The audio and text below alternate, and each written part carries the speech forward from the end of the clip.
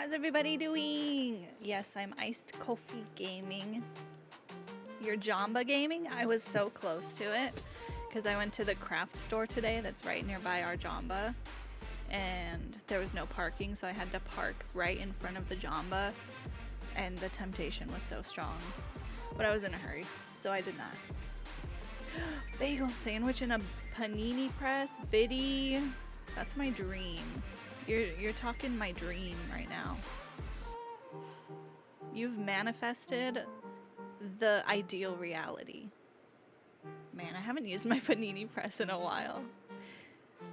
It's up high where I can't reach it. I should use it more. It was a gift. It was a gift from my good friend Fish.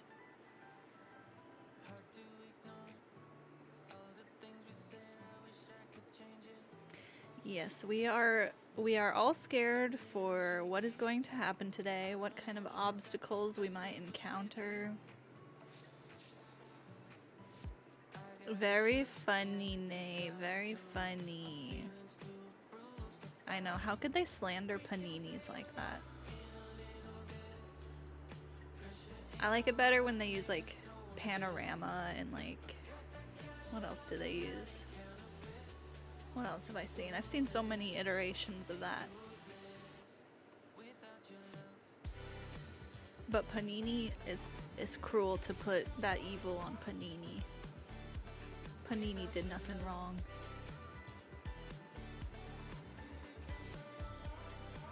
I just got my iced coffee and was getting all set up, and then immediately the lid came off and spilled all over my leg. So that's the start to the stream today. That's the vibe we're working with.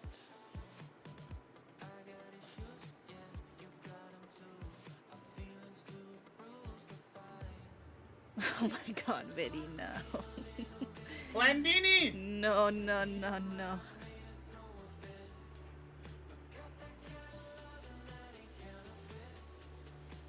What's your favorite panini? Like what's your go-to with the toppings and everything?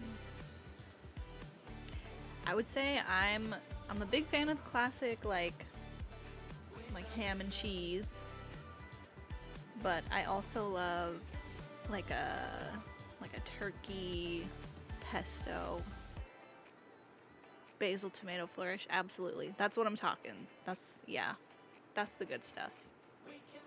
I have a container of pesto in the fridge that I need to use right now. Perhaps it is all coming together. All of this is going to lead to me eating a really beautiful panini later today with pesto on it.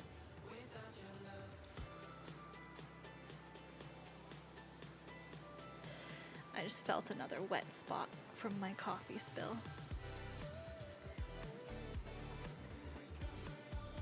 No. Ooh, pepperoni and Munster. Intrigue. That's a bold sandwich.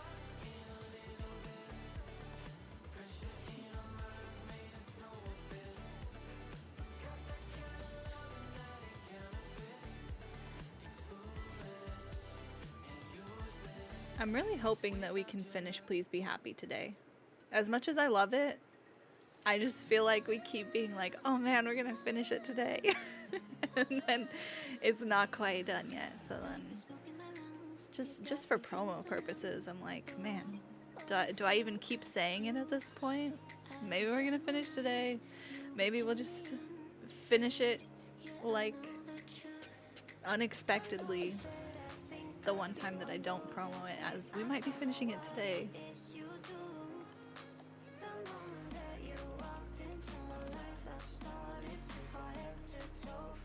But gamers, the reason that I was at the craft store today is that I was picking up the supplies that we need for our February 18th streamiversary. I didn't know we were announcing this. Why? I don't know. I just didn't know. We didn't talk about it. Oh, why not announce it? We have to get the materials list to people like today. We don't have the promo image done. We've talked about it. It's in the Discord. Okay. It's on our Facebook. Okay. Distant Nate does not want you to have a heads up. No, I just didn't know. What the hell?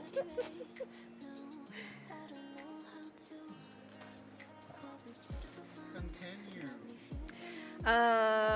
Yeah. The event is already in our Discord. So if you want the details, it's all there.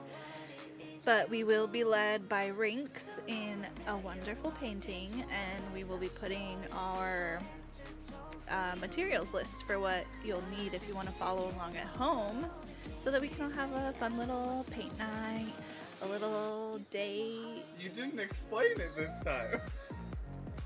Because it's in the Discord. Okay. I'm just talking to my friends who are already in the Discord. If there's someone that's not. Then join the Discord. Okay. I don't know, you're going back and forth like I shouldn't be talking I about it. It's fine. My Talk about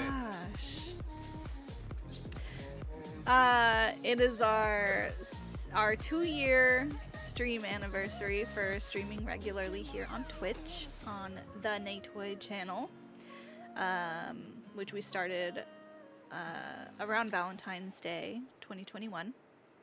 And then it's also our 9-year relationship anniversary, me and the distant Natoid right over there. So yeah, it's just a fun little special event, and it was voted on by our community, who helped us to raise over $800 for Trans Lifeline in December, and so unlocked a bunch of special stream rewards related to that, and this is the first one that we are cashing in. It's sip and stream, by the way. I did say that it was a paint night. Okay. Yes. So that's the lowdown. And yeah, I picked up all the materials for that today. And I'll be sending out the materials list. And it should be a good time.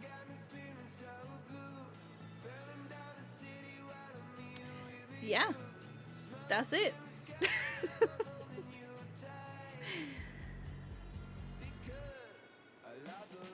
Alright, I'm gonna get set up to head back into the game.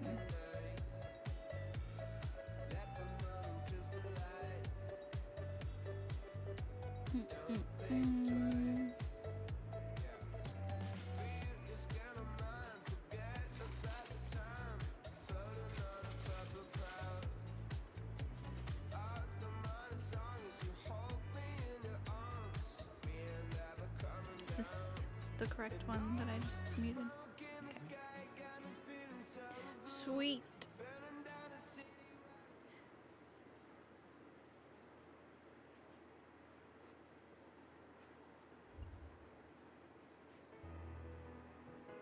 Alright, game audio should now be coming through.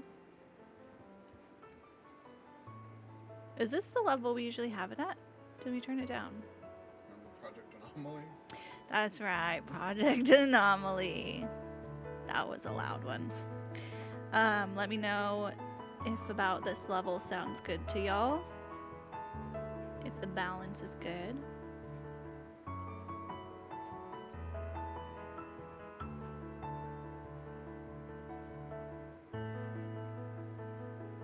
And we make the switch over.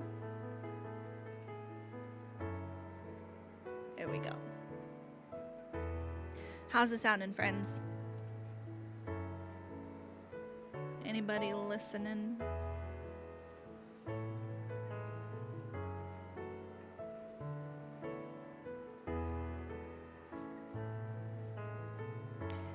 Excellent. Thank you, Biddy. Ooh, I needed that break. Back to it. Back to it indeed. Good news for once. I'll do a quick recap. Last thing that happened was that we were like exploring, you know, our new relationship with Aspen. We babysat some random kids, some students who were coming into the library from like another world, another part of the world. I don't know where they were from. I think they were from like the underworld area. And we brought them to the Bell House. They were gonna do their project on Wellington and the community and how the Bell House Cafe is like a centerpiece where people gather and meet and connect. And then right before we concluded last stream, we got a call in the middle of the night from good old Aspen, and she had gotten like an offer for her book finally that she sent out to a bunch of different publishers and had gotten a couple of rejections before, and she finally has one positive. So hopefully her career is about to have a swift takeoff, and we will see. That'll probably like bring some of the conflict that we're expecting today. I don't know, maybe, you know, a situation of like they'll have to move for something, or just, you know, careers always cause conflict in a relationship. That's just what they're there to do. So we'll see how that impacts them.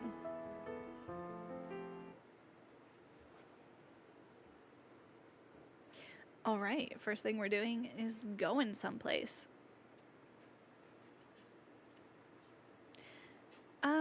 I suppose we can go to... Let's go to the bay.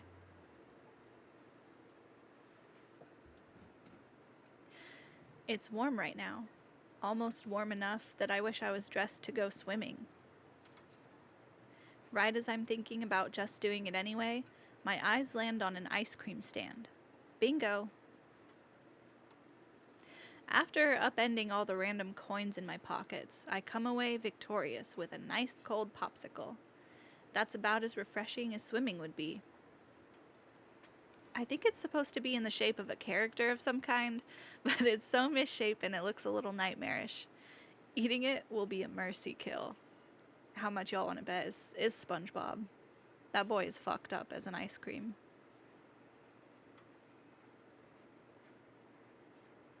I love Miho just paying with a bunch of coins.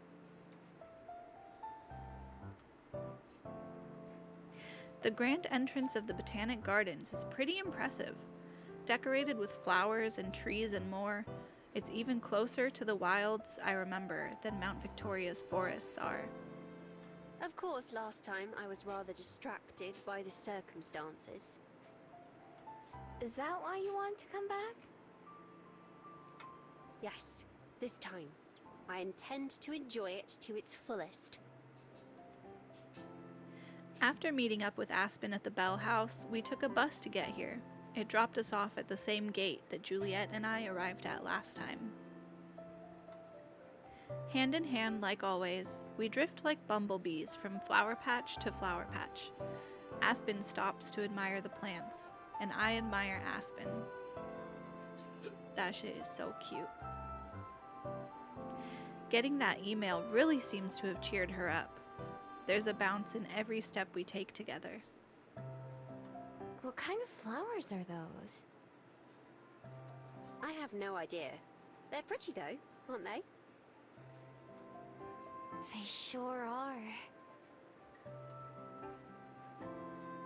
Like a flower, when I saw Aspen for the first time all those months ago, I thought she was pretty. But the colorful petals at our feet can't actually compare to her. We are getting so poetic in love right now. That's ultra relatable. Which part, Evan? Finding Aspen beautiful, or... Yeah. I am very ignorant of all plants and all flowers, but I can go, wow, so beautiful, so colorful. They smell nice. That rainy day in the library, she didn't even know I was there. I never could have imagined how our lives would intertwine from then on. But it's everything we've been through since then, all the things I've come to learn and know about her that make her beautiful. We've both talked about that day, and everything after, a lot. Still, I don't get tired of thinking or hearing about it. Every day just makes me appreciate her more. Turning away from the flowers, Aspen sees me looking at her and tilts her head. What are you smiling about all of a sudden? You! Earning myself a kiss on the cheek, we resume our journey through the gardens. The winding road takes us past more flowers, through forests and across ponds. Everywhere you look, there's something new to see. For the most part, I let Aspen lead us, content to see whatever she wants to see, even when that means standing around for a couple of minutes while she reads the tiny words on the big signs. The sun begins to set, our walk getting gradually darker, but neither of us are in a rush to leave. When we round another corner, we reach a new area of the park that we haven't seen before. A small river runs along the path, and on one side is a large embankment. Trees with long, saggy branches run along the top, making a curtain along a lot of it. Some of the branches glisten with water, but some sparkle with something else. I point to one, getting Aspen's attention. Hey, what's that? What's what? She follows my line of sight, and then her eyes light up when she sees it. Oh! We both hurry over to where something small and blue hangs from one of the branches, glowing like a firefly. There are silky threads hanging from the trees too. They look kind of like spider webs, but softer. Is it a fairy? Not quite. They're glowworms. Worms? In our stream, in our chat here today? Good thing Nate's not here, am I right, gamers?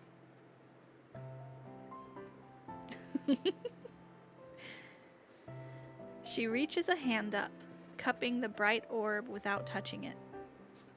Oh, worms? Miho's like, gross? Uh-oh. Nate is aware. A worm?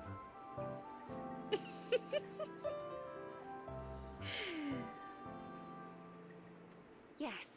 Look. I love the idea of Miho adopting, like, meme phrases. I look. Sure enough, there's a bug attached to the light. Well, maybe it's the other way around. It's almost as pretty as the flowers. Are they magical? No, just unique. Wellington is somewhat famous for them, in fact. There should be more nearby. Shall we look for them? Sure. Let's go.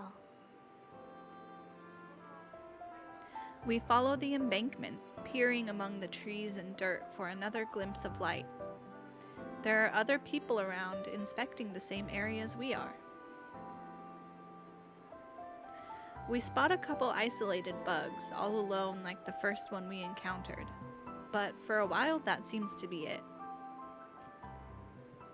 However, as the night begins to set in, and the sun disappears behind the hills, that starts to change. Before our eyes, lights gradually appear as more and more glowworms take their places, like candles being lit in the dark. The blue-green webbing almost seems to hover in midair at parts, since we can't see the trees themselves as easily. Finally, we come to a part of the ridge that brings us both to a halt. Whoa, that's so freaking gorgeous. Oh my gosh. This game is so beautiful.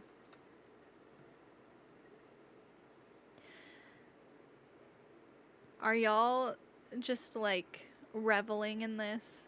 'Cause you should be.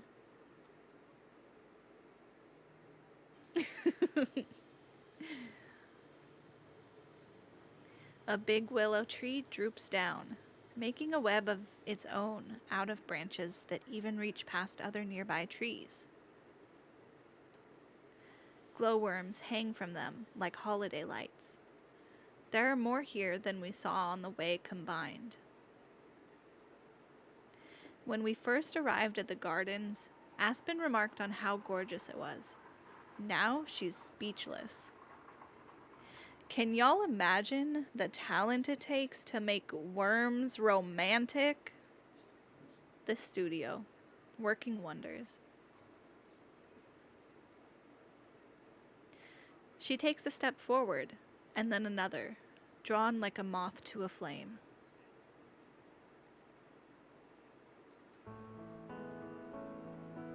I stay at her side, impressed by the glowworms, but unable to take my eyes off Aspen again.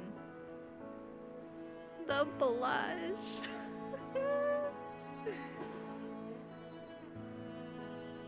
What was that? Scary noise outside. Phyllis is cowering.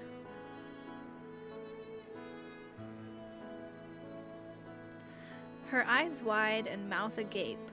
She's the most easy to read person I've ever met.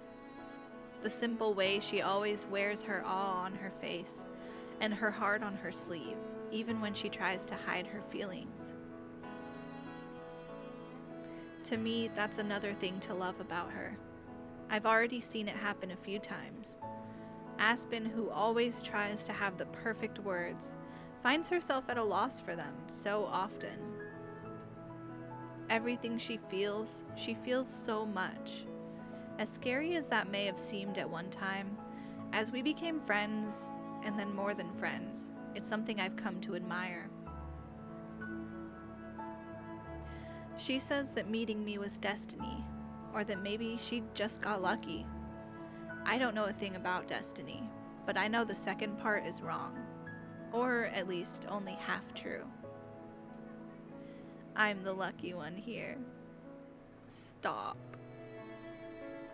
Hey, Aspen? It's mushy hours.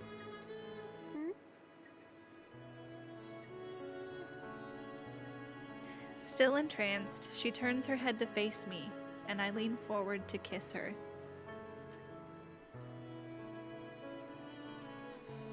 It was destiny too.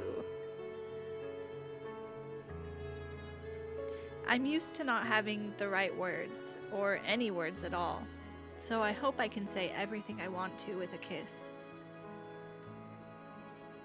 Her eyes flutter shut behind her glasses. She smells faintly of coffee and flour. Her lips taste like love. I'm crying in the club right now. Are they just gonna take us to the ending and just pure happiness? God, I hope so. What a delightful thing to say. And also, this was just like a random pick event. Like, there was no, like, right? Like, so. Just happened to stumble on this beautiful sequence. Yeah. Well, I don't think it was based on what I chose. I think it's just a part of the story. Well, you went to the garden, didn't you? No, I went to the bay, Oh. and then after that, it just like went straight into this. I hope she knows just how much she's made my life better, just by existing, just by being her. We part, but just barely. Foreheads together, she smiles, the light in her eyes brighter than the one around us. What was that for? Not that I mind, of course. Just because. I was thinking about how lucky I am to be able to do that. I see. In that case, She kisses me again. Just because? because I love you. And so you'll keep doing that? That's the easiest promise I've ever made. Wonderful. Truly wonderful. Eventually, we walk away, letting some of the other searchers enjoy that spot. We follow the winding path through the garden some more, taking our time and stopping to admire anything else that catches our eyes. There are plenty of those. Not just the flowers and trees, but the lamplit pathways and streams too. At the end, we leave from the gate we entered through, taking a shuttle back into town. I walk with Aspen to her apartment before we part ways for the night. Holding my hands outside her door, she gives me one last kiss. Thank you for a perfect evening, Miho. It was your idea to go there. So, thank you. It was only perfect because we were together, though. Just take the compliment, silly. Fine, fine. Oh, to be in love at a botanical garden. Smiling, Aspen steps forward and hugs me, enveloping me in that coffee and flower scent. Well, shall I see you tomorrow then? Yeah. I already can't wait. Miho has had some of her best life moments at that garden. Me either. Good night, Miho. Good night.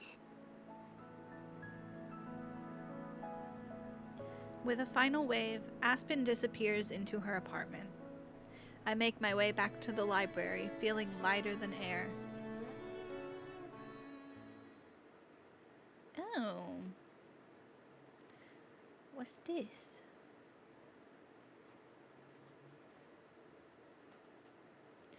I've only been home for a little bit when I decide to step out into the night again. My last encounter with Silver didn't go so well, but it hasn't made me any less determined to talk to her. It's not just because of my magic and what she might be able to tell me about it. It's also because I want to help her. Miho looked at Silver and said I could fix her. I know that I can't tell her that outright, but every passing day that I spend with Aspen or with Juliet makes me more confident in my decision to stay around Wellington. While I don't expect things to go exactly the same way for Silver as they did for me, I hope that maybe someday she'll want to change too. Making my way to Mount Victoria doesn't take very long. Just like last time, I change forms and search for Silver's scent, locking on and following it through the forest. I eventually find her in her two-legged form, sitting on a log with her back to me. For some reason, I'm surprised. I just assumed she spent most of her time as a fox. I change forms myself. Somehow, I don't think she's noticed me yet. I'm not sure if I should call out to get her attention or what. I don't think she'd like being surprised, but there probably isn't any chance that she'd be excited to see me regardless. Taking a step, I have my decision made for me. The snap of a branch under my foot gives me away.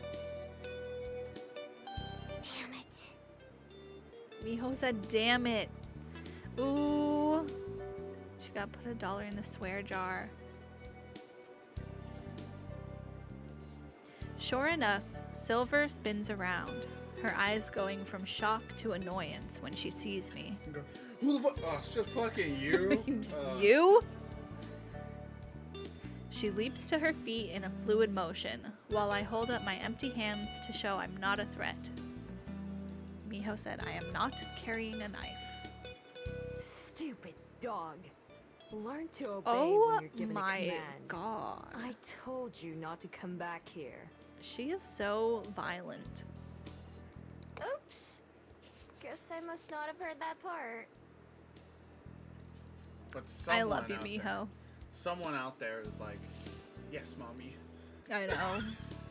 Yes, It's mommy. true. It's true. I'm sorry, mommy.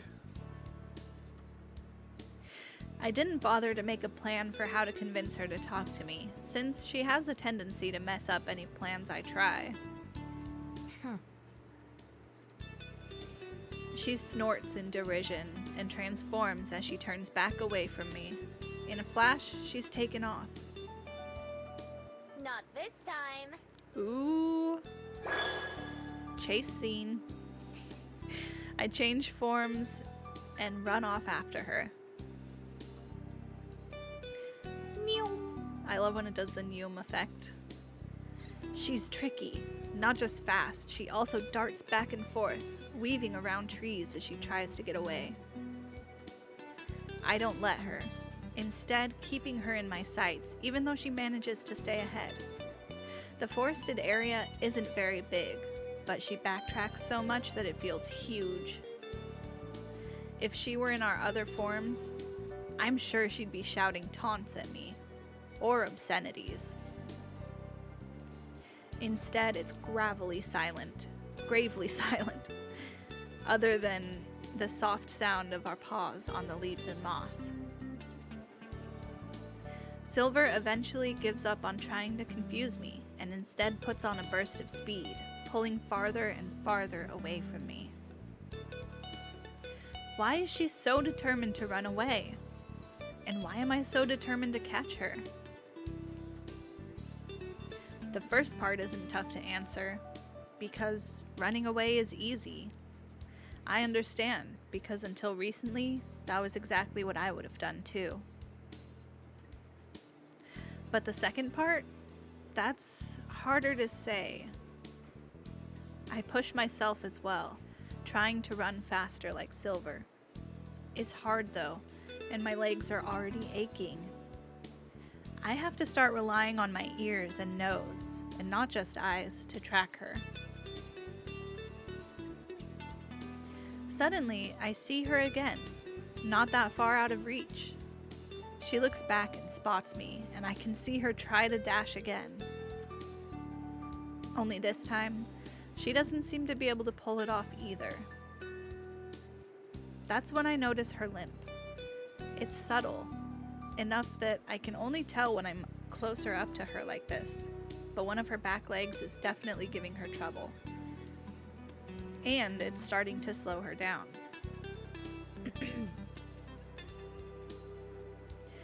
When it becomes clear I'm going to catch her, she abruptly halts, transforming back in a flash. I scramble to bring myself to a stop, and then change too, almost collapsing backward onto the ground. My lungs feel like they're on fire, but I stay on my feet. Silver doesn't move, her back still to me, even as I see her chest heave while she catches her breath. She clenches a fist illuminated by the light from her bead. Why? Why won't you leave me alone? I've told you to stay away. Aren't dogs supposed to be good at listening? I ignore her. I couldn't give her an answer she'd accept anyway. Why are you limping? Did you hurt your leg? Silence. Not that I was expecting an answer myself. But then slowly, her fingers uncurl. No, someone else did. Why do you care? For the first time, there's less of a sharp edge to her words. For once, it sounds like a genuine question. Because you exist, I guess. I've never met another Gumiho, but I feel like I know you. at least a little bit. We probably have more in common than you think. Or admit. Pathetic. I don't know if she's talking about me or not. Finally, she looks up and glares at me, staring right into my eyes. I'm not sure how I want to come across to her. Friendly, trustworthy, brave. Whatever we do have in common, she's also a total mystery. Even at my most antisocial, I was never as wild as she is. Fine then, I'll tell you. Listen well, dog. I won't repeat myself. Folding her arms, Silver turns her back on me and looks up at the stars. The forest I called home belonged to man, as all forests do in their minds. Every day, to live was to be in fear of their cruel weapons that could tear you apart before you ever saw them.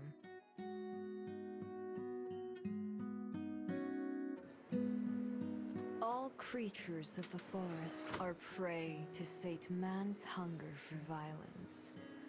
I learned to run, for there was no other choice but death. To hide from their stinking horses and craven hounds.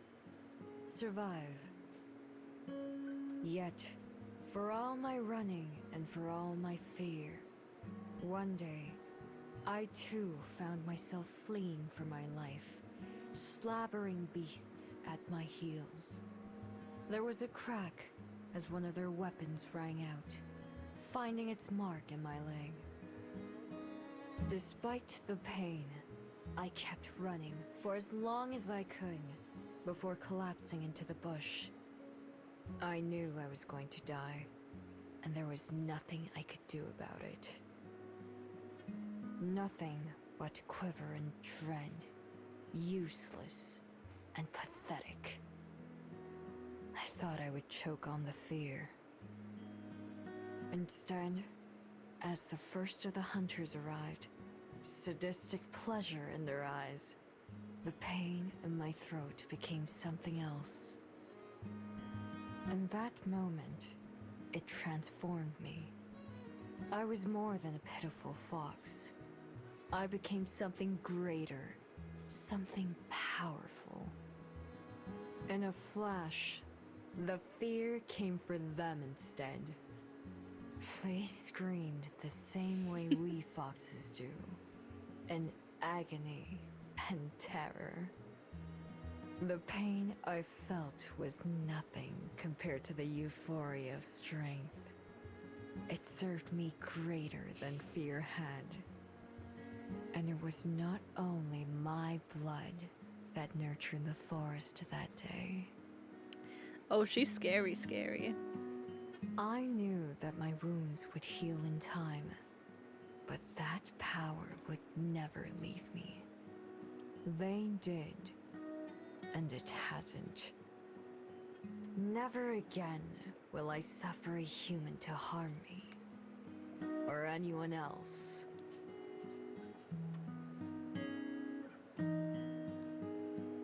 Spinning back around, her eyes shine in the moonlight. Never again. I told you before that we are nothing alike. She's wrong. I can see myself reflected in her harsh gaze. I could have been her so easily. Well, what is it, dog? Have you finally learned to hold your tongue? Something about her finally clicks. Something in her words makes sense. The way she tells me so much, even as she tells me to leave. The way she keeps asking for my thoughts.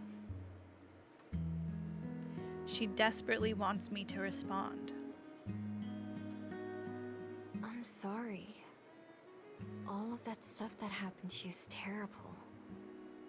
I can see why you hate humans so much. Her eyes widen, then instantly narrow. Oh. Has a thought dared to enter that empty head of yours? She's so rude. Yeah. I'd probably hate humans too if I'd gone through what you did. Even though I didn't, I still spent most of my life trying to avoid them. And everyone else. Everyone but one person. I pause, waiting for her to interrupt me, but she doesn't. That's the nicest thing Silver's ever done for me. I also got my leg hurt by humans back then. Back when I was a fox, I stepped on one of their traps and couldn't get out. I also thought I was gonna die. But instead, my person set me free. Even though they weren't my person yet. And they put a bandage on my leg and helped it get better. I'd probably still have a limp today if they hadn't. Silver scoffs, but doesn't interject. Until I came here and met Aspen and Juliet, I thought my person was the only one worth knowing, human or not. I didn't want them to talk to me either. But now, I'm glad they did. I search her face, trying to get a glimpse of what she might be thinking or feeling, but her expression is as stony as ever.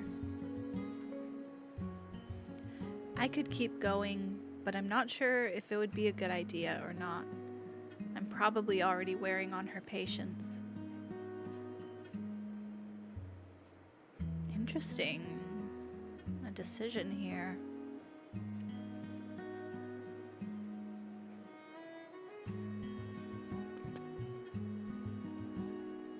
Oh, interesting.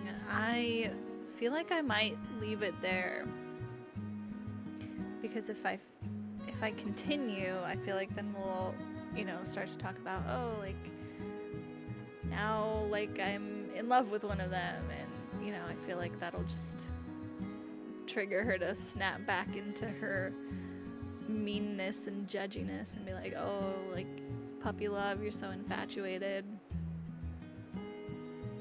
But if we stop there, she gets the idea, that we could have been her, that we have that similarity.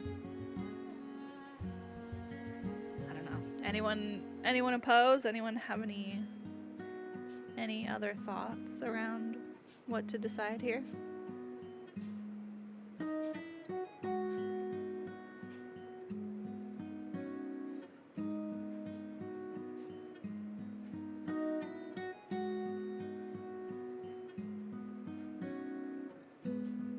All right. I'm gonna go with that then.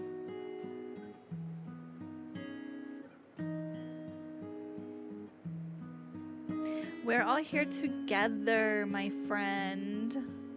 This is our story, our playthrough.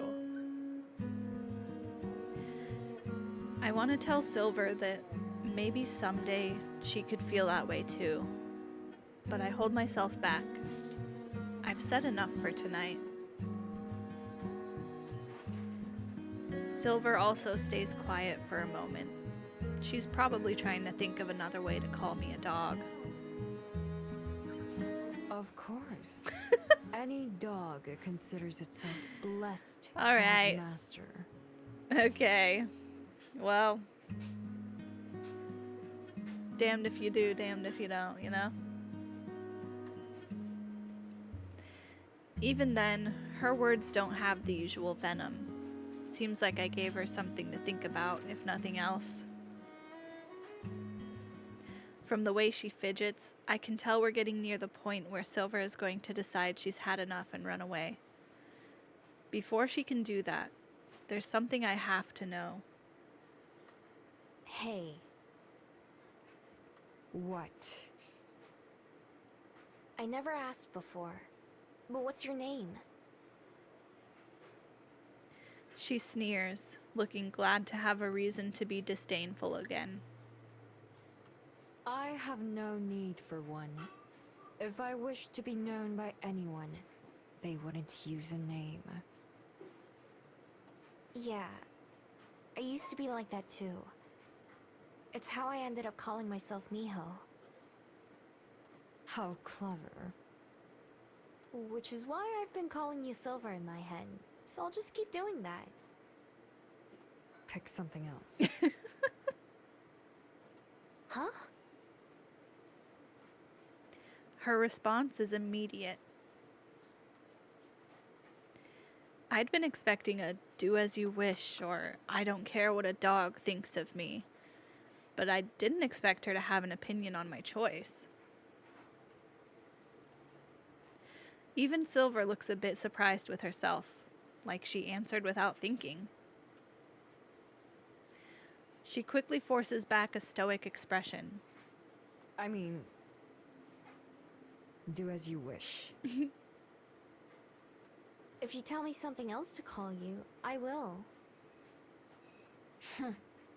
I don't care what a dog thinks of me. Both are the exact lines that Miho was like, she's just gonna say this.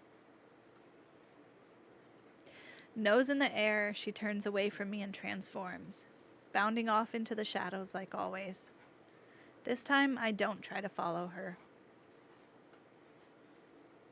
She always has to make a show of how little she cares.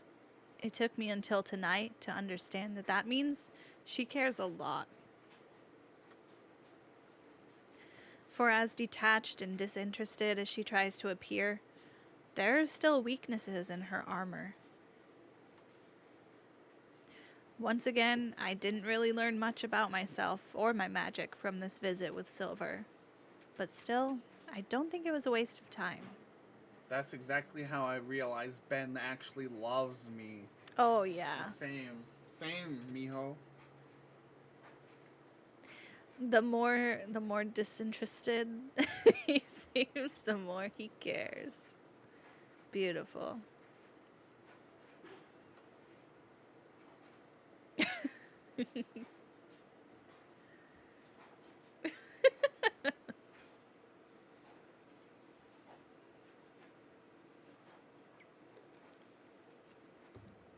I wonder if we'll finally tell these two about Silver soon. At breakfast the next morning, I'm still thinking about Silver and her story, and about how much it has in common with mine. I only half listen as Juliet and Aspen talk about a book they've both been reading. Instead, it's nice to just watch them enjoy being around each other. It's so easy to miss that when you're not looking for it. Of course, you can still miss out on other things. It takes me a moment to realize that Aspen is trying to get my attention. Miho. Miho.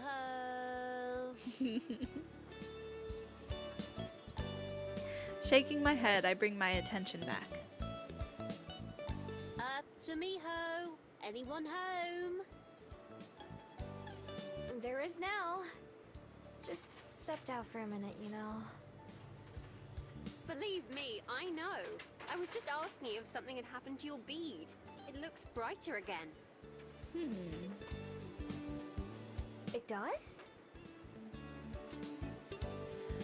Oh man, that'd be embarrassing if Aspen noticed a change before I did. I tug my necklace away from me so I can see it. Sure enough, the glow is stronger than before. Still not as strong as Silver's, though. I swear it wasn't like that when I went to sleep. Maybe it changed overnight. Like your body, perhaps it needs time to process. Actually, I believe I learned something useful in that regard. I was able to get in touch with one of the curators from the exhibition you saw at Topapa. I mentioned the painting of Ogumio and asked if he knew anything about them, and he told me a very interesting myth. Ooh, a discovery. It says that not only is Gumio's bead the source of her magic, but it also requires more magic to sustain itself. Most Fable take their magic from the underworld's source, but for those who don't come from the underworld, such as Miho, It has to come from somewhere else. right. We're all quiet for a moment as we all come to what I'm sure is the same conclusion. Yeah, me too. I definitely have a conclusion that I share with all of you. No, I'm still trying to understand the implications of that. The memories. Yes, I believe so. Every time someone forgets about you, I believe your bead retains that memory as a sort of power.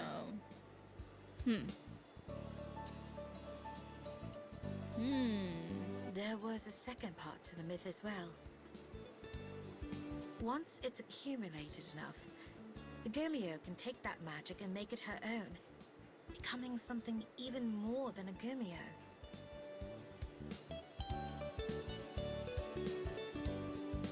Nay is sitting here next to me. Just stop. Just ordering pizza and nodding his head enthusiastically.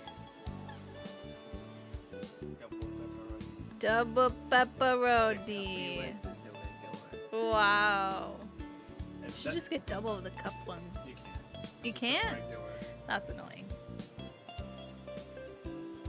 But I mean, that works. Something It's the cup more? ones when we In got just what that. way?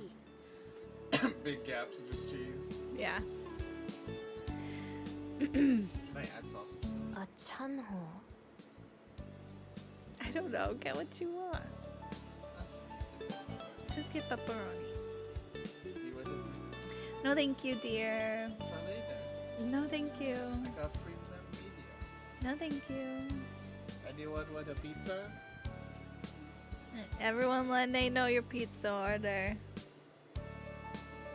Alright, now hold on. We're learning something important about the magic. Shut up about your pizza. I'm getting cinnamon mini roll. No one can even understand you. Literally, everybody can understand me. Nobody understands what you're doing with that voice. Ben is messaging in the group chat to confirm pizza orders. Okay, magic time. Both of them look at me. Pardon? Chunho. I know the word, but not how I know it. As if Juliet's explanation unlocked a forgotten memory of my own.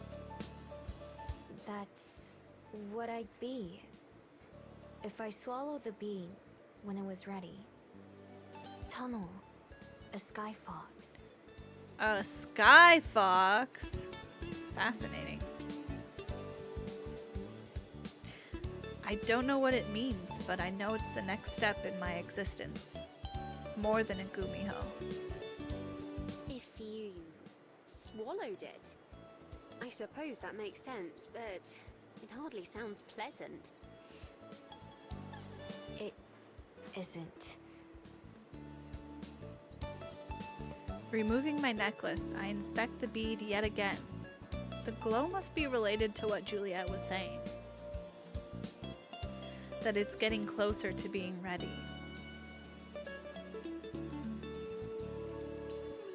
I don't know if the rest of me is, though. But why now? I don't think that many people have forgotten me recently, but it started changing so fast. It's magic. Even as a boring old human, I can tell you that magic never works how you think it should. Not just magic, but also myth. Myths tend to have some roots in truth, but are incomplete or warped by retelling. Trust your eyes and your heart, not just what Aspen and I find. Right. Besides, who knows how much farther it has to go? It could keep getting brighter and brighter for a long time. I've seen I'll see if it looks any different this time next week. I was about to mention Silver, but managed to catch myself. I want to tell Aspen and Juliet about her, but not yet. Not until I know her better myself. Not until I can convince her to meet them. And it could take even longer for Silver to change than for my bead. Although, now that I think about it, what does the brightness of hers mean? That her bead has stored even more magic than mine? Something about that doesn't feel right. It can't just be about an amount. There has to be something more. I wonder if even she knows what it is.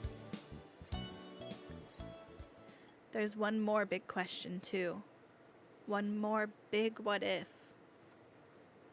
If I do that, would it mean people stop forgetting about me? If my bead isn't there to steal the memories? That would be very nice if so. Indeed.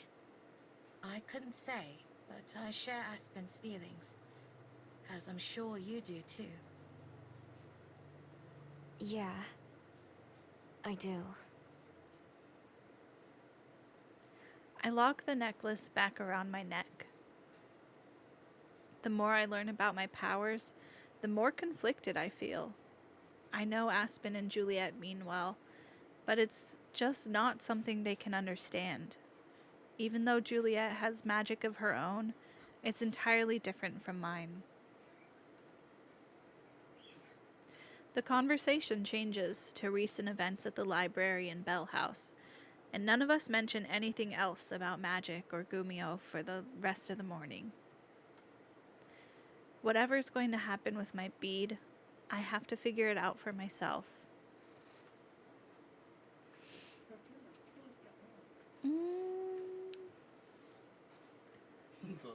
Next, let's go. From Chewy. Chewy claws. Two. Two of them, that's weird. I wonder if it's because I've signed up for their website with multiple emails. That would be funny if so. Phyllis, our dog, just got a birthday card. Thanks for your letter to Chewy Claws. Or a belated Christmas card. Thanks for sending your holiday list to Chewy Claws. While our sleighs are jam-packed and Chewy Claws didn't make it to your doorstep, we sent a donation of pet food and supplies to pets in need in your honor. Wishing you extra snuggles and treats this holiday season. Nice. And it actually I'll compare it to this other one, but it actually looks like they wrote this out with like a marker. They do that So stuff. maybe this was, did you like enter something or something? Yeah. You did it twice and cheated. I didn't though. What if this one's like, you won? Anyway. Let's go to Mount Victoria. Sometimes I come up to the observatory just to enjoy the air. Something about being up high makes the air smell so good. It is totally handwritten. Why would they bother? There's probably so many. Give an intern a job.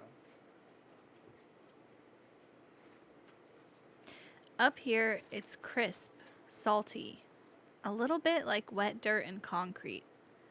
It reminds me of so many different places I've been before, and yet it's also completely unique to Wellington. I feel like I'll always remember this smell. Want me to wait? Do whatever. You can open it. I'm not surprised when Aspen doesn't show up for breakfast. Before I fell asleep, she mentioned that she was feeling nervous about her meeting and expected to be up for a while, and that she'd probably sleep in. I offered to stay up with her, but she declined, saying she'd rather use the time to prepare. Her spot at the table is conspicuously empty as Juliet and I eat together.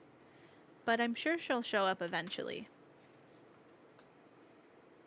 I keep an eye on my phone for any messages from her, even as Juliet and I clean up and start our days. But I don't hear anything from Aspen. The library gradually gets livelier, and I have my hands full restocking shelves and filling out papers. Finally, some familiar familiar faces arrive. Although Aspen's isn't one of them. Be careful. If you drop it, we'll have to start all over. I'm not going to drop it. You carry The it if you're kids so are worried. back in town. I can carry it if you'd like, Pippa. It's fine. I can hear the three kids before I can see them, their voice only getting louder when Armand pushes the front door open and holds it for the other two. Cello enters first, followed by Pippa, who has arms wrapped tightly around a box. They've come in every day since we visited the Bell House, so Pippa and Armand still remember me. I didn't explain my magic to them. They just chose to work up here. Good morning, Miss.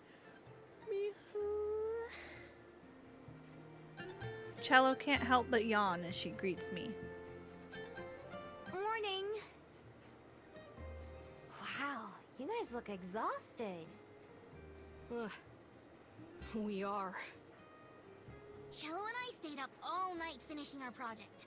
Armand was only awake for like half of it. You wouldn't let me touch the models, so why should I have to stay up? You two, please. Even Cello seems too tired to put up with her friends bickering today.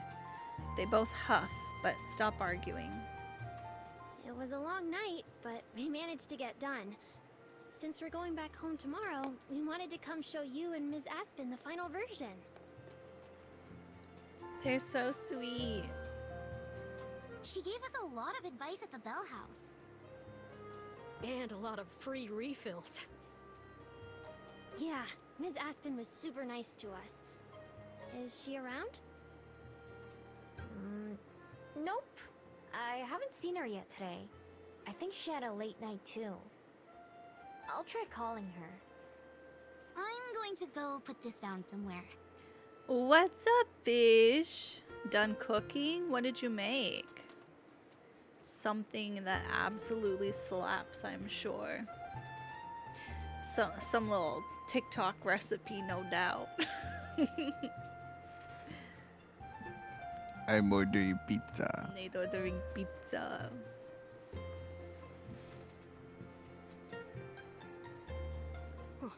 Good idea. All three of them go to find a table where they can set up, and I pull out my phone to give Aspen a call. Carnitas tacos and a burrito homemade guac, my guy. Let's go. That sounds so good. Can I come over right now? Right now? I'll end stream early. It rings for a long time, and I'm about to hang up when I finally hear the line click. Hello? Is she okay? Uh-oh. Did the meeting go bad? I don't know. Or she's like sick? What's happening? Or she slept in? Oh, that would be bad. She Shazami said she maybe said some she couldn't Huh? sleep. She said she couldn't sleep last night. She probably slept in, missed her meeting.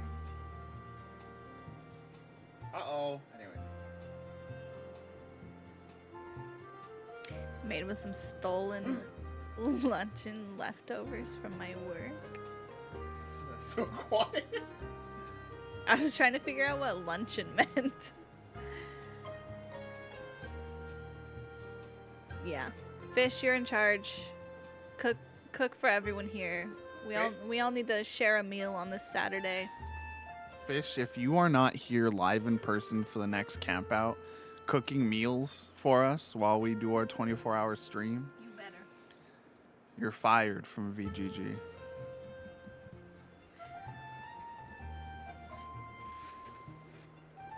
Oh, I see. Did you see? Like catered leftovers. I saw. Should we show chat? Valentine dog? I feel like cover up the names maybe. Sure. Give Nate context. Nate wants to show you all the Valentine card that my grandparents just sent. That's their little dog Mickey. Isn't he cute?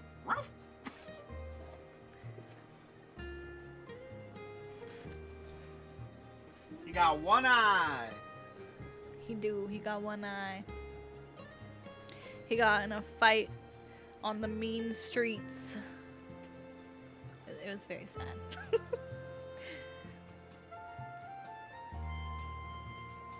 Alright, gamers. This could be a scary situation for Aspen. Let's see what's going on.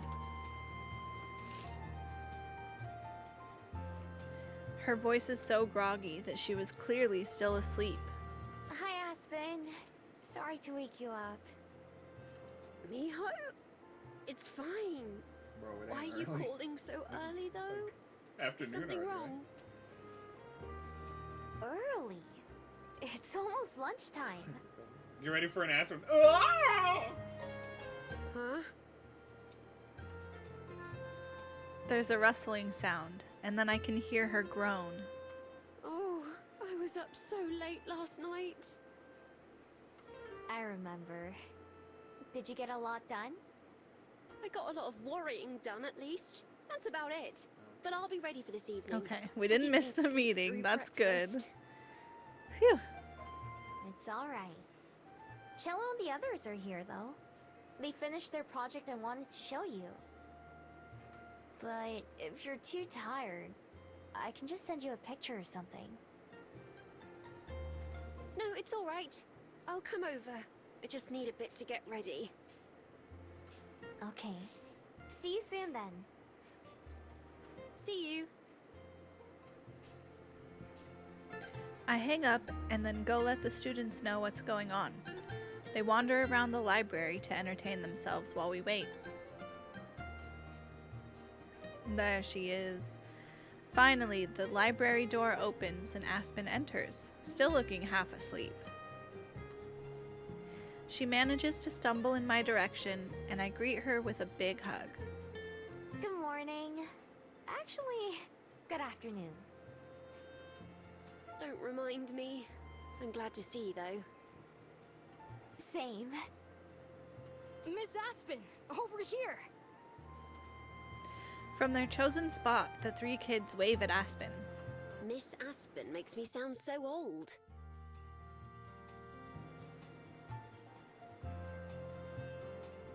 She grumbles quietly enough that only I can hear her, but she puts on a smile as we go over to the table. Thank you for coming to see us. Were you up late working too? Something like that, yes. But not as hard as you were, it seems. Congratulations on finishing your project. Despite her exhaustion, Aspen manages to use her customer service voice and seems genuinely excited for them. Thanks. Me and Cello worked really hard on it. I guess our mom helped too. It was something the three of us all made together.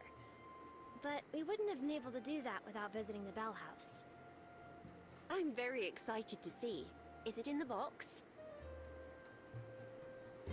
Pippa nods. Armand reaches for it, but Pippa pulls the box out of his way. Here we go. She carefully unfolds the flaps and reaches in, lifting out their project. Both Aspen and I gasp as we see it. It's a tiny version of the Bell House, about the size of a shoebox. The walls look like they're made out of cardboard or some other material, and the tables and chairs inside are made of clay. Even the stretch of road outside the cafe is included, with the benches and flags and everything else. The smell of fresh paint emanates from the display, along with glue and other craft supplies. It's incredible. Wow. Yeah, this is amazing. Thanks! Although Pippa sounds gruff as always, I can see her blush before she tries to hide her face. Aspen kneels down to get a better look, inspecting all the little details. You even got the bell above the door. How cute! It wouldn't be the bell house without a bell. The plants, too. Great job, everybody. Cello and Armand beam at the praise, and even Pippa manages a small smile. Thanks for letting us spend time there. And for all the coffee. Of course. I remember the stress of homework and group projects very well. At least your group actually works together, instead of leaving it all for one person. That's right. Cello hastily answers, shooting Pippa a look before she can try to challenge it. Thank you as well, Ms. Miho. We would have never found out about the bell house if you didn't take us there. No prob. I'll take any excuse I can to go there. It's true. I speak from experience. Hey, you're one of those excuses too. Oh, I'm the excuse, am I? So it's the free drinks you're really visiting for? Only sometimes. Sometimes you still make me pay. Sounds like it should be always from here on out. We both stare at each other for a second before slipping into laughter. It manages to push some of the tiredness out of Aspen's eyes. We chat with the kids for a while longer, swapping stories about Wellington and Amarina, until it's finally time for them to pack up and get going. Aspen helps Pippa carefully return their project to its box and close it up. Then all 5 of us head outside. Thanks again for all your help. Yeah, it was really nice meeting you. I hope we can come back to Wellington again sometime. Me too. It's bittersweet to think that after this time tomorrow, those two will have forgotten about me. I'm glad they'll remember Aspen, though. And the Bell House, of course. Yes. I wish we could stay longer, but I also miss home. It's kind of funny. I wasn't sure if I'd miss Amarina or not before we left, but now I definitely do. Funny how fast that happens, right? Yes. Take care, all of you. You're always welcome at the Bell House again. We'll definitely come back if we can. Her 2 friends nod. Armand stoops down to pick up the box. I notice Pippa tense up, but she doesn't stop him. Be careful. I will. Okay. Time to go. Goodbye, and thank you again. Goodbye. Bye!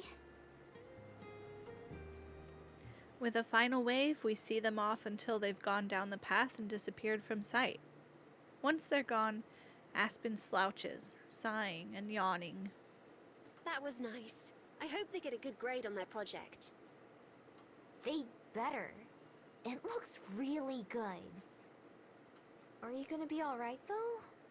You seem like you're about to fall over. I'm fine. It was nice to have the distraction for a bit. Now all I have left to do is wait for this evening. Wanna go in? Or are you gonna wait at home? I'd rather wait with you, if that's okay. Of course. I was hoping you'd say that. Aspen holds out her hand and I take it. Together we step back into the library and wait for the appointed hour to arrive.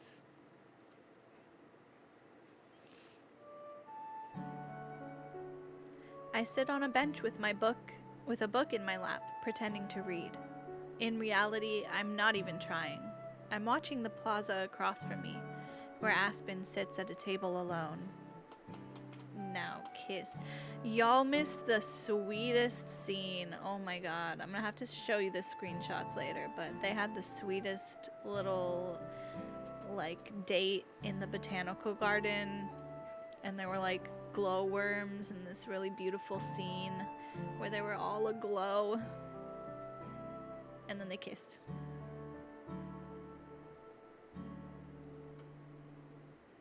I offered to sit with her, but she declined, saying this was something she needed to do alone. Still, she knows I'm watching, even if I'm too far to hear. Pulling my phone out of my pocket, I slowly type a message wishing Aspen good luck and send it. From a distance, I see her check her phone, and an instant later receive a few heart emojis in response. Just then, a stranger approaches her, and the two of them talk for a second before Aspen jumps up to shake their hand. Then they both sit back down, and Aspen scoots her chair in closer. They chat for a long while, enough for the waitress to come out and refill their drinks several times. From what I can tell, it looks like the agent is doing most of the talking, and Aspen is mostly listening. Even from behind, I can tell when she's saying something because of the way she sits up and starts to move about animatedly. After a while, the agent opens their briefcase and passes some papers to Aspen, who stares at them. The agent stands, and a few seconds later, Aspen does too.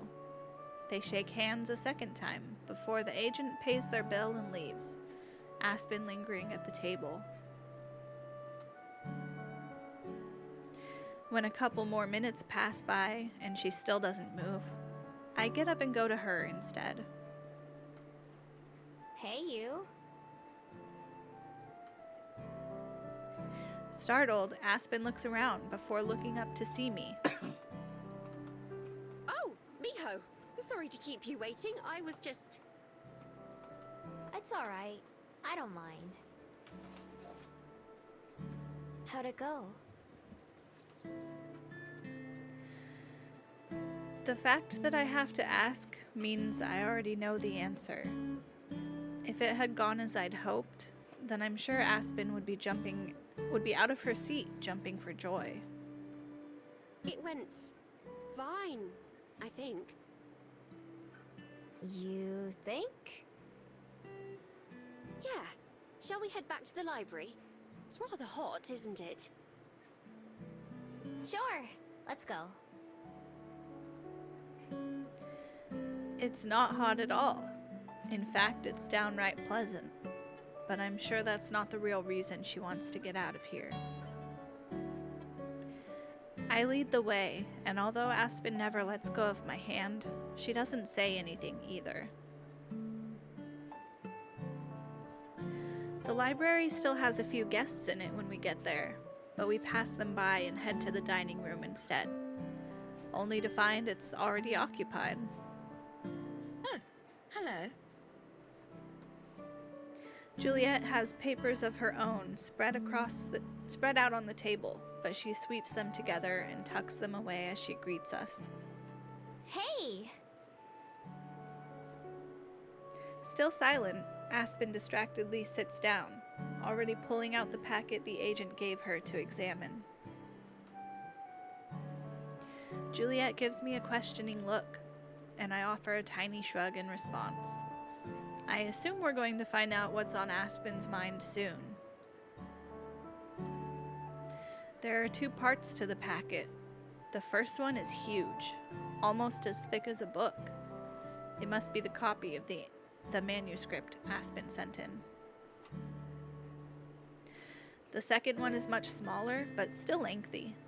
That's the one Aspen focuses on. She reads over the document, which has to be at least a dozen pages long, if not more. Even worse, the printed words are really tiny. Finally, she puts both bundles into her bag, chewing her lip before speaking. I think I can do this. Do what? Aspen snaps her attention to me, like she just noticed she's not alone. Oh. I'm sorry, I spaced out. Yeah, we could tell. It's quite all right. It's clear you have a lot to think about. Is this where the conflict we were expecting comes in? Yes, well, hopefully I've got most of the thinking out of the way. She gotta move to be a book person. To be a book person. She slumps back, shoulders rising and falling as she sighs. They said it needs a lot of work, which is understandable.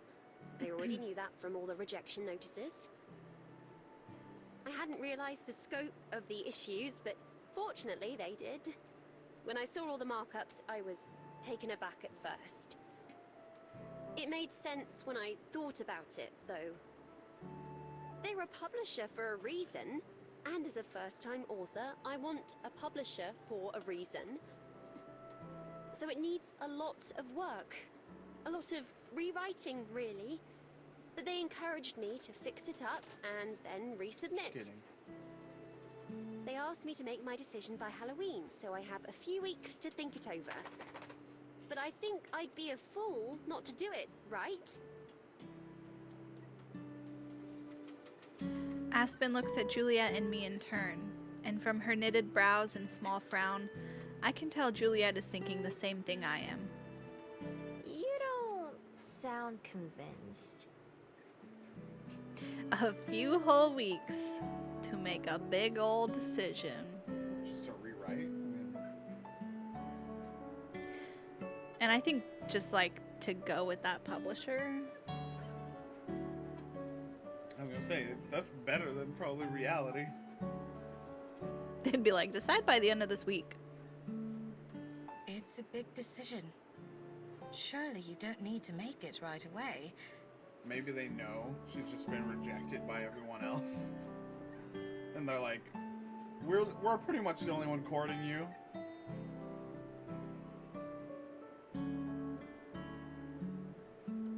Why not take advantage of the time they gave you to think about it? I don't have to decide right now.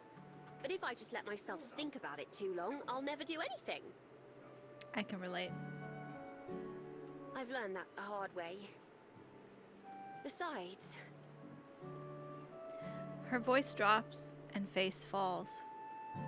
there may not be another chance. I follow her gaze.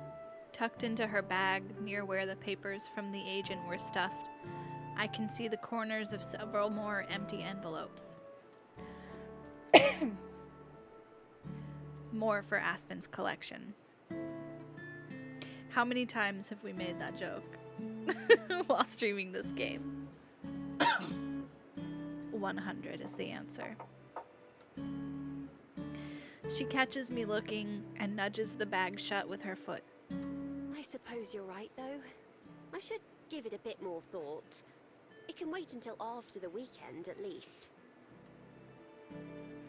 Relieved, Juliet nods. I think that's a wise idea. We spend the rest of the evening together, chatting and having a good time. None of us mention writing or Aspen's book again, including her. Still, there's something in the way she talks and laughs, like she's only half listening. I'd hoped that her meeting would make Aspen feel better and relax again, the way she was on our date at the gardens. Instead, it seems like it's done the opposite. It's hard to see her struggle, and I wish there was something I could do. But I'm the least qualified person to give Aspen advice on something like this. I don't know anything about books or writing or publishers. I do know how important writing is to her and how many of her dreams revolve around it. I know how hard she's worked and will keep working. No matter what, I also know that it's something she'll have to decide for herself, with or without advice from Juliet and me. of course I'll support Aspen no matter what she chooses. I just hope that whatever decision she makes, she won't end up regretting it later. By the time Aspen has to head home, she's perked up a little bit, but not enough to make me stop worrying about her. Still, she says goodbye with a kiss and a smile, and a promise to come by in the morning. Right now, that'll have to be good enough for me.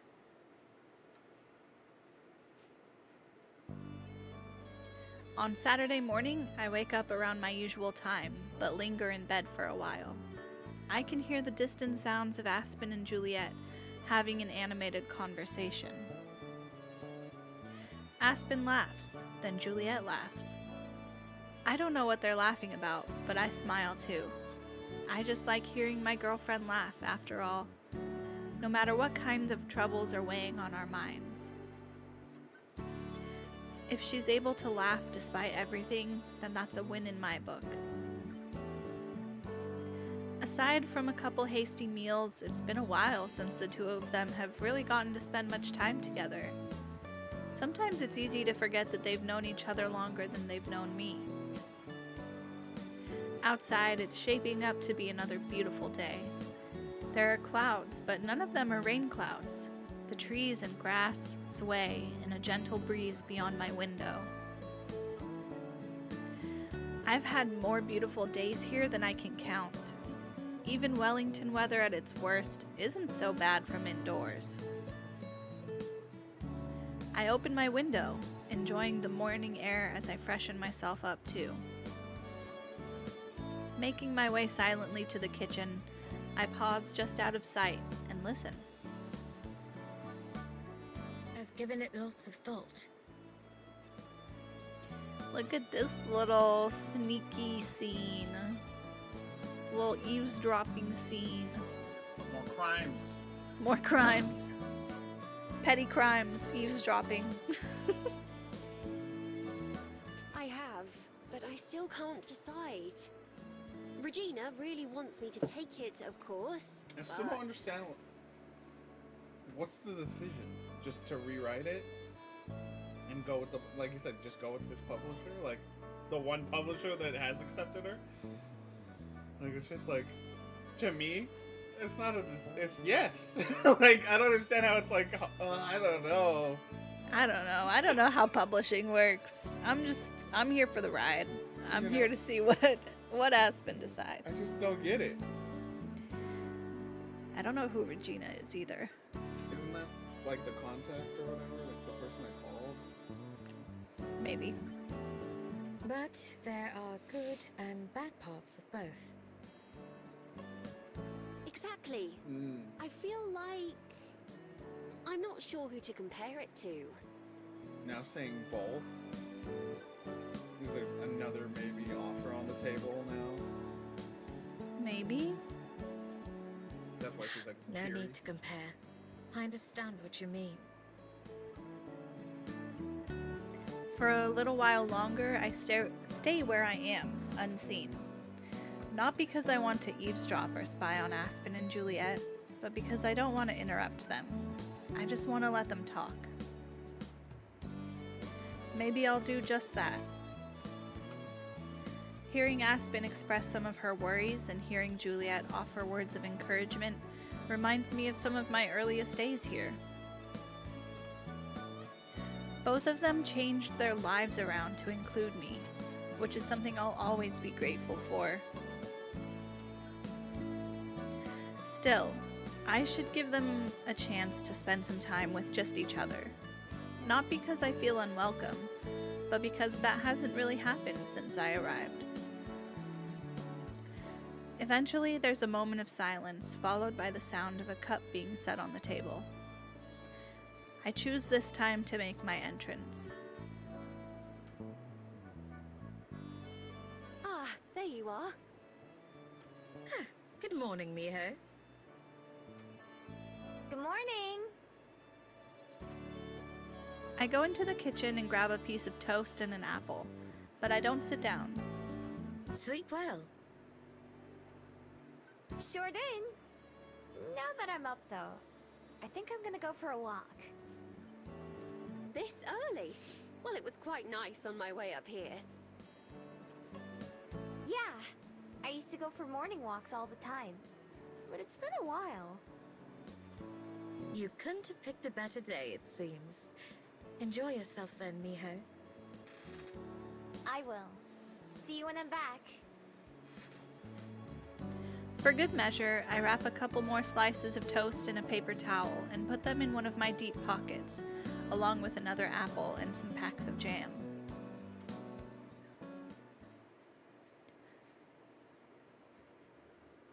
Alrighty, good luck with your errand. We'll see you again soon, Ben. I wave goodbye before I leave, and then I head back to my room to get dressed before stepping outside toward the road. Munching on my breakfast as I walk, I hum a song to myself that I heard on TV. I go in the direction of the ocean, same as usual. If Ben isn't back... Fish is just sitting here cracking his knuckles until you get back.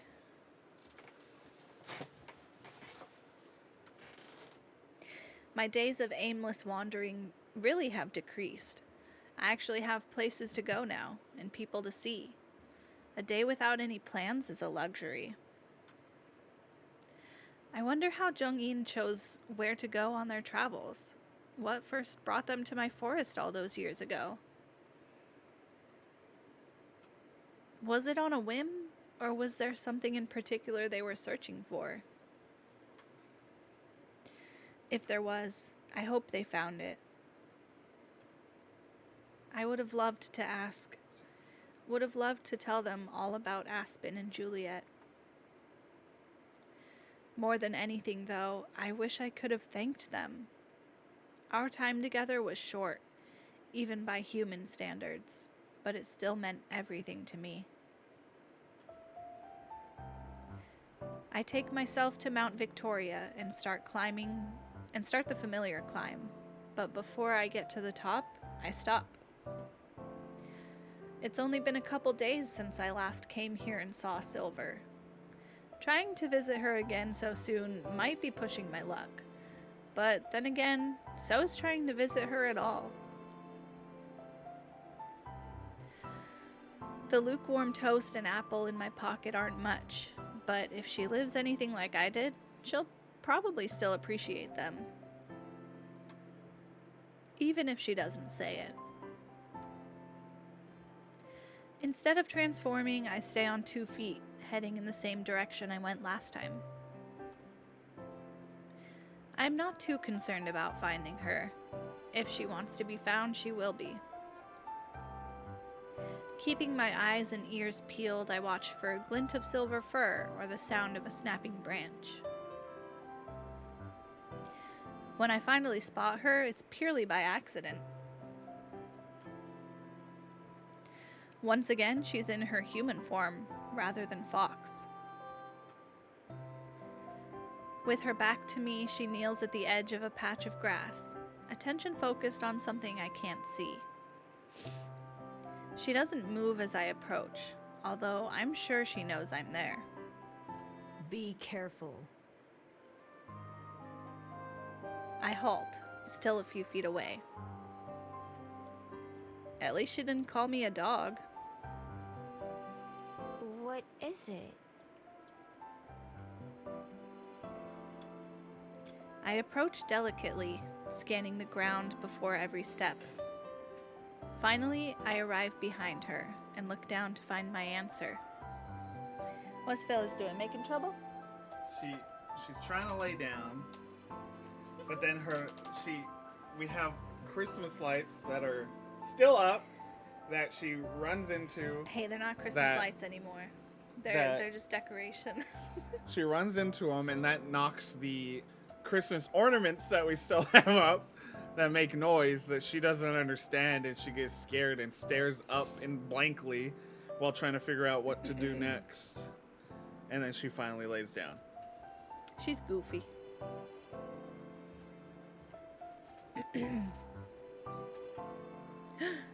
A baby. A bird about the size of my hand lies on its side in the grass. It's alive, but clearly injured. What happened to it? This one was blown from its perch in the tree. For whatever reason, it was too weak to fly. Now, its leg is broken. It won't be long until it dies. Oh. Looking down, I see that Silver's right about its injury. It struggles to flap its wings, but it can't even push itself into a standing position. Poor thing. I kneel down beside Silver. You were trying to help it, right? She scoffs. It is beyond help. Such is nature's way. I simply thought to put it out of its misery. You didn't, though. Silence. Before doing anything else, I reach into my pocket and pull out the food I brought with me, holding it out toward Silver. Here, I brought you this. She looks at it, but doesn't make any move to accept. What is this? Poison? It's an apple. And some toast. It's not poisoned. I ate some myself. Ooh, and this. I have to dig all the way down to the bottom to find the little pack. Grape jelly. Silver stares incredulously, like I'm trying to give her, well, poison or something. I set the food down by her knees and turn my attention back to the bird. Let's get you some help, Birdie. I cut my fingers together and reach for the bird, which finally gets a reaction from Silver. What are you doing? Her voice is sharp like a knife. I'm going to take this guy back home. I may not know what to do, but I'm sure Aspen or Juliet will. It's better than just leaving it out here to die. Why? It's weak. Even were it to survive today, it's only a matter of time before something else claims its life. So what? I'm sure that time still matters to it. Both of us can relate, right? As gently as I can, I slide my hands around the struggling bird and scoop up the poor little thing. Its beady eyes look around frantically, and I can feel its tiny heart pounding in its tiny chest. I start heading back toward the library as fast as I can.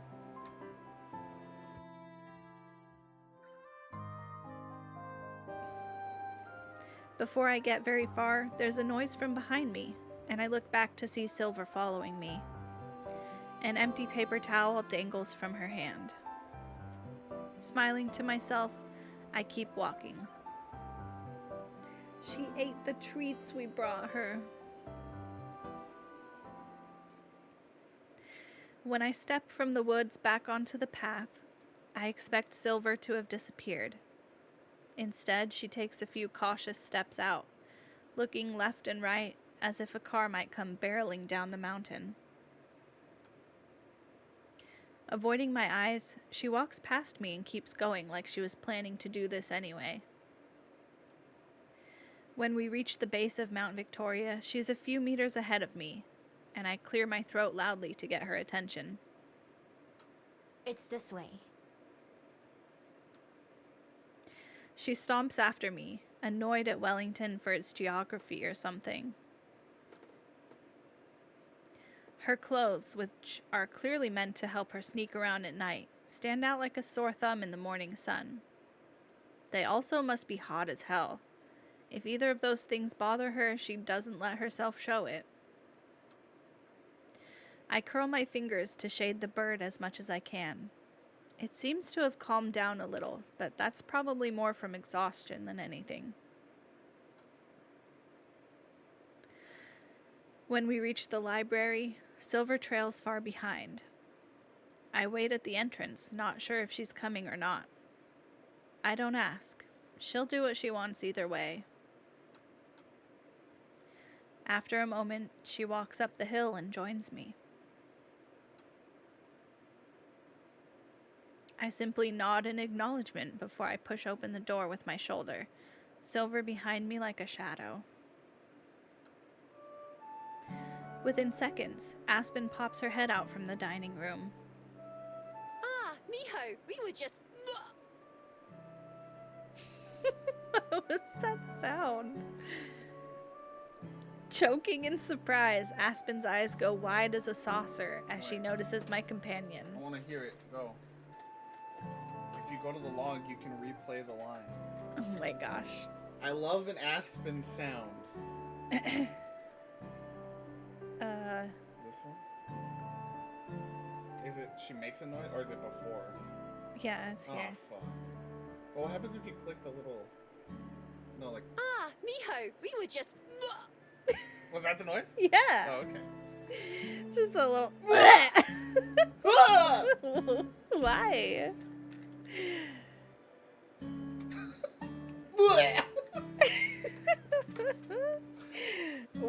When your GF walks in the room. When your GF... Well, no, it's when your GF walks into the room with another fox girl. And a half-dead bird in her hand. Booyaka! What? She disappears from sight, and I can only imagine what she's saying to Juliet right now. Behind me, Silver looks around in curious awe, although she stops when she notices me watching. I jerk my head toward the dining room and head in. Both Aspen and Juliet are there waiting, trying to appear casual. But by the way they're both silently staring at the entrance, I'm sure it's just an act. This is Silver. She nods at the ground and says nothing, displaying none of her usual venom or drama. It feels as if she's hiding behind me, which is something I wouldn't have expected her pride to allow. It's quite nice to meet you, Silver. Charmed. None of them know what to say. I can't blame them. Fortunately, there's something more important to talk about. We came back here because we need some help. Or at least this guy does. I uncurl my fingers and tilt my hands for Aspen and Juliet to see. I doubt either of them even noticed I was carrying something. They both lean in to see. What's this? The bird starts to struggle again, probably because of how many more people are suddenly staring at it. Ah! His leg! I'll be right back. Peering at the little bird, it doesn't take Juliet more than a second to see what's wrong. She hurriedly departs for the stairs, moving right past Silver without a glance. Silver lurches to the side to get out of her way all the same. Aspen grabs one of the dish rags and folds it up to make a small square, then sets that on the table. Here, why don't you put him down on this? I read that it's best to put him in a box or somewhere enclosed, but this will do for now. I gently lower the bird onto the makeshift cushion. Its eyes still dart around, but it doesn't struggle as much. I sigh with relief at being able to unfold my hands, shaking and stretching them out before washing them several times. Juliet returns soon with her phone in one hand and a small cardboard box in the other. Using a kitchen knife, she cuts a few holes into the sides of the box, then puts it aside. Miho, will you help me move him? She takes 2 corners of the rag and I grab the other 2, and we carefully lift it over the box, then set it down inside. Do you think it'll be okay? I keep my voice at a whisper. Even though the bird can't understand our words, I still don't want it to hear. I hope so. If not for you, it certainly wouldn't have a chance. I've contacted someone who will be able to provide better assistance than we can. She should be here shortly. Is it a vet? No, a contact at the nature preserve. She's rescued quite a few unfortunate Bird is creatures like listening our in on friend here. everything. I've never heard of a nature preserve before. What's that? It's a conservation area on the north side of town. They have a bunch of protected land where they rehabilitate injured animals or ones that can't survive in the wild. I used to go there on class trips sometimes. One time we had a sleepover there, and I saw a kiwi. She smiles fondly as she recalls the memory. Whoa. I didn't know a place like that existed. It's far from the only one. There are dozens more in New Zealand alone, of all different sizes. Looking at the box on the table, I can't help but feel a little bad for our friend. He's probably never going to see his home on Mount Victoria again, and he doesn't even get a say in it. But where he's going doesn't sound half bad.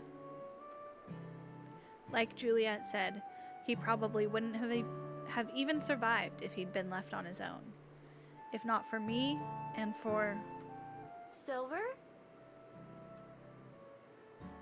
I only now realize that she's gone. Oh, I didn't even notice her leave. She's like that. I go out into the hallway, looking up the stairs and around the room for her. The front door is open, but only a crack. Something's keeping it from closing.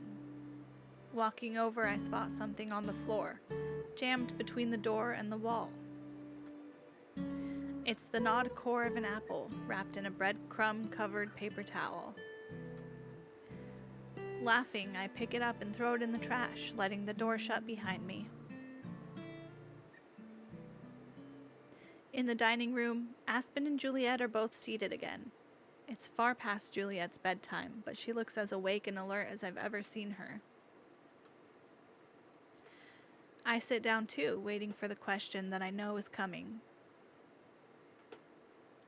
It doesn't take Aspen more than 2 seconds. So, who exactly was that? Obviously she was a gumiho, but... I take a deep breath and try to think of where to begin. It's a long story. You know that's my favorite kind. Nodding, I finally settle on where to start.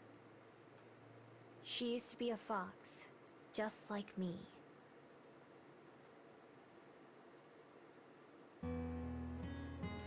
When bedtime rolls around in the evening, I'm more than ready for it. Climbing over my bed to reach the window, I pause for a moment to enjoy the breeze. I've kept it open all day. As I reach up to pull it shut, the wind intensifies for just a moment. The flowers on my desk shake, and my scroll rolls off the edge and onto the floor. I slide the window closed with a dull thud, and then pick up the fallen parchment. It's been a while since I've opened it, but I still know every crease and rough edge by heart. Unfolding it, I stare at the familiar but unfamiliar scrawlings. What would that guide at the museum exhibit have thought if they saw my scroll? Could they have read it? Well, they probably would have thought I stole it from somewhere. No matter what it says, I probably got more use out of it than Zhongyin ever expected. What kind of person gives a scroll to a fox? Then again, that was part of what made them so special. It's an Elder Scroll. Yeah, Biddy. That's correct. My phone buzzes, and I set the scroll back down as I see Aspen's picture appear. I love when we get to see Aspen in her cute little jammies. Hey, you weren't in bed yet, were you?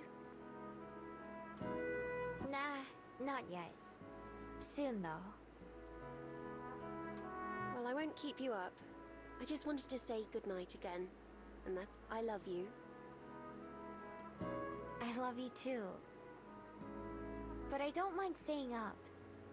Is everything okay? I can hear the sound of Aspen's blankets and an annoyed meow as she moves around on the other end. Yeah, I'm fine. I couldn't fall asleep, thinking about all the editing I have ahead of me. Today was nice, though. I'm glad I got to see you and Juliet. And Silver. Me too. And the burn. Aspen laughs. Right, and the bird. Earlier, I told her and Juliet about the other times I had met Silver, and some of what I'd learned about magic. I kept the details of her past secret, though. It isn't mine to talk about. I'm sure he's very glad he met the two of you as well. Yeah, well, I couldn't just leave it there. Even if it can't have a normal bird life or live in the forest. At least it's got someone to take care of it now. I didn't really do that much. You did plenty. Many people would have left him to die, if they even noticed him at all. Maybe. Yeah. I also didn't tell her and Juliet about how Silver thought we should just abandon him too. The reason I gave Silver for why I couldn't do that was true, although I can't blame her for not believing me or understanding. Someone saved my life once too, but Silver was chosen to die. I thought that it should have a chance too. Even though it's just a bird, it's still alive. I'm sure people would have said I'm just a fox before. I didn't even know how to help it. I just hoped you or Juliet would. That was really the lucky part. That and Juliet knowing someone else to contact. It took a lot of people to save that bird, huh? Even Silver, in her own weird way, I think she was glad it survived too. There's no response from the other end, although the call is still going. Just a faint sound. Aspen? I listen to the noise for a second and realize it's her breath. She's already fallen asleep. Smiling, I leave the call running as I set my phone next to my pillow and lay down. After a few seconds, the screen turns off, Aspen's photo disappearing as well. Sleep tight. 2 weeks later, time jump? That Okay, was really so you can cute. open your eyes. I could cry. Aspen, your battery is going to die and your alarm won't go off and you'll miss work. I know. What kind of plan do you think they have? They're in a fantasy world. They probably all have free phone plans and Yeah, it's a whole different world. no one's talking about healthcare. It's probably free healthcare. The president is gay and cool The president? of the world. The president of the world is gay and cool. Thank you for confirming, There's Nate. no cops. No, well, no, you just got chased by like a airport guard, not a cop, right? Like, Yeah. and how else would she have gotten away with stealing all these years? She has literal magic. No cops. That's how. No cops.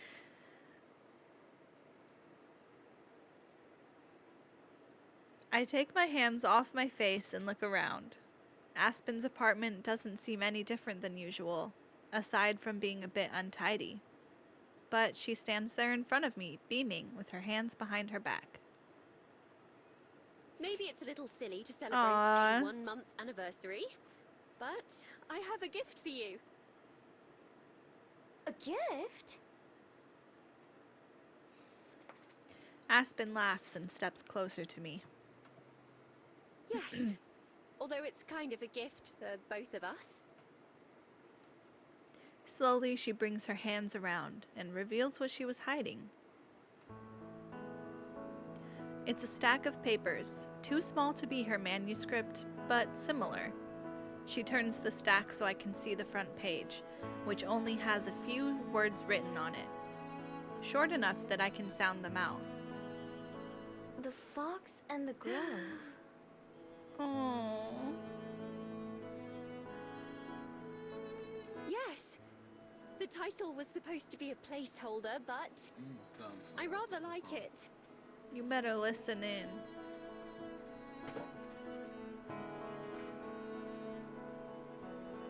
It's a new story that I wrote. You can probably guess what it's about. She's like, no, what? I flip through the pages. There's only text on one side, and a lot of blank space. Still, just holding and looking at this present makes my heart swell. I can't believe you already wrote a new book. It's much shorter than my novel. More like a kid's book than anything. Still, that's amazing. I didn't even know you were working on this. That's because it was supposed to be a surprise, silly. It's just working on all these changes to my novel. I needed something that I could write on the side for fun. No wonder you've been so tired all the time. You've been working on 2 things at once. It's fine. I'm fine. Once I'm done with the edits, everything will be back to normal. Spending time on this felt like a treat. With a bright smile that doesn't quite hide the bags under her eyes, I wish I could believe Aspen when she says she's fine. I only have a couple more days before I have to send in my revisions anyway. So by next week, I'll be able to relax again. Literally me every week. Aspen, why are you lying? The area around her desk is messy, more than the rest of her apartment. Aside from her laptop and notebooks spread across it, there are empty coffee cups, loose sheets of paper, and wrappers from fast food and frozen meals. The covers on her bed are unmade, revealing the shoebox that's hidden beneath it. The lid is bulging with how many letters are stuffed into it. Noticing my stare, Aspen zips over to the bed and pulls the sheets down to hide the box, kicking some clothes and other stuff on the floor under the bed too. Anyway, here, for you. I love you. I take the papers as gently as I can and hold them close to my heart as I lean in to kiss Aspen. I love you too. Oh, so soft. Like always, the moment is way too short. But Aspen's smile looks brighter and more real when we part. Go ahead and make yourself at home. I need to take care of the cats and do all my other after-work chores. Okay. Let me know if you need any help. Of course. Miho's so in love right now. She's like, okay. She's hovering 3 inches above the ground right now. Another kiss on the cheek, and then she's off. On one hand, it's hard to believe we've already been dating for a month. On the other, it's hard to believe it's only been a month. It feels like ages since we said goodbye at the bus station. I've had that feeling several times since coming to Wellington, where the days feel like they either rush by or drag on. Either way, they've passed, and I've been here for almost 4 months now. It's not the longest I've lived in one place, but I'm sure that at some point I'll pass my record. I kick off my shoes and lay back on the bed, staring at the ceiling with Aspen's new book on my chest. Everything around me has the faintest trace of Aspen's perfume, along with her ever-present smell of coffee. The blankets, the sheets, the pillows, all of it. Even out of the room, her presence is all-encompassing. From the bathroom, over the sound of the running shower, I can hear Aspen singing something to herself. I wonder if she knows I can hear. Or maybe she's doing it because she knows I can hear. Although her singing voice isn't the best, it's surprisingly clear and stable. I like listening to it just because it's hers. Right when I'm about to sit up, one of Aspen's cats, I think it's Byron, hops up on the bed beside me. I expect him to run away as soon as he recognizes me, but to my surprise, he doesn't. He sniffs my ears and my tail, but then cautiously nuzzles my face. Oh my god, we've even won the cats over. Those stinky, stinky boys. Aw. Hey, buddy. I reach out to try to pet him, but that turns out to be too much, and he darts away. Oh well, it's better than last time. I move down to the floor with my back against the bed. Big win. Setting the papers in my lap. They're stapled together at the top, but I'm afraid of tearing or damaging them. Even though I know Aspen could print another copy, there's something special about this one. It's the one she made just for me. I make sure there aren't any other cats around who might cause any issues, and then turn to the first page. In the middle of the forest was a grove, and in the middle of that grove was a log. It had been years since it had fallen, once one of the proudest trees around, and now in death was home to an abundance of life. It takes me a long time, probably longer than it should, to read through. But it's not just my slow pace with the words. It's also the memories that they call to mind.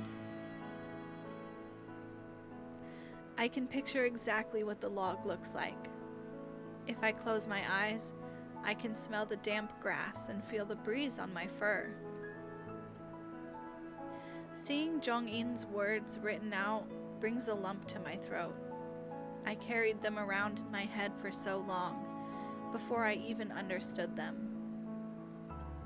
Now seeing them written down, they'll last forever. Some of the details are different from reality, and of course Aspen's book doesn't use any names. But it's still my story. Back when I first met Aspen, I told her I didn't have any story to tell. Now, reading it back to myself, I can kind of see why she found it so interesting. Maybe there's always been more to me than I thought.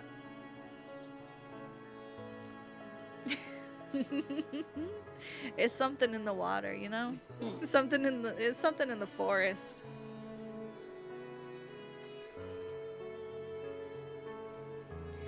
Eventually, Aspen emerges from the restroom, her hair still wet. Spotting the papers in my hand, she approaches with a smile. Hey, no dripping! Oops, good save. I can't let my favorite book get ruined after all. Favorite book? Yeah, I loved it. I really loved it. I love that it is just essentially, like the Aspen said, it's basically a kid's book, so that Mio can read it. Like, which is also, it's so sweet, but it's also funny. I feel. After putting the papers on the nightstand where they'll be safe, I stand up so that I can give Aspen a hug. I'm so glad. That makes it all worth it. I was worried I might get something wrong or forget an important part, but... I cut her off by tapping a finger to her lips. They're always doing that, this silly little couple. That's what's cute, right? Is I think Aspen's done it primarily. Yeah. And now she's like, my turn. It was perfect. Kissing my finger, Aspen smiles. Cute! That's cute as hell. It's what you deserve. Should I get an oven-baked pasta as well? You didn't place your pizza order yet? I was waiting. For what? Where it's closer to the end of the stream. Why? You're not on the stream. You can eat pizza sitting right here this whole time. I know. Let me do what I want. Get a pasta if you want. I don't know. Chat, Sure. should I get a pasta Sure, man. with my pizza? Y'all tell him to place this order. The little Pizza Hut pastas aren't bad. You're so quiet, bro. You're so quiet. I asked chat earlier if it sounded good, and they said yeah. So what's the truth? What does that mean, Dev? Do I get it? Pizza pasta! Do I get Woo! That sounds like a yes. That's one vote. Because the pizza that I get, like, you only really want, like, 2 slices of it, and it is filling, but, like, you still want a little bit, you know? Pasta pizza! Oh my god, what does that mean? Pasta pizza. I'll turn it down one. There. Okay. Place your order. I don't know if I get this or not. Yes! How many votes do you want? Pee-pee. Still not... Dev, Shazame has answered. Who else do you want? Who specifically are you asking if that's not good enough for you? No, but it's just saying the words. There you go. That's 2 votes. Is that enough for you? Still not saying yes or no. Oh They're just saying. my god. 3 votes. 3 votes for both pizza and pasta. See, that's the first Is one. this enough? They are both. Felt like a genuine yes, get it. The other ones are just saying the words. That is the same message as what Shazame See, look. said. They're just saying. This is the 4th same message you've received. Is 4 votes yes enough? I'm getting pasta. Okay, great. And there's cinnamon. Okay, Cinnamon give me roll. back. Give me back now. Fish said that your timer ran out. You don't get anything now. You don't control me? I fired you earlier. Why did I fire him again? You fired him like preemptively in case he isn't here in person for the next camp out, which is in 9 months from now. So you fired him early, just in case. I can't even. You have to get breadsticks? I'm not gonna eat breadsticks too, Jesus. Why not? I have so much to eat. That's your fault. I'll eat the breadsticks. You want breadsticks or cheese sticks? Cheese sticks. Well, then I have to go re-put it. Okay, breadsticks. I can re-put it, it's fine. I just... Literally either. I don't care.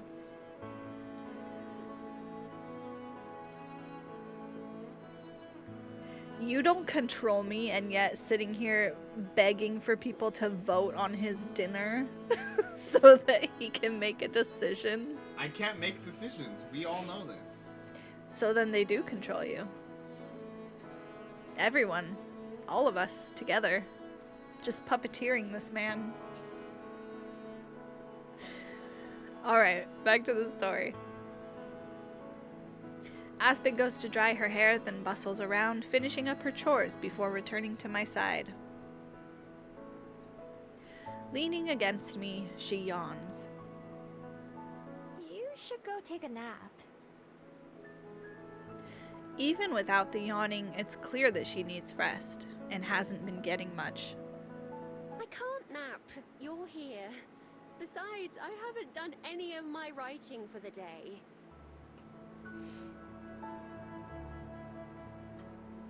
Wouldn't you write better if you're not tired? I haven't been not tired for years. And what about you? Bestie, same. What about me? I'm fine. But if I'm asleep, then that's less time that I get to spend with you. For sleepover? For sleepover? We're still together. It'd be the same as if you were writing, right? You have a point there. First sleepover? I sit down in her desk chair, blocking off her computer and crossing my arms. Melodramatically sighing, she lays down on the bed, but still faces me. All right, if you insist. But only for half an hour or so. If I ever sleep, you better wake me up before you leave, all right? Okay. I have zero intentions of waking her up. She gives me a doubtful eye. I mean it. No slipping out silently so you can let me sleep or any nonsense like that. Another small crime in the works. I won't. I promise. Removing her glasses and putting them on the nightstand, Aspen offers me one last smile. Have we ever seen her without her glasses? I think so.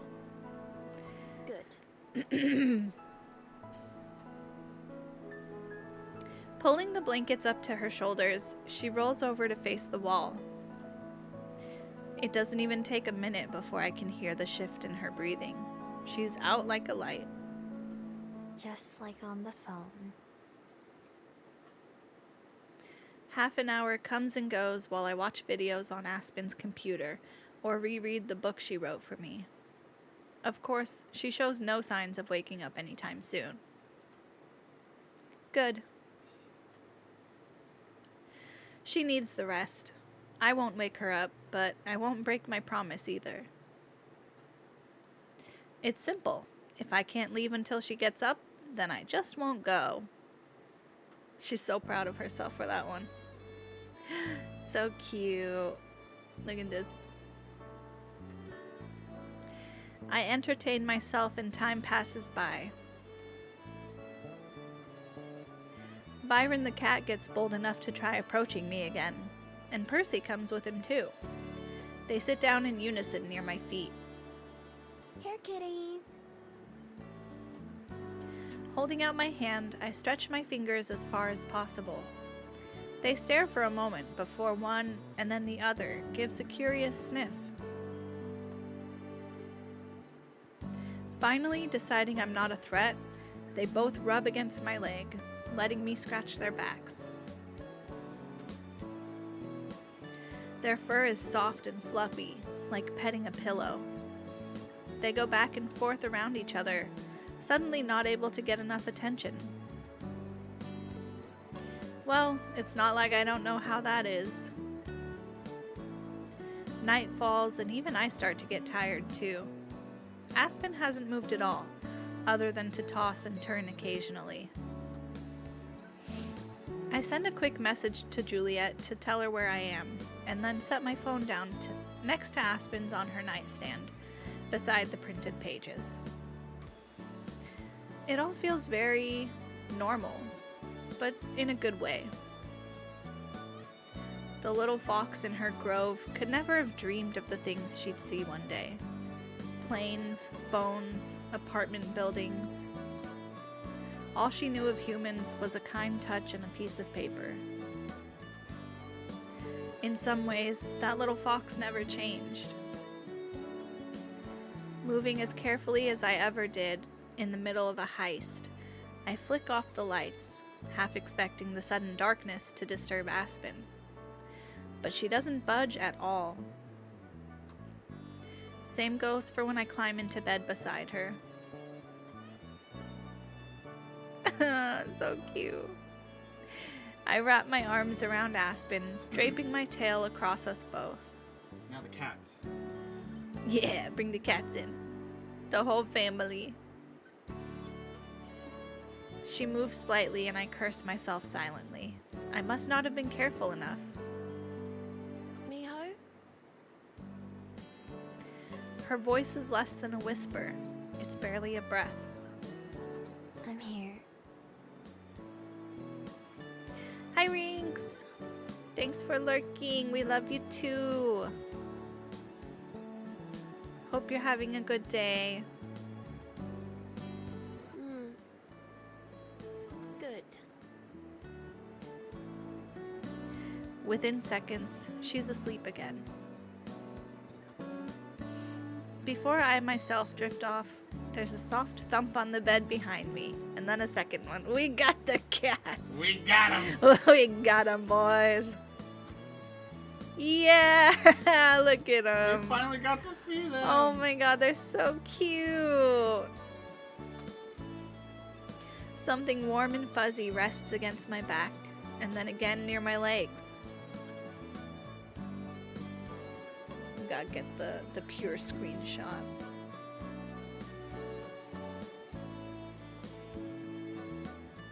I crane my head to look at the cats.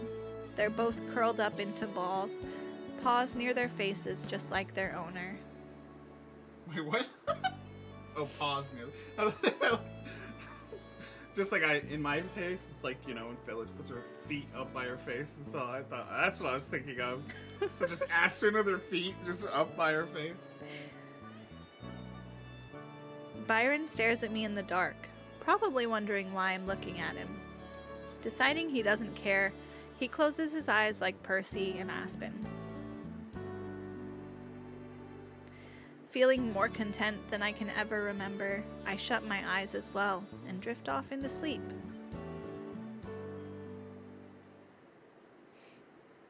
Hi, cat! I wake up to a sound from hell. Oh my god, the intensity of the music right now. Hearing an alarm for the first time. It screeches and blares, so loud that it hurts. My eyes shoot open in an instant, and I sit bolt upright in a place I don't recognize. Where am I? What's going on? Beside me, something moves. I stare at the pulsing lump in the darkness and suddenly remember the answer to one of my questions. Oh, yeah. I'm so disoriented, I forgot I was at Aspen's. She rolls over onto her other side, not reacting to the sound. Instead, she looks confused for other reasons. Miho? I nod, too tongue-tied to know what to say first.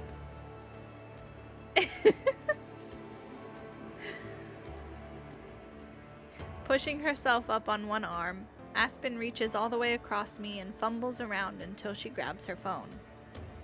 As she pulls it past my face, I realize it's the source of the noise. She presses something on the screen, and the sound disappears. With a groan, she drops her phone onto the blanket between us. Time to wake up. I love that they played the horror music for that. I know. That is what it feels like waking up to an alarm in the morning. They are so freaking right and valid and honest for this moment. So this has all gone wrong. What has? This ordering process. Oh, I'm sorry. I don't even know what to do now. Why? I ordered it, but because it's one of these, it was like, something's wrong, so I like registered the card. I tried to order it again, still wouldn't go through. And then now I look at the card, it still there's no money because it did take the money out already, but it didn't process the order. What? So, no pizza for me! So did the order go through No. multiple times? Or? I didn't even get an email saying new order or anything. like Whack. available balance 0. What the fuck? No email about it or anything. Well, just order it on my card and hopefully it will come back on there.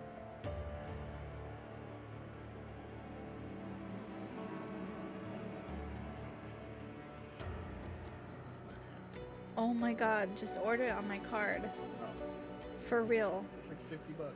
I don't care. Just play. Also, I can clearly see that it's not. Oh, the adventures of ordering pizza. Tip and fee. Mm-hmm. It's like $50. Okay. Like I said. My racing heart begins to slow back down. It was just our alarm clock. Duh. I feel silly for being so panicked, but it really took me by surprise.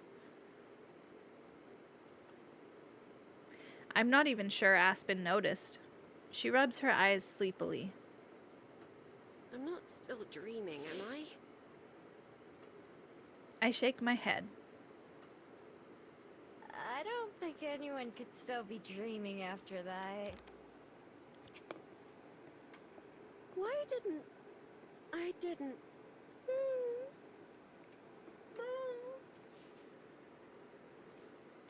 Her thoughts stumble off into a yawn, and then she tries again. You were supposed to wake me up. Only before I left, so I didn't leave. Even half asleep, she still manages to smile. Rolling onto her back, she looks up at the ceiling with half-lidded eyes. My day's already been made.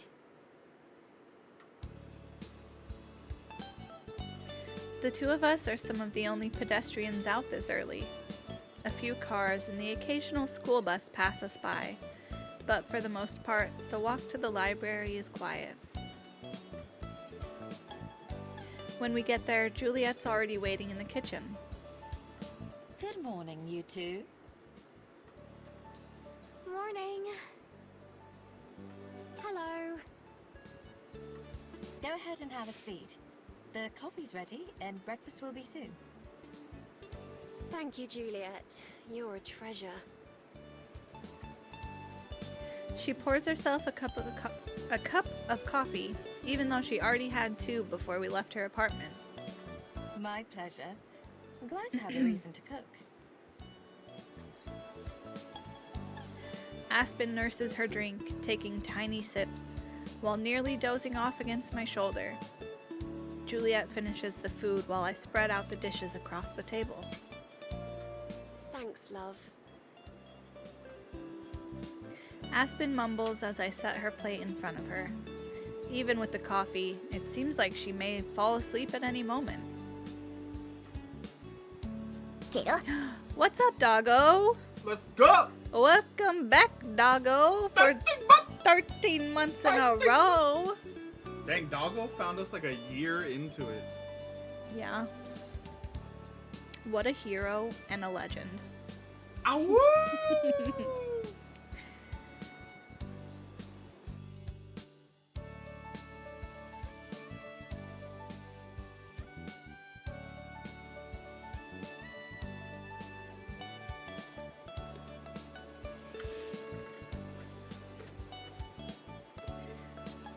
I'm not sure she even knows what she said, but I heard her loud and clear.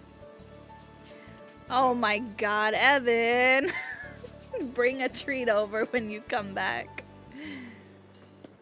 Evan does know how to not disappoint a doggo. Phyllis is already up. She already knows. She's walking around. She's getting ready for her moment in the spotlight.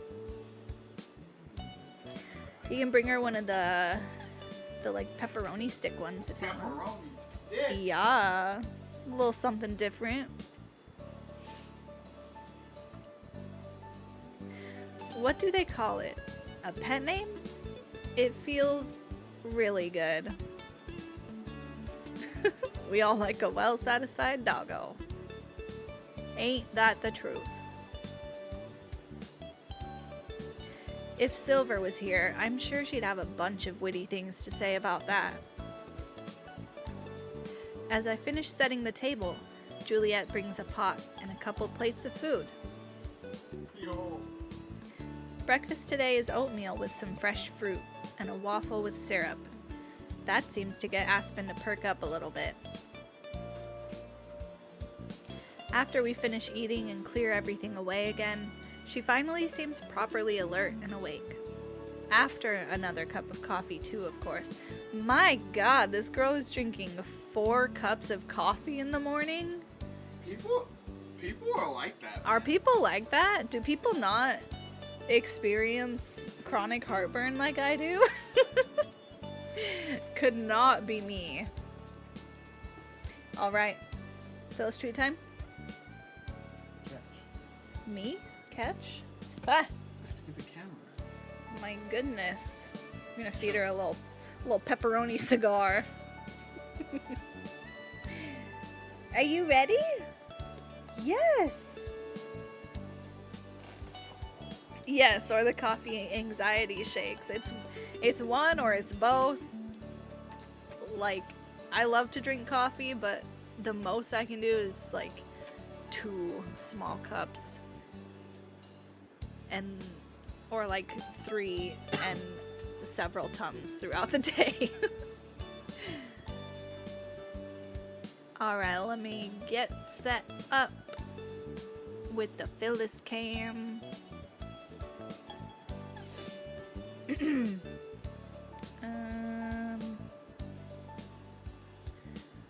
Ready?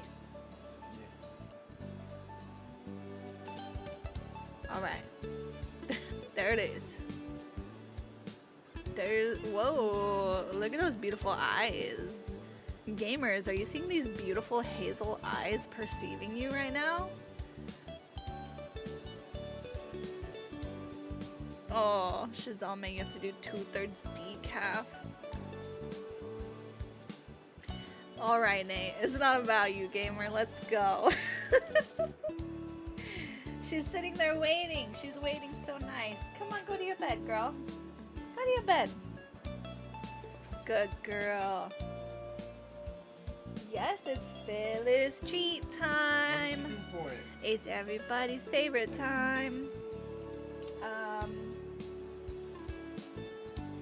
I don't know. You don't have an extra hand to shake or anything. What do you want her to do for it? You can do up on your legs. Yeah, good up. Good job. Cutie. She's a good girl.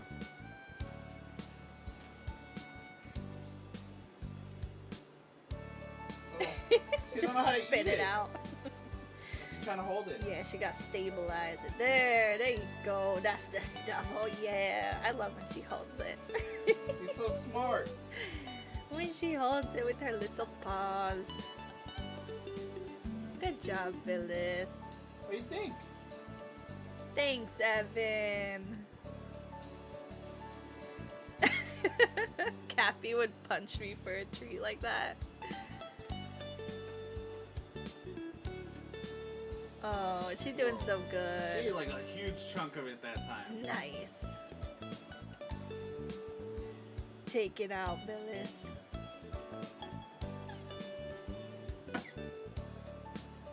Stinky treat. It's a very, yeah, it's a stinky, meaty treat, this one.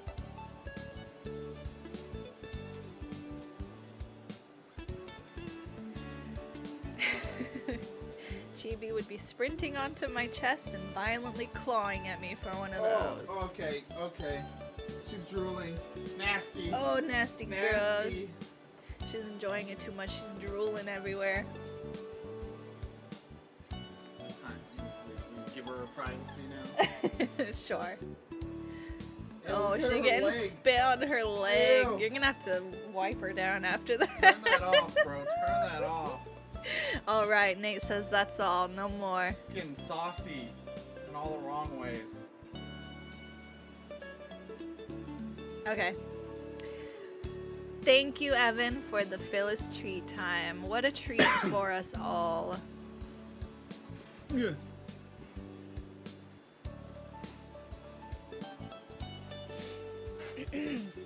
Thank you, Phyllis, for being the star that brightens our days. Or it's the first time I've really just seen her do the whole action of holding something where she like nailed it down with one hand and then she like pushed it up back to her mouth with the other hand. I'm like, She's a genius. You're a little smart dog. She's an absolute genius. Do you have a little necklace I don't know about, Phyllis? You be walking around as a human? Yeah. All right.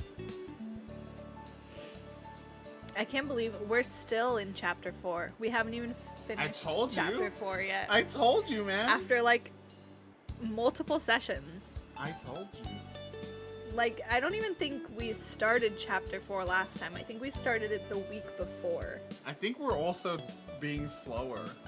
We're not. We're going fast.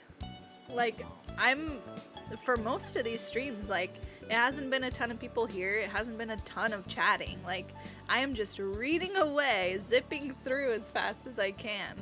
But this is a long, incredibly long chapter. So I didn't get a notification, right? And it's not in our order log. I'm just scared that we're going to put this order through and we're going to get 2 orders of the same exact thing come in. If you feel up to it, you can call and be like, hey, did my order go through? I mean, it's not anywhere. There's no email. There's no... I mean, you're logged in, so if it went through, it would be, like, logged in your orders, right? That's how it works. So I just don't think it went through. Welcome back, Ben. Yeah. So Nate was trying to order this pizza with like one of those gift cards that's just like a debit card gift card, you know? And then it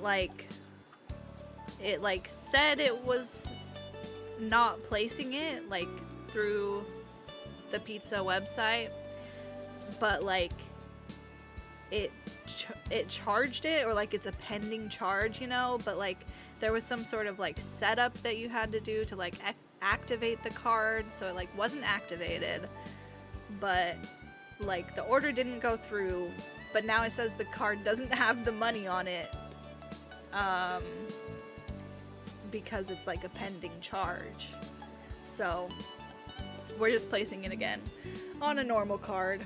But yeah, very weird, very frustrating. Hopefully those pending charges get canceled, because that's just like a gift card gone to waste, if not. Very weird. But pizza will be acquired one way or the other. Look how much I We did. We tried to out Pizza the Hut. Look how much I got it cheaper. You got it cheaper? How so? I used my points, my precious points. Oh, for I thought. free cinnamon rolls. Okay. Nice. Yeah, I don't know if you were here, Ben. You just might have missed our Phyllis treat time redeemed by Evan. And now we are getting back into the story.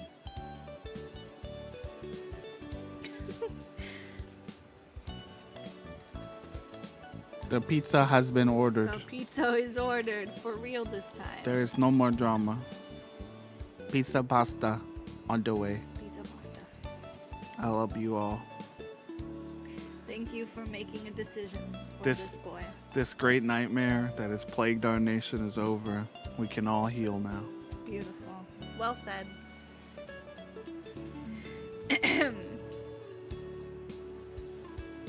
Anyway. Oh, we just missed the first sleepover. You did! Yeah, you missed the first sleepover. It was a very, like, wholesome, like, Aspen needed to get more sleep. And then, and so Miho was like, just go to sleep. Like, Aspen was like, wake me up, please. I'm gonna sleep for half an hour, that's it. Wake me up, before you leave. And so Miho was like, fuck that. I'm not gonna wake you up, you need to sleep. So I'm just gonna keep my promise. I'm just not gonna leave. And so she just stayed over. And the cats were being friendly finally. The two stinky little boys were like showing interest in her and getting attention.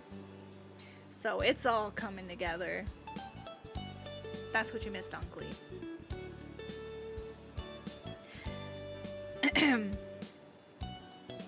I've spent so much time with Aspen over the past day that when she stands up to go to work, it takes me by surprise. I'd forgotten she had to leave. Once she says goodbye to Juliet, I walk with her to the door. Neither of us want to let go of the other, but eventually Aspen takes her first step outside. Have a good day at work. I will. Thank you for yesterday. And today. Even if I slept through most of it, it was nice to wake up beside you. Yeah. We should do it again sometime. Absolutely. After this weekend... She searches for the words. You'll be able to breathe again. Exactly. It seems like she might say more, but then with a small shake of her head, she gives me a goodbye kiss. Bye, Miho. See you soon. I watch Aspen go until she's disappeared from sight.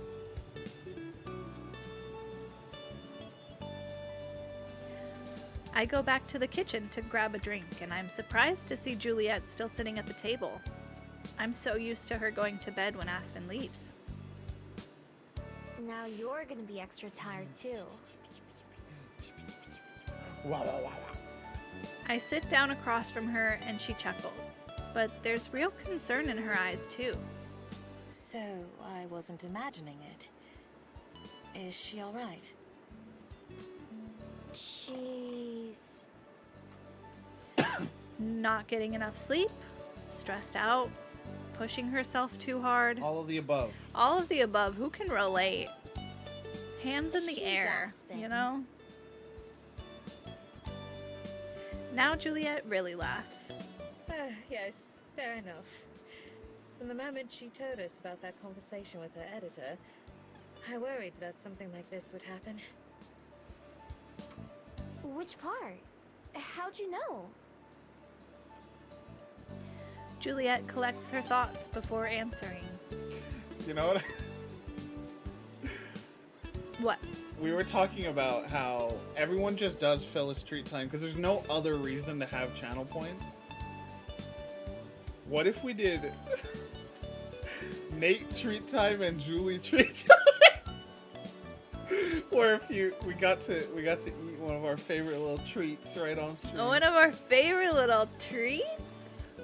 A sneaky little morsel? You know? That would be fun. But like we already eat our favorite little treats on stream. There's no point. It would be funny.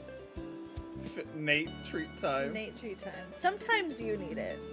I listen to my body better than you do. Anyways, silly little thought. Yeah. Before we met you, that book of hers was all Aspen could really think about. Even when we discussed books by other authors, it always came back to her own stories. And yet, for all the conversation and all the advice, I couldn't begin to tell you what her book is even about. Could you? I shake my head. I don't know anything about it either. I thought not.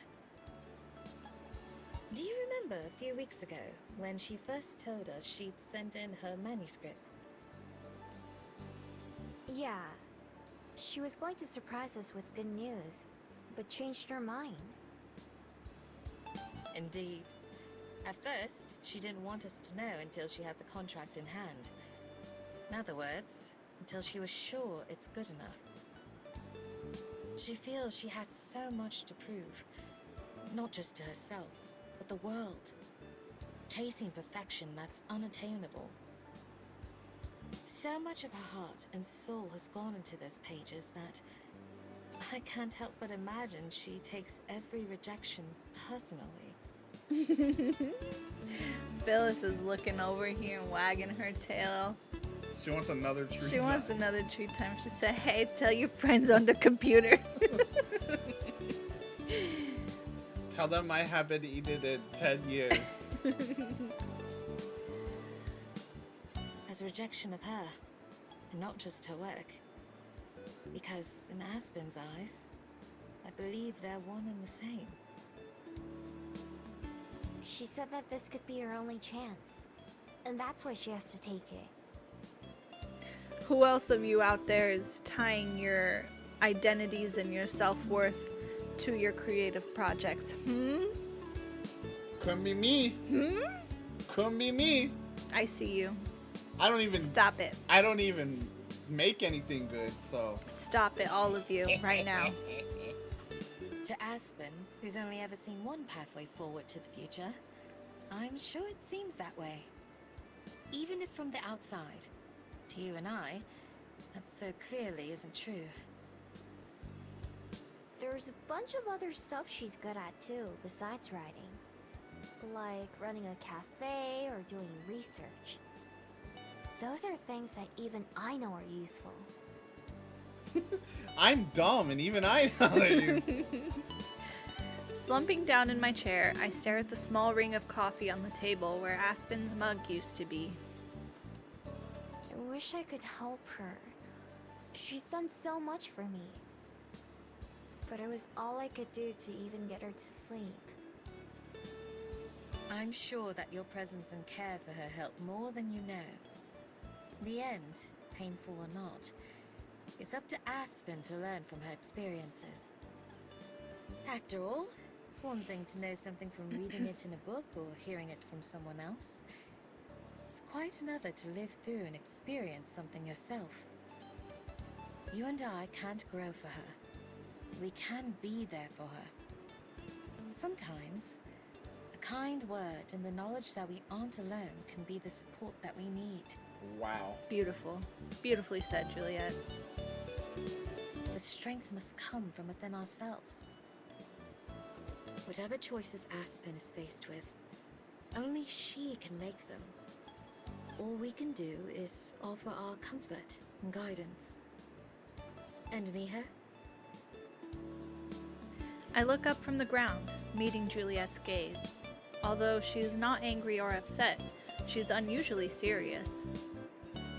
Don't forget to care for yourself, too. It's easy to get caught up in the euphoria of love, which isn't a bad thing. But just as you cannot live Aspen's life for her, you cannot live your life solely for her sake either. By all means, love passionately, and deeply, and recklessly. But don't forget to live for yourself, too. I find myself on the verge of saying, I know, but catch myself.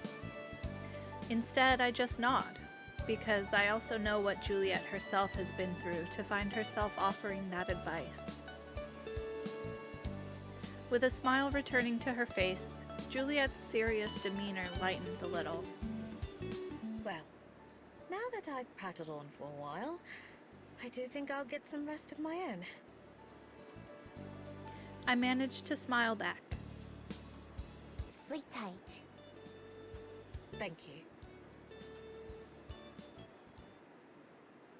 She starts to exit the kitchen, but as she passes me, Juliet pauses and then backtracks a step.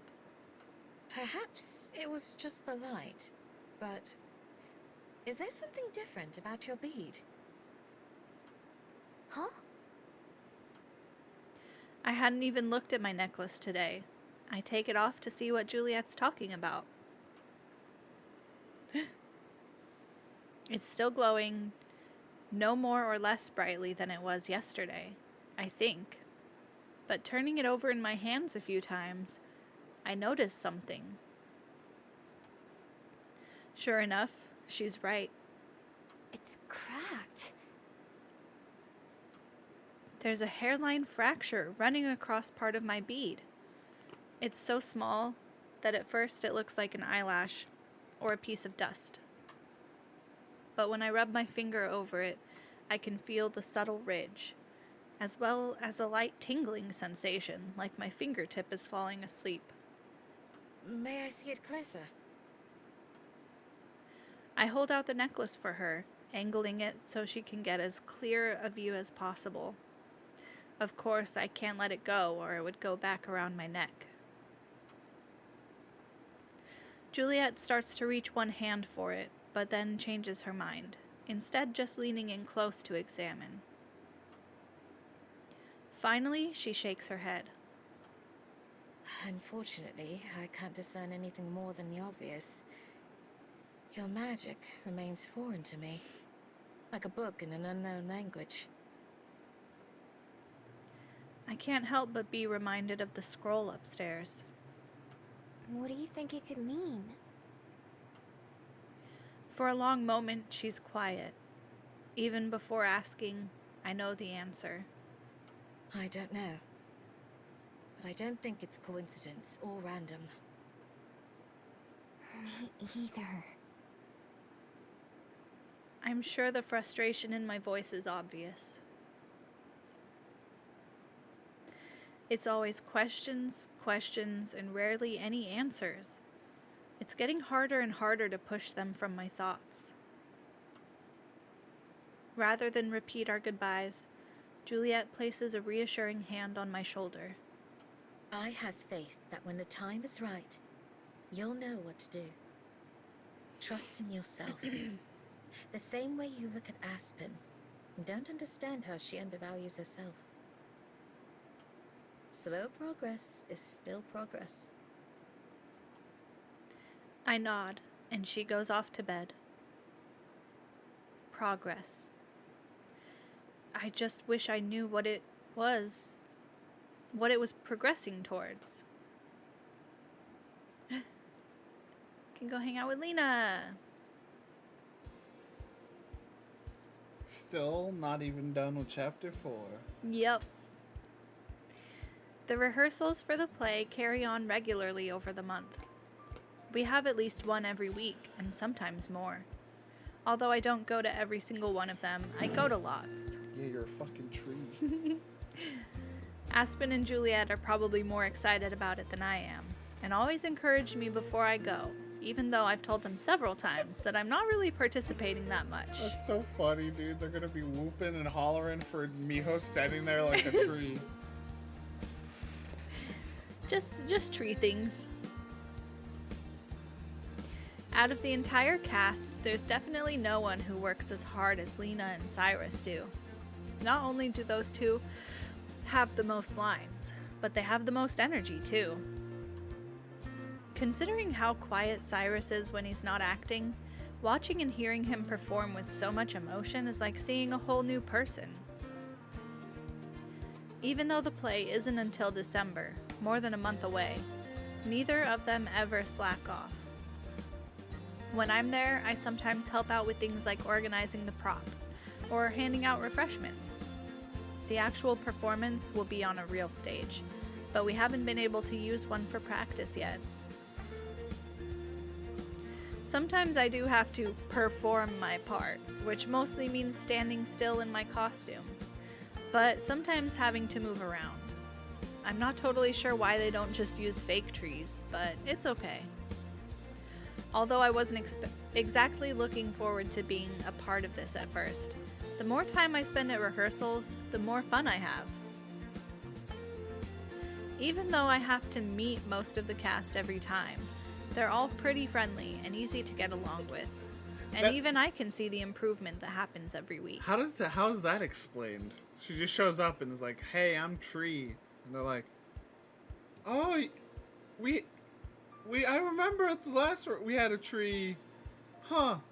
Like, you know what I mean? Like, it's not like people can just show up to a play and be like, "I'm in it now," you know? Yeah, but there's like last minute castings all the time for a backup part that's literally just standing there as a tree. They're like, "Oh yeah, they had to get another tree." Okay. Or they just assume, like it's a big cast, they just assume, oh, I just haven't met the tree yet. That's not that unusual. They're really searching hard for this tree cast. Everyone is getting better, not just Lena and Cyrus. Occasionally, other people in the park will stop by to watch for a bit, and they always clap or cheer when we're done, or when they leave. Overall, the play is a nice distraction from the worries of my everyday life. It's nice to have one thing that I don't have to stress about. There's still a long way to go, but I know that just means we'll improve even more before the real thing. Surprising even myself, I'm looking forward to showing everyone just how hard we've been working. Welcome back again, Ben. Oh god. A knock at the window? Genuinely, sound effects like that, like in horror games and stuff, freak me the fuck out. Yeah. Because they always sound so real. That was a pretty realistic, pretty intense knock there. And if they use like good stereo effect, you know, like it fucks with you. You like hear a knock and you're like...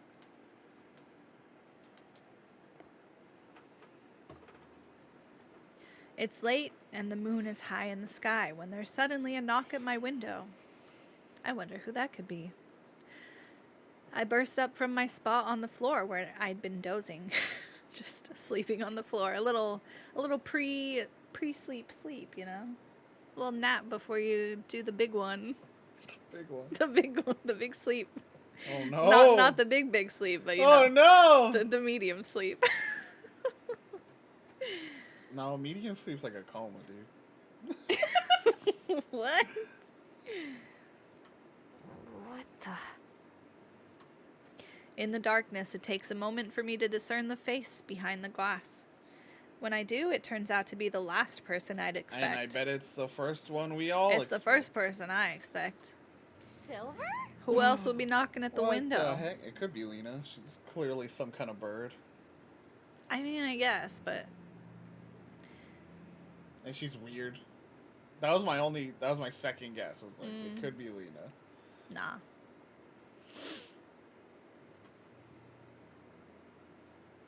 I pull the window open to where Silver is perched on the branch of a nearby tree. Why not just use the door? Come outside. I would speak with you. Ignoring my questions like always, Silver stands up. I catch the corner of a cocky smile before she leaps from the branch, She's like, plummeting toward the ground below. Lamau got you. She's like, I just wanted to show her that I could climb a tree. Wasn't it cool? Hey! Clutching the windowsill, I jam my head out the window, expecting to see her crumpled on the grass. Dead. Dead on the floor. Instead, I'm just in time to watch her nimbly land on her feet and transform before running off into the darkness behind the library. With no time to wait or even think about it, I follow after her. Of course, I take the stairs and go out the front door first. I transform right away and wrap around the building, expecting to have to chase after Silver even though she came here. Instead, she hasn't gone far at all, just beyond the edge of the yard. She stands in her human form and stares out at the city below us. Many windows are dark, but many are illuminated too. The streetlights and lamps stand lit, even with no one to use them. A warm yellow glow pushes away the darkness at the edges of town. Changing forms back as well, I walk over to stand beside her. Without looking at me, Silver extends an arm in front of her, as if reaching for the city. It's her wrist with her bracelet on it, and her bead shines in the dark like another street lamp. Unhooking my necklace, I hold it out alongside hers. The glow of my bead is about as bright as hers. Scoffing, Silver lowers her arm, and I put my necklace back on. I wait for her to start talking, instead of saying anything myself. I find myself doing this a lot with Aspen and Juliet as well, although here it's different. Not only was Silver the one who came to me, but anything I say would probably be ignored anyway. Sure enough, it isn't long before she twirls around to point a finger in my face. Get that out of here. What happened to the bird? Listen up, because I'm only going to tell you this once. You're not bad. That's one more time than I usually get. I just nod, signaling for her to continue. I simply couldn't watch you continue to wallow in ignorance. She gonna finally tell us some secrets about our magic? Whereas your magic causes those you encounter to forget about you, mine assists me in a different way. It tells me the truth of things, of people, human and fabled alike. Also, it's, I keep remembering that Silver is just the same voice actor. And so it's just the same voice actor when like putting it lower register. I mean, it's more than that, but, you know, it's just funny. To my eyes, their emotions are as colors. Fear, like everything else, has its own glow. I've seen it ignite in my presence, at my command. In this way, I've survived. The betrayal of their hearts is twofold.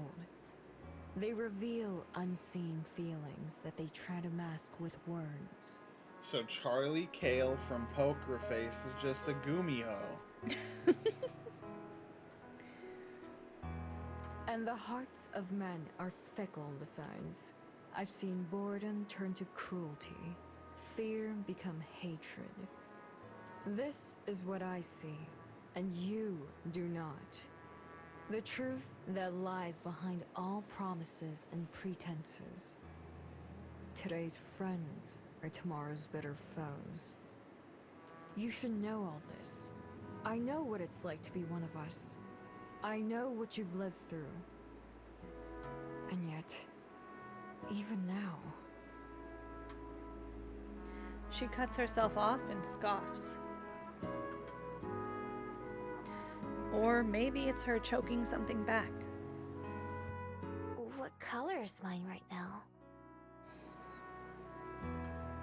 To give her an out, I ask a question instead. Her eyes narrow, but with concentration, not irritation. As I stand there, I match her gaze. This is the first time we've really spoken normally, instead of her trying to pick a fight or hide from me. She's the first to look away, speaking to the ground. The color of young spring. The love, the beginning of love. It's difficult to read the aura of our kind, requiring my concentration and focus. Even then, it's but a pale glow. With humans and most others, they cannot hide their light from me if they wanted to. Like why you don't forget about me, right? Even though everyone else does. She nods. I want to know what that color means to her. I also want to know why she's choosing to just tell me this, after dodging everything else I've ever asked of her. I'm sure she wouldn't tell me if I tried. But there is something else that I do have to ask, because I'm pretty sure I already know the answer. So is this implying maybe there's something else about the whole deal that Aspen's not telling us, that that's the real reason she can't sleep? Like, she's implying Maybe? like someone's lying to you, basically. I guess. Have you ever told anyone else? Staring at the ground, it takes a long time before Silver shakes her head. Thought so. I don't think Silver's quite as old as I am, but she's still spent decades on her own, if not longer. Just like me. In all that time, any chances I might have had to do something different or change something, I'd just let pass me by. I never had any idea what I might be missing. Beside me, Silver adjusts her masks and shifts her weight to her good leg. She's about to transform and probably run away. She had to have some reason for bringing me out here, right? What was she hoping that I'd be the one? Was she hoping that I'd be the one to extend a hand? I think she'd get along with Aspen and Juliet once she had time to warm up to them. And if it wasn't for them, I wouldn't be having this conversation with her right now. Before she can change, I suddenly reach over and put my hand on Silver's shoulder.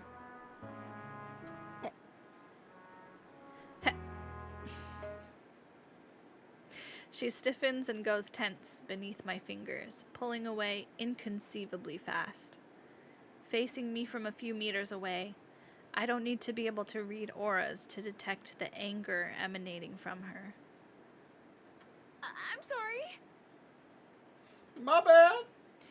Damn it, that was dumb, even for me.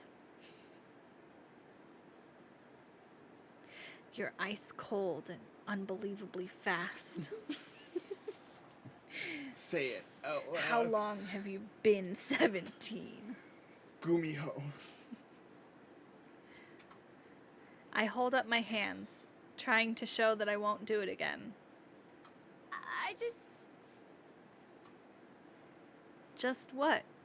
Wanted to help her? Saying that would definitely make her hate me. Instead, I clamp my jaw shut before I can make things worse.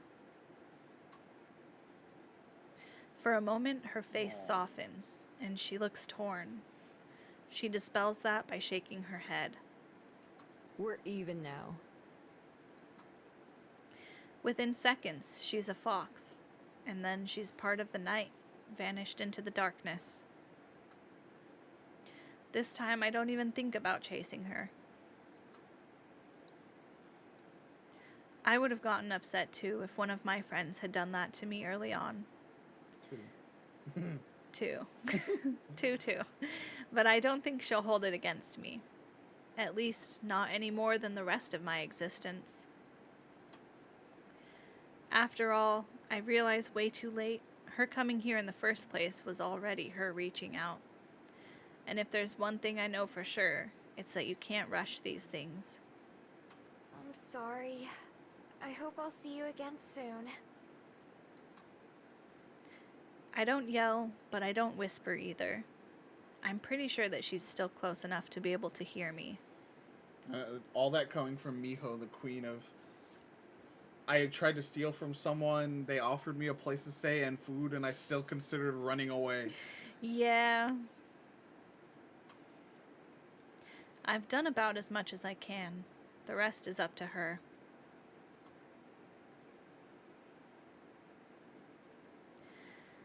The first thing out of my mouth when I wake up is a sigh. Outside my window lurks a murky, gray morning, which feels like an omen. It's chilly, and I'm tempted to stay under the warm covers, but I force myself up and to get ready, and then go to breakfast. Juliet and I chit-chat as we wait for Aspen to arrive, but she never does. By the time we finish eating, it seems pretty clear that Aspen won't be showing up. She must still be asleep. Just like the morning that Cello and her friends left, I'm guessing that Aspen's overslept. After Silver ran away last night, I was also kept awake with my thoughts for a while. I figured I'd be the last one to get to the kitchen. Aspen still has me beat, though. I try calling her, but it goes to voicemail. As soon as I hang up the phone, I return to my room. I put on my shoes and then leave the library, waving at Juliet when I pass by the dining room again.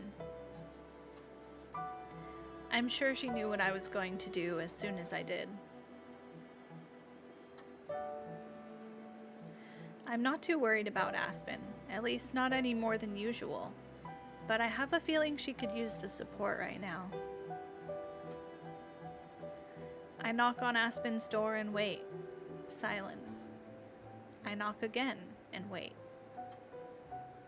I knock a third time, harder. Finally, I hear a sleepy voice from inside. I'm coming. Oh, bud. When the door finally opens, I'm relieved to see Aspen is all right, or at least upright and unharmed. I like that we're all waiting for like, oh, some big drama, and it's just like, oh, this person's really stressed about this project they're working on, and they're staying up late to work on it. Like we're waiting for something bombastic, and it's like, oh man, interpersonal creative drama.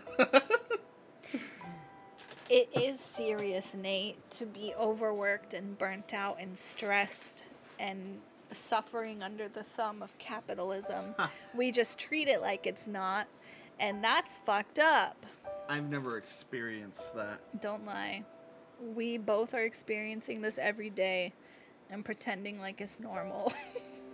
I don't know what you're talking about. Good for this game for being like, hey, that's really serious. I know, but we've been talking about like all kinds of other things. So that's why I'm just joking that it's funny.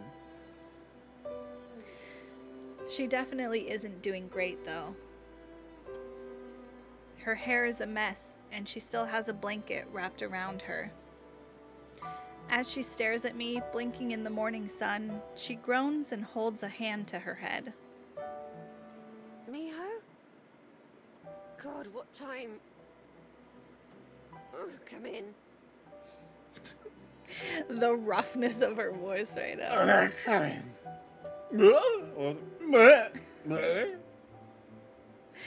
I step inside gingerly, shutting the door behind myself.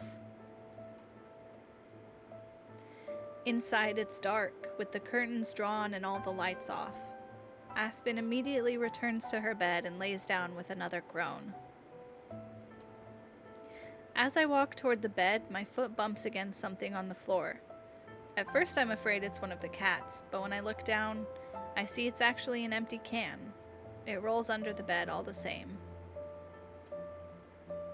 In fact, there are a few of the empty cans around. I pick one up because I don't recognize the label and can immediately identify it by smell as beer. I've never had any alcohol, but I know enough about it just from TV and my travels. I sit down on the bed beside Aspen, who's covered her face with a stuffed animal. Still, she manages to blindly fumble around with one hand until she finds and holds mine. I'm late for breakfast, aren't I? Oh, baby. Yes, you are. Yeah. I came to make sure you're okay. Aspen totally the type to be like, I've heard writers do better when they're drunk. Let me have some beers. I bet this is gonna make it easy. She makes a sound that could be pain or just acknowledgement. Sorry, you should have called. You didn't have to walk all the way here. I did, bro. I tried. Her other hand appears in the darkness, also fumbling around until she finds her phone, which is under a pillow, just like her. Oops. I'm sorry. I slept right through it. Looking around her room, I notice more than just the beer cans. Her laptop is on the floor, half closed. Notebooks and papers are scattered around the room, Not just on the desk, but everywhere. Last time I was here, her apartment was messy. Today, it's a disaster. It's okay. No big deal. I'm more worried about you than anything. I'm fine. I'm fine. The only problem is I slept in so damn late. I was planning to call out of work anyway. I need the extra time to finish my edits. And I may have had a bit too much to drink last night, which I'm really paying for now. I don't think you can call this fine. Gently, I lift the plushie away from Aspen's face. No! Although she groans and makes grabby hands at it, she doesn't really try to stop me. Instead, she looks up at me with red-rimmed eyes and manages a smile. She's still drunk, bro. She's like, no, give me, oh, hello, you're my girlfriend. Gesturing for me to come closer, I lean down and Aspen pulls me in to kiss her. Her hand lingers on my cheek when I sit back up. What if I said I was fine now? I still wouldn't believe you. Fuck. Although she pretends to pout, Aspen doesn't try to deny it again. Since she's not in any shape to sit up, I lie down next to her instead. I can't help but notice the makeup stains on her pillow. This is 2 days in a row now that I've gotten to wake up next to you. More or less. That's something good at least. You missed out on breakfast today, though. I'll take that trade. She closes her eyes, yawning. But that's also 2 days in a row that I've overslept. I'd actually meant to get an early start today and work on my book a bit before going up to the library. You were gonna get up early? When did you go to bed? Aspen and I had already said goodnight to each other before Silver showed up at my window, and that was somewhere around midnight. Bro, who would do stuff like that? Like go to bed really late and try to wake up early to get work done and then not do that and then feel worse about yourself because you didn't do that and then spiral and not be able to get anything done that day after because you fucked up and then you feel horrible and then you never get anything done. Are you okay? Who did that? He's not fine. If they tell you they're fine, they're not fine. Vinny. Listen, it's hard to get help out here, okay? I don't remember. It's a little fuzzy, you know. I'm in the final stretch, though. I can afford to sacrifice a little sleep. I don't know if you can afford it. Maybe if it was just sleep. And just a little. What do you mean? What the fuck are you saying? What do you mean, what do I mean? Even Juliet can tell how exhausted you are all the time. First fight? First fight? Even Juliet, Besides, it's only a couple more days. I have to finish and send it in by the end of Sunday, and then... And then... Then... everything can go back to normal. Like my sleep schedule. Then it'll be out of my hands and someone else's problem. Even Juliet, who is notoriously dense about other people's emotions. Literally the most like intuitive and stable person of all of them. It's gonna be that easy? You'll just never have to think about your book again. Sounds fake. Well, no, of course, not like that. I hope not, at least. Unless the changes still aren't what they're looking for. But I don't even want to consider that. Oh God, I do not want to consider that. You should probably consider it. There'll be more work to do, of course, more writing and more editing. Hopefully not as much editing. I bet even Juliet, as in like, you've barely been around to see Juliet lately, and That's even true. Juliet could tell. Yeah. That's probably what they meant. I struggled a lot this time around because it was so different from the original manuscript and not the kind of thing I usually write. Sacrificing your creative integrity? Now the drama. Once I got the hang of it, it started being easier. So I think next time around shouldn't be as difficult because I already know what they're looking for. What they're looking for? What about what you're looking for? Bro, did they make her make like a lewd book instead? She was like a soft romance, and they're like, no. She has to stop and take a deep breath to continue talking. That's not counting all the other stuff like paperwork and promotion and all that, but I'm getting ahead of myself. Oh, rights and licensing too. That's another thing to think about, but later.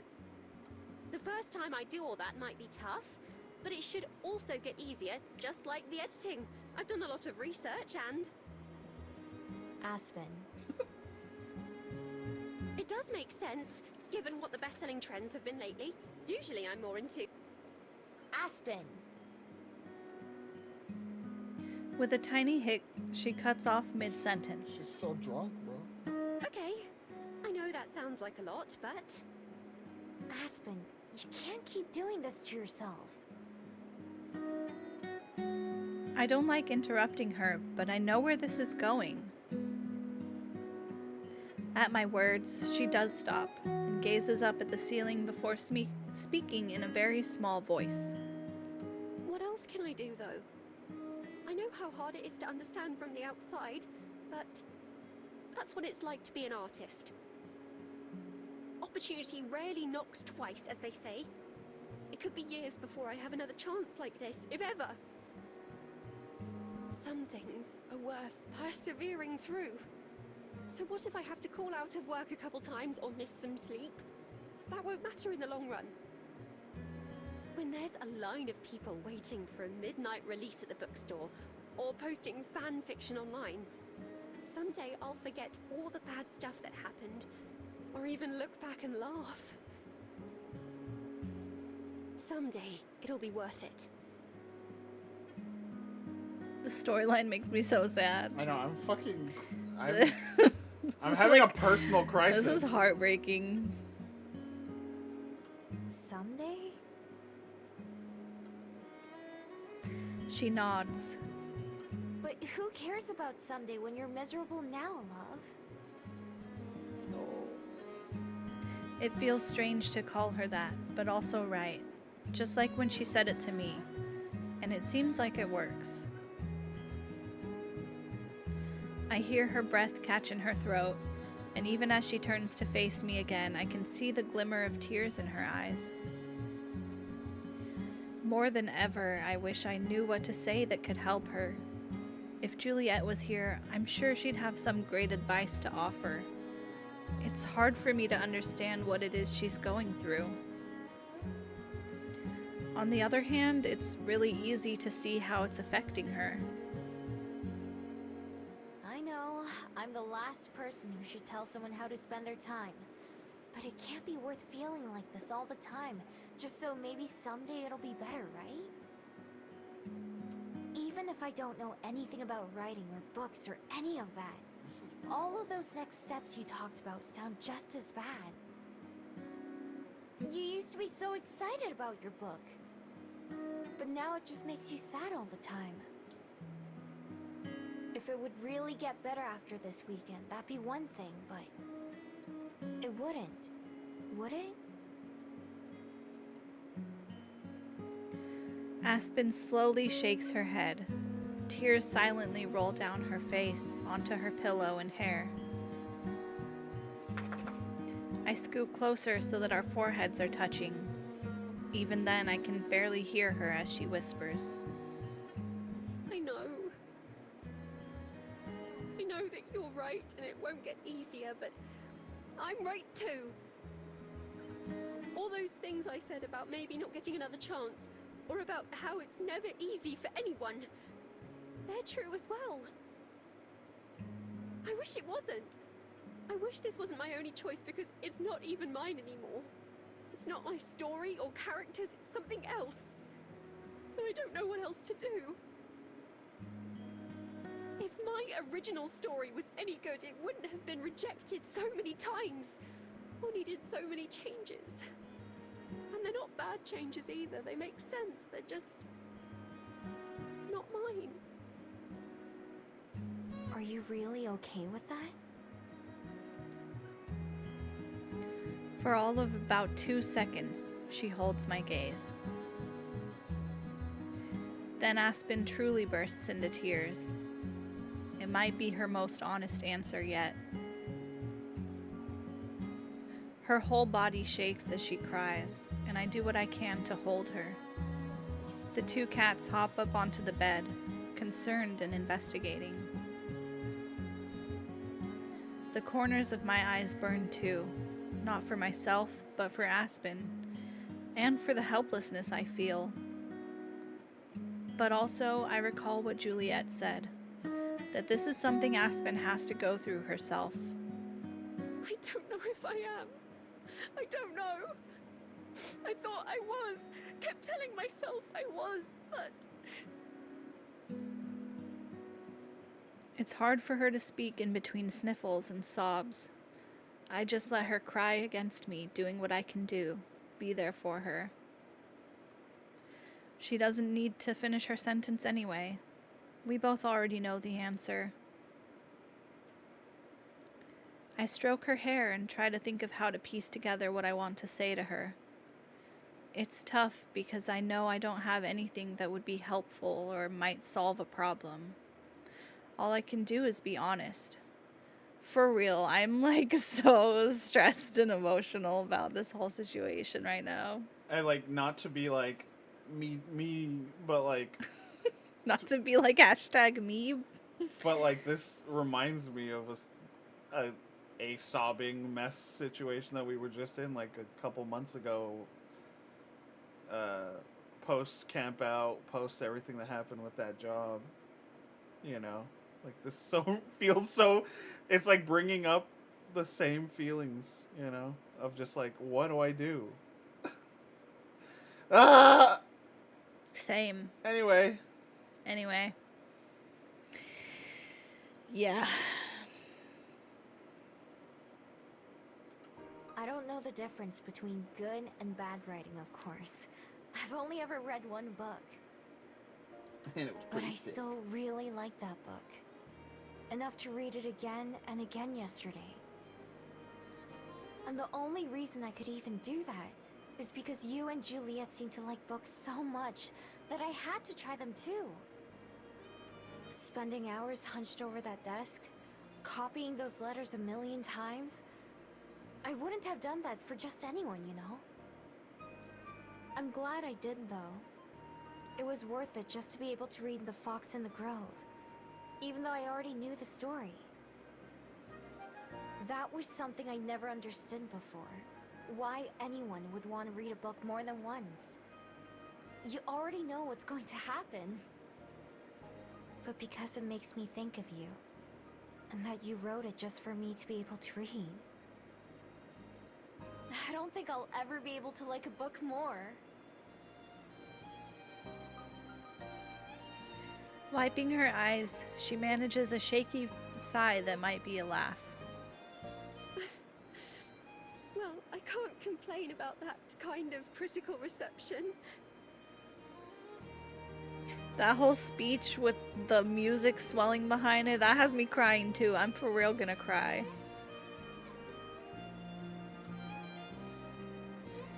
Her sobs have gone back to being sniffles and hiccups, and she's slowly able to catch her breath. The pillow that we share is soaked with her tears, but I barely notice. The 2 cats are still nearby, and she scoops them up and pulls them toward her as well. You guys are worried too, huh? Let me go! They both meow in protest as Aspen brings them into our hug. There isn't really room, but Aspen manages to squeeze them in.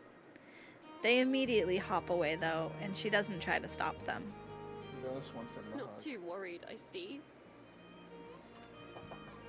We snuggle for a bit longer, and then for the first time since she got into bed, Aspen sits back up and rubs her eyes. Time for another beer. I sit up too, and she casually leans against me as she looks around. It's a lot brighter now than it was when I got here, even through the curtains. It is a bit of a mess here, isn't it? A little bit. Yeah. Oh, good speak, Belize. Hey, where you going? She going to get the pizza. She ran out to the front door. I'll get it. Oh no, somebody ate all the pepperoni off of it, Papa. I'm so sorry.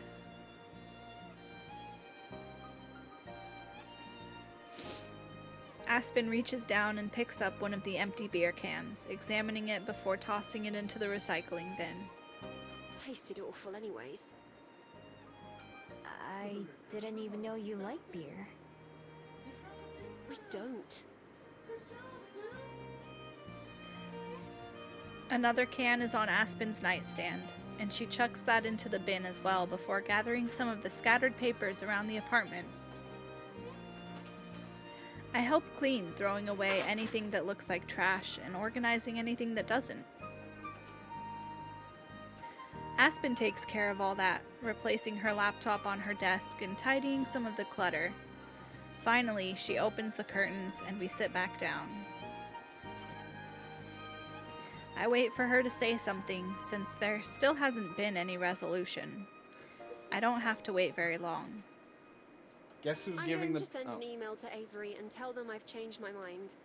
And that I'm not interested in making the changes they wanted.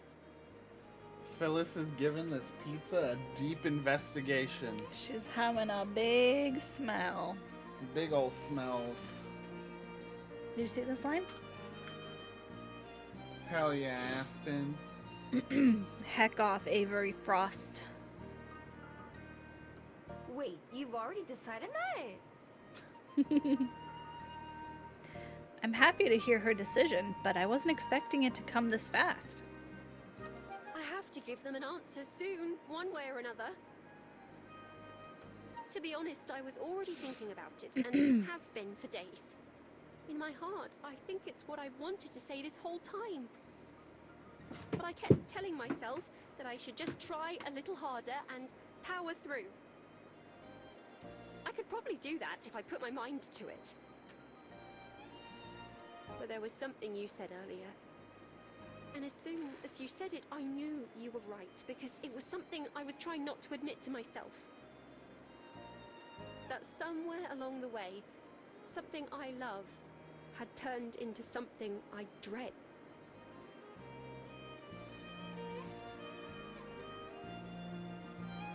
No comment. I What? pictured myself continuing down that path. Alrighty. If I lost that love forever, would it be worth it? It might be. It might not. There's no telling how it would go. But you're right that I have something to live for right now.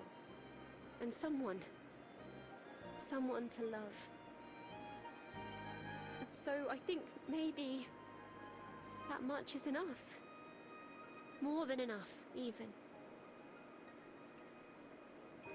Aspen leans in, and I do too, closing my eyes in anticipation. The relief that floods through me as I hear Aspen's words is like a glass of water after a long run.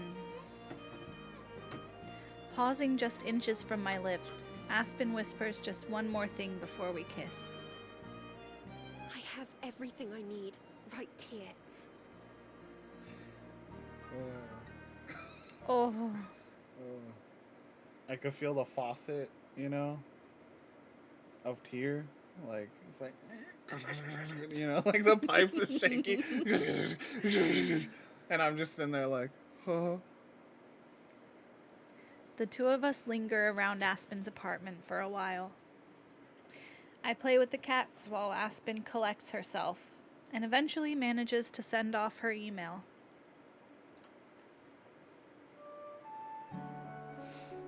Around lunchtime, we head to the Bell House for Aspen's midday shift. Are you sure you want to go to work today? You said you were gonna call out. I'm sure. It'll be nice to have the distraction. Sorry to leave you on your own, though. It's alright. I'll figure out something to do. I study Aspen's face. Her eyes are still red and puffy, although her glasses help hide that. She still seems fragile. But I feel less worried about her than before. See you tomorrow then? Maybe. I might just need a day alone. Not that being with you doesn't help me feel better, but I just have a lot of thinking to do. I understand. We can hang out again when you're ready. A little bit. Whoa. It's got some. What's all the seasoning on it? Don't hold that there. It's so wet. Why is it so wet this time? I know, they changed something, bro. Oh no, they changed the recipe since we got the same pizza like a week ago. Or like 2 weeks ago. I don't know. Time's fake. It's all wet. It has like some sort of herb seasoning all over it that was not there before.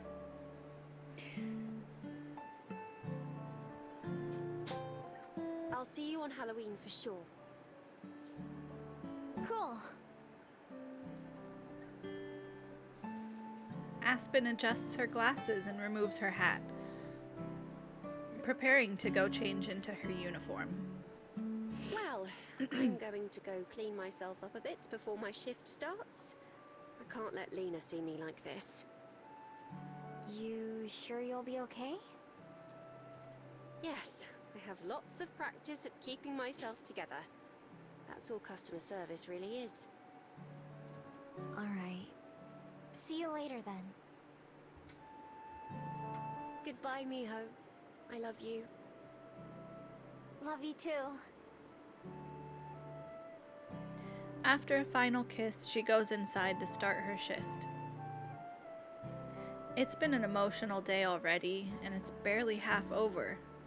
Despite that, I feel optimistic as I walk away from the cafe. I'm still concerned about Aspen, but I know she'll be okay in the long run. There's a long road ahead, but things are looking up.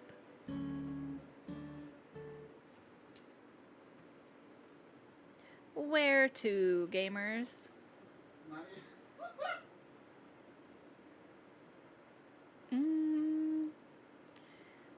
Let's do... That could have been like the end of chapter 4. Like, oh, we're heading to a better place. It's still not. It's still not. Pizza cam? Shazame wants pizza cam. You want to turn on the...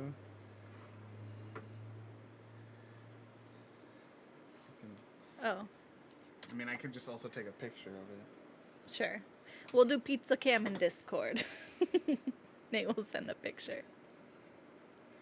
Sorry, I somehow hit pause. I know. guess. Let's do the waterfront. You want to see the wet pizza? Can you give me some cheesy sticks? Did we get those? Should do. Should do. I would eat some of that. I did not eat today. Did I? I don't think I ate. No, 'cause I ate a little bit of leftovers. That's what I did right before stream. Some cheesy sticks would have hit right now. Gotta hit exclamation point Discord in the chat. If you want the exclusive pizza pick, you're gonna have to be a part of our Discord, so get in there. You don't get to just see wet pizza for free, okay? I think that's TOS, honestly. Gotta join us in the Discord for that spicy personal content. That's the only place I can post pizza pics without getting banned. Yeah. I assume it's in here? Yes.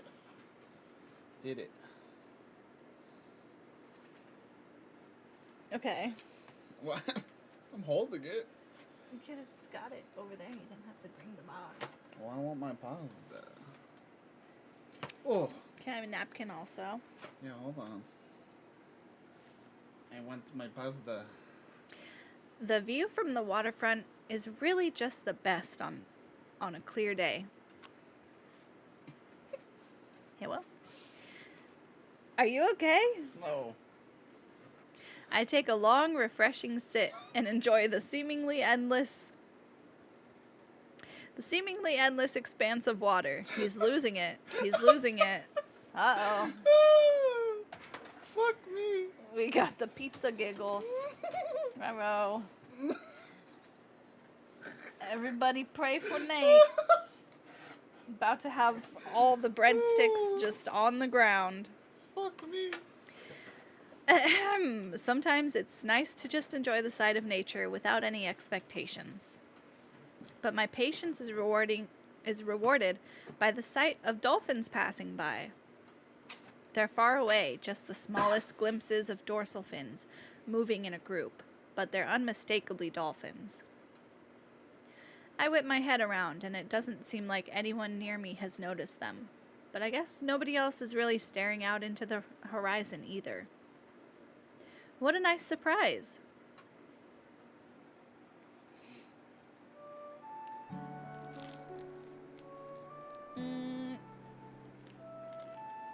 One second.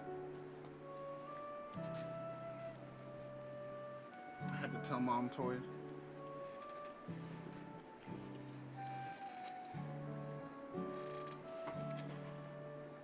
Is Aspen taking like a mental health day?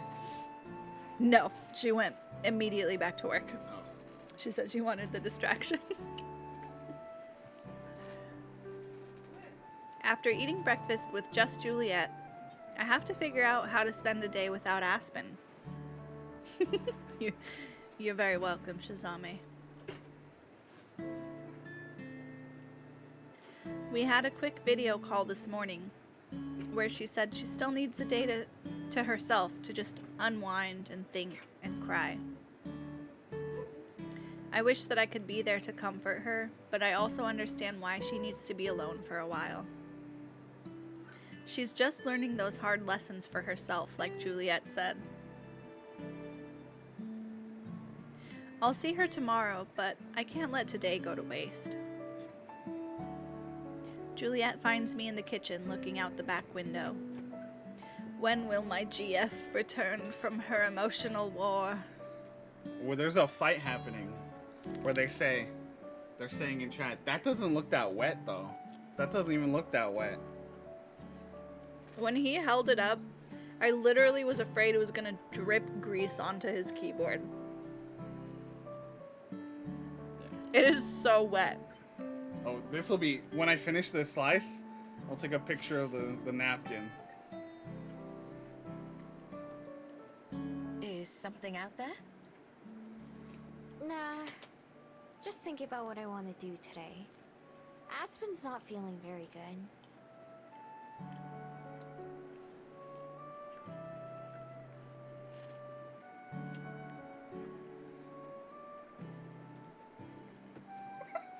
In the shade of the big tree in the backyard, there are a couple birds hopping around looking for worms. More worms already? Second worms this stream? There's a whole conversation happening.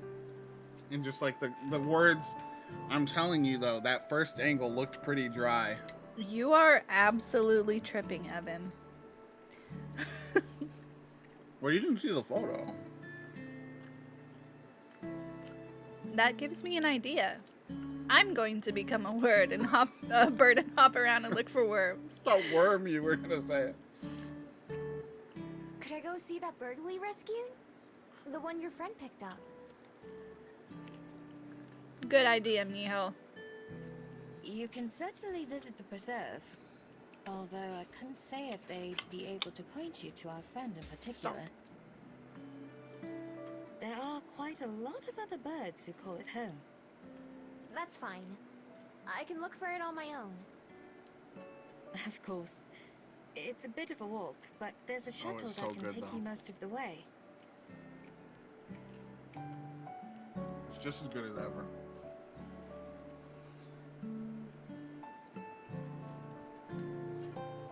Did you just put the grease napkin on your phone screen? No, it didn't hit it. It did. Do you see any grease? Yes, right there. That's not grease. On top of Shazame's name. That's spittle, dude.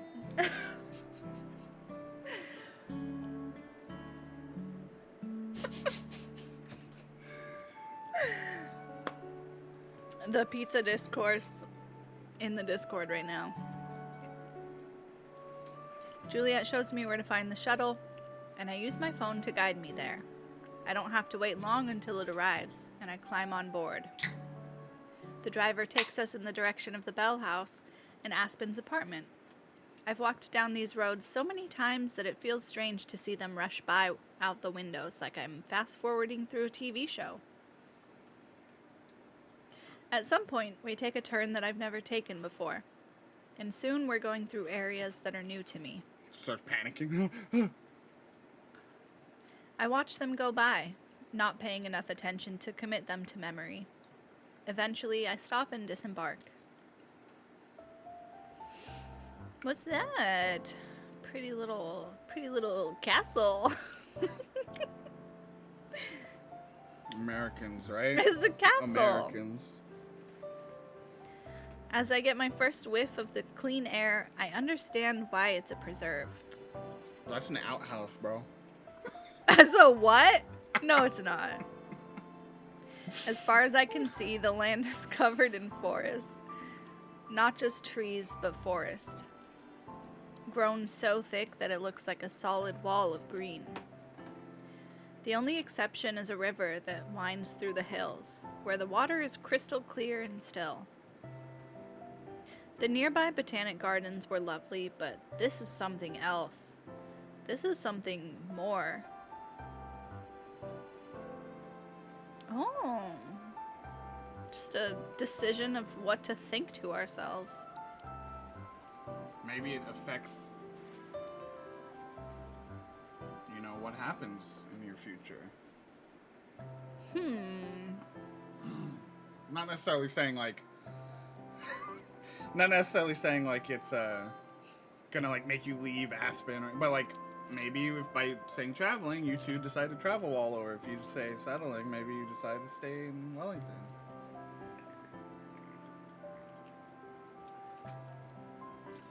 Oh, this is hitting. I'm got my little Coke. I got my little feet a little ready. I'm gonna eat one bite on right on stream. Wow, thanks. The people were asking for it, if we're honest. Were they?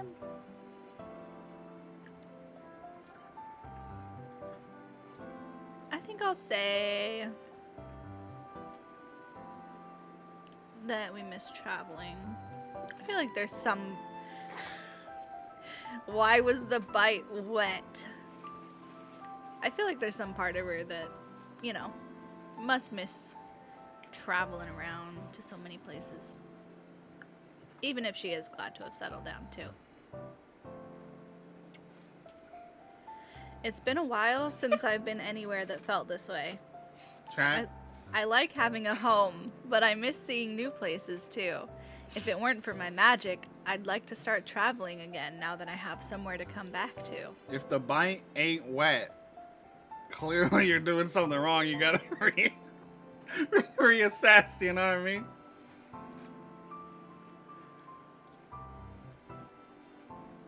I quietly pay for my ticket and then hurry out as fast as I can.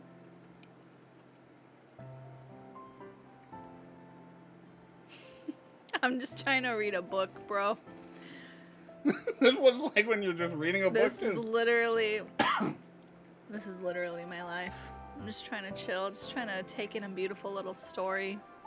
Just trying to do my gay little things. And then I showed Julie a TikTok where a guy like pretends to do a magic trick and farts instead, and I'm like, huh? I see why Juliet said they wouldn't be able to help me find my bird. There are a ton of places it could be, but that doesn't mean I can't try. Maybe if I found the person who took the bird in, they'd know what happened to it. I might have better luck just looking for it myself, though. It's a big place, I decide. Too big for me to try to explore on my own. I should look for Juliet's friend, Amaya. I should have asked Juliet how to contact her before I left. I'm sure Juliet's asleep by now, and I don't want to disturb her. Besides, it's not like I'm in a hurry. Taking my time, I try to see as much as I can. It's not crowded, but the preserve is far from empty too. There are just as many fabled as there are humans. Some I recognize, like a faun and a dryad. I wonder if the trees make any of them feel like I do, if any of them have a story like I do, come from someplace far away like I do. Shazame asking the real questions.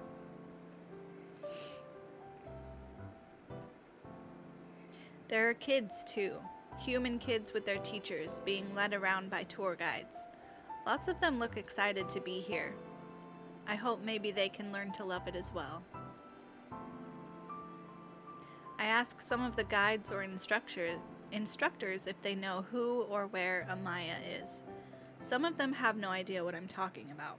Some know her, but not her location. Finally, I find someone who's able to point me in the right direction. I end up back near where I started, near the edge of the river. Sure enough, the lady from before is there, talking with another guest. I wait until they finish their conversation before I approach. Excuse me. Hi, how can I help you? A few weeks ago, you picked up a hurt bird from my friend Juliet. I was wondering if you could tell me where it is now. Oh, right. That poor guy. No! I'm afraid the little fellow didn't make it. I was wondering if this was gonna happen.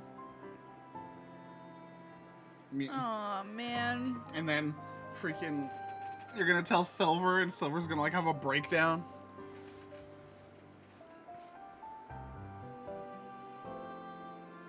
So much for please be happy, am I right?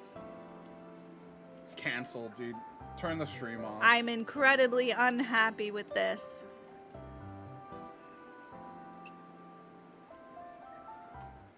I think that I when need he more took wet the pizza tumble to that hurt his leg, understand what he happened must have here. hurt something inside him too. Oh.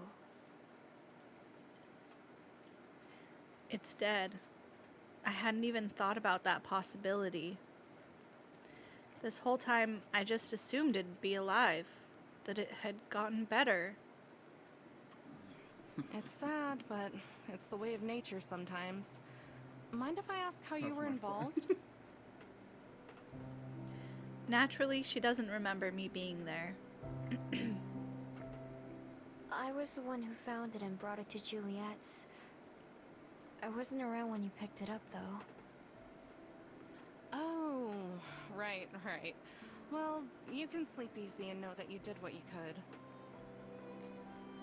She sounds so casual about it. I guess she's probably experienced this a lot. Meanwhile, I don't know what to say. I just stand there, surprised.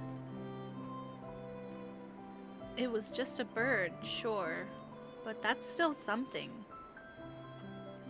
For the bird, it was everything. Amaya starts to walk away, but before she can leave, there's something I want to know. Something I've never given much thought to before, but that my recent time with Silver has made me wonder about. Hey, I have a question. Shoot. Do you believe in fate? You're like, what the fuck? That's water sign energy. Go up to the stranger working at the nature preserve, say, hey, do you believe in fate? And do you want to talk about it for a couple hours? It's a weird thing to ask, I know, but I hold her gaze and don't back down. Do you believe in fate? Listen, she's learning to be human, and she's doing it right. Now there's a question. Amaya has been waiting eons for someone to ask her this. She's ready. She has her answer locked and loaded. Looking past me at the water, she takes a deep breath and lets it out slowly. She is preparing for the performance of a lifetime to give this answer. I'm just 5. I'm 5 years old. Yeah. And I see it and lets it out slowly. And just fart joke, you know? Okay. If you're asking if I think there's a world out there where that bird survives or never gets hurt to begin with, then sure, maybe. I'm not smart enough to know, but it's not this one. Destiny, luck, whatever you want to call it. Life's unfair, that's a fact. It doesn't care about any one of us. Sometimes you can do everything right and it just isn't enough. I don't think that's destiny personally. That's just being alive. Being here, doing what I can to help who I can, that's just me playing my part in life. If that's because some invisible force led me, then it doesn't change anything. Bigger picture or not, it's what I choose to do with my time right now. And I choose to believe that makes a difference. Amaya, you are so right. I admire you with all of my heart. Thank you for the wisdom. I don't have my headphones on. You know? Mm-hmm. I'm aware. But in my head, she sounds like Sandy Cheeks. Why? I don't know. She does not sound like Sandy Cheeks. Hope that helps. Thanks. Don't mention it. Say hi to Juliet for me, will you? Literally, I would venture so far to say, like, nearly polar opposites to what Sandy Cheeks sounds like. Yeah, no problem. In my head, you like meet the like nature preserve person, and they're like, you know, like they're Have a country accent. Interesting. One of the least Sandy Cheeks-ish voices I've ever heard. They should put that on their voice acting resume. Just, you know, to describe the quality of their voice. I was gonna say, damn, what's wrong with having a Sandy Cheeks voice? Nothing, but it's just, you know, to give people a better idea of what they sound like. Not Sandy Cheeks. So what's your range like? Not Sandy Cheeks. I can do anything, but I cannot do Sandy Cheeks. I know my limits as a voice actor. Well, there you go. You know what? Sandy Cheeks voice actor could do this role. The person that does this role can't do Sandy Cheeks. You don't know this. They could be the same voice actor. What? Imagine we looked into it. Once again, she starts to walk away, and this time I don't stop her. Instead, I walk out to the nearby gazebo. Gazebo, that's what it's called. It's not a castle. It doesn't look like a gazebo, though. Gazebo has, like, open sides. It's just closed. But why is it closed? That's a castle, not a gazebo. If it's, it's open, it's a gazebo. If it's closed, it's a castle. Oh, okay. Yeah. I see. It's true. Look it up. What's the difference? Look it up. I walk out to the nearby gazebo and sit down, surrounded by quiet water. Even though her reasoning was totally different, I can't help but think about how Amaya pretty much just said the same thing Silver did. It was just a bird, and that's just life. Silver who wanted to let it die, and Amaya who tried to help it live. I wonder how Silver would feel if she heard the news. I'm sure she'd pretend not to care, but she did follow me all the way back to the library just to see. On the other hand, Amaya didn't seem all that upset. I could tell she didn't know why it mattered to me. Like always, it's hard for me to answer that question myself. I know how nature works as well as either of them. I know better than to expect it to care. That doesn't mean I can't, though. Even if no one else sees it, that bird was still as alive as we were. Maybe it didn't read books or drink coffee or watch TV, but it still existed. It ate and flew and sang. You know, the 4 things that make people worth surviving and existing. Yeah, that's humanity. Read books, drink coffee, watch TV. The forest on Mount Victoria will be a little more quiet from now on, even if nobody notices. I wouldn't be able to tell the difference myself, I know. It's not like that bird and I were friends. I beg your pardon, that was my best friend. Still, whenever I go back, I'll think about it, and think about the tree that used to be its home, the nest that it'll never return to. Sighing, I stand up and start walking again. Despite how it turned out, I'm still glad I came to this place. Still glad it exists. It might not be perfect, but it's doing the best it can.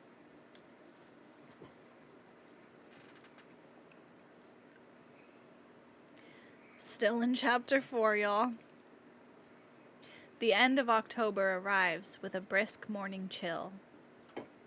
I take my time waking up, enjoying the comfortable warmth of my bed like always.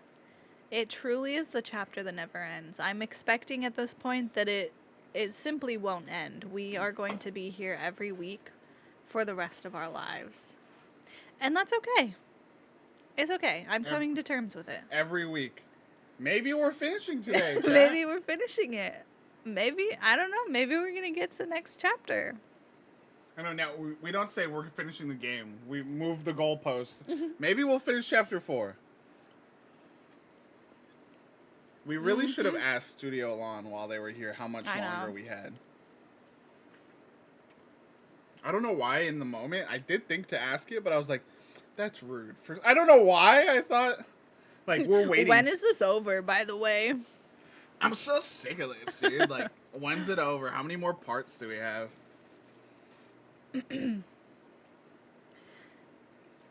I take my time waking up, enjoying the comfortable warmth of my bed like always. Outside my window, the leaves and branches shake with the breeze, but they can't reach me in here. From downstairs, the warm smell of coffee wafts up, promising refreshment and energy. Something else drifts up too. Something even better. Aspen. The comfortable sound of Aspen and Juliet chatting in the dining room. How long has it been? Weeks at least.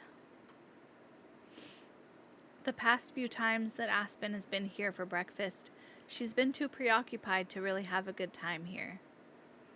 But even from up here, I can hear the sound of her laughter like a bell.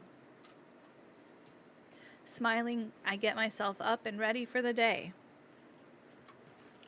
I hope October will take our worries with it as well. Basta. Thought you were going to try to do your little bit where you chew right into the mic again. I head downstairs and we go through the usual smiles and greetings, plus the usual chit-chat as we eat. Eventually, we clear our plates and just sit comfortably together like we used to. So, Miho, today will be your first holiday, correct? I hope she's dressing up. I hope they're going to dress up in a couple's costume. Yep. The first one I've paid attention to, at least. I don't really know what probably Halloween not. is about, though. They can make the decision right now. It depends, really. In some parts of the world, it's a time to honor the dead. In many others, it's simply a time to celebrate the season and have fun. We have any Halloween girlies in chat? Any Halloween observers? Man, I'm saying you into it. You love a little Halloween. I'm asking people that love Halloween, not just observers, bro. Why can't they be the same? I observe Halloween. I'm not like, I don't go nuts. You don't observe Halloween. I observe it. When was the last time you did anything on Halloween for Halloween? I look. That's not what it means. I don't. Yeah, you know what? I don't observe Halloween because there's a much more important holiday around that time, and I'd rather dedicate my attention to that. What's that? Your birthday. No. We don't observe that either. Oh my gosh. Most of the time it's about sweets and costumes. I'm sure there'll be plenty of trick-or-treaters coming by Miho tonight. says sweets and costumes. Okay. What's that? It's where kids put on costumes and go door to door, and the people who live there hand out candy. For free? For free? Don't get any ideas. Let her trick or treat, Aspen. Too late. She could just dress up as, or she could be the fox, so she's really small, and just stand up on her hind legs. Oh my god. I picked up some bags of candy earlier, so there will be plenty to give out. Halloween is usually a busy night here, as you said. Oh my Will god. the two of Throwing you that be here? pasta everywhere. Or do Chill you out, have other gamer. plans? Aspen and I look at each other and I shake my head. I don't have anything else. Neither do I. So I think it's safe to say we'll be around. Wonderful. I'm looking forward to it. It's good to see you looking so well, Aspen. I'm glad you're feeling better. Me too. I'm still not quite back to 100%, but I'm getting there.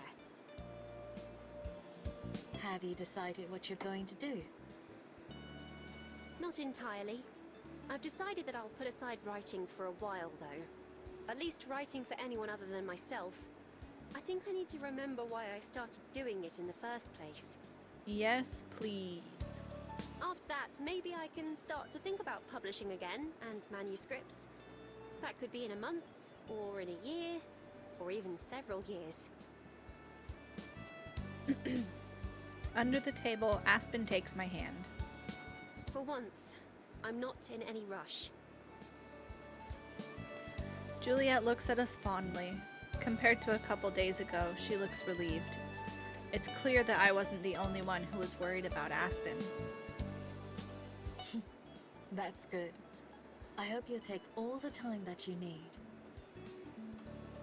The three of us make plans for the evening, settling on a time that we'll be back at the library. Juliet departs for bed, and Aspen and I remain at the table. Aspen slouches, looking up at the ceiling with a contented sigh. I can't remember the last time I had a morning like this. Not just with you and Juliet, but where I don't wake up feeling like I've already fallen behind in the day. Ouch. Same.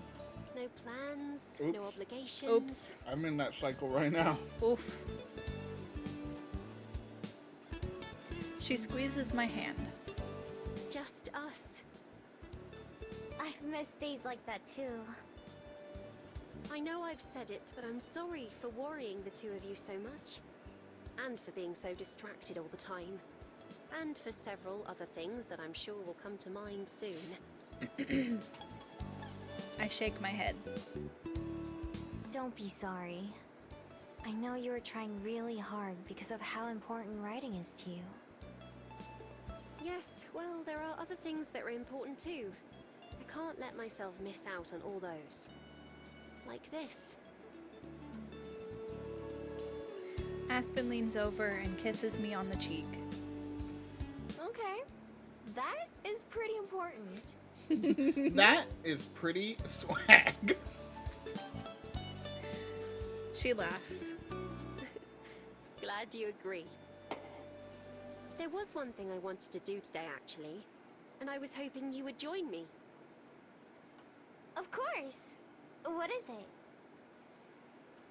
Kill someone.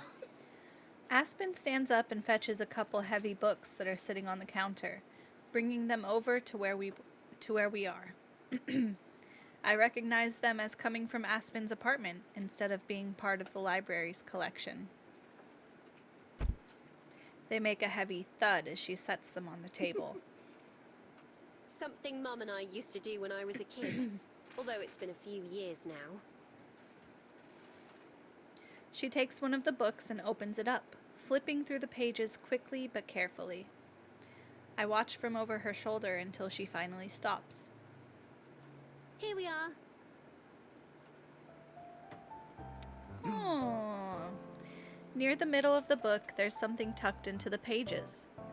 Aspen delicately lifts it up for me to see. So this is this like whole world's even like different letters.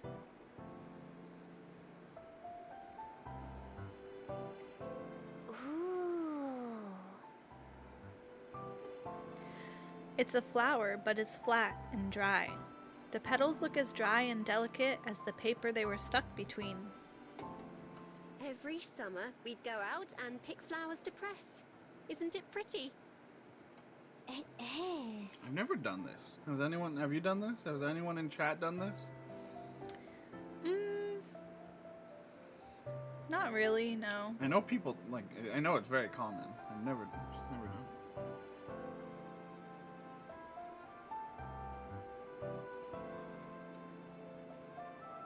The letter? I don't know. It looked different though. She offers it to me and I take it very carefully. It's practically weightless and feels like it could blow out of my hands at any second. We used to do it to celebrate the end of each school year. Although it's not quite the same, lately I've been reminded of that feeling. One chapter ending and another beginning. So, if you're up for it, I thought perhaps we could go find some flowers of our own. I'd love to. Great! Let's be off then. I let her lead the way outside. We search for a while looking for any flowers that Aspen thinks will work. There are plenty in people's gardens, but she says we're not allowed to take those. We try the park, the mountain, and even the sides of the roads, but nothing we find meets Aspen's standards. Bro. Finally, after going around a big chunk of town, we spot a hidden grove near the waterfront that seems perfect. There are several different types of flowers, all in bloom. We walk over and stop just at the edge of the patch. These should do. What do you think? They look really pretty. But I thought that about the other ones we saw too. It's not just about how pretty they are. They need to be the right shape and size as well. These ones check all the boxes. Go ahead and choose some that look nice to you. Then you can snip off the tops with these. She hands me a pair of scissors. I don't know how to decide. They all look nice to me. It should be easy then. It's best if they're kind of flat though. Remember to only take the top so that the rest of the plant can grow back. I watch her pick a couple so that I can make sure I'm doing it right. Aspen only chooses flowers that are in the middle of big patches, instead of ones that are alone. After a bit, I wander off to select my own. Both of us move around carefully, making sure not to step on anything delicate. There are some that look like the ones Aspen already had in her book, which remind me of the flowers you can buy at the store. The sweet aroma isn't as strong as it would be if I were a fox, but it's still nice. There are others that I've never seen before, but catch my eye as I'm deciding. Both kinds seem like they should work, so I'm not sure which to choose.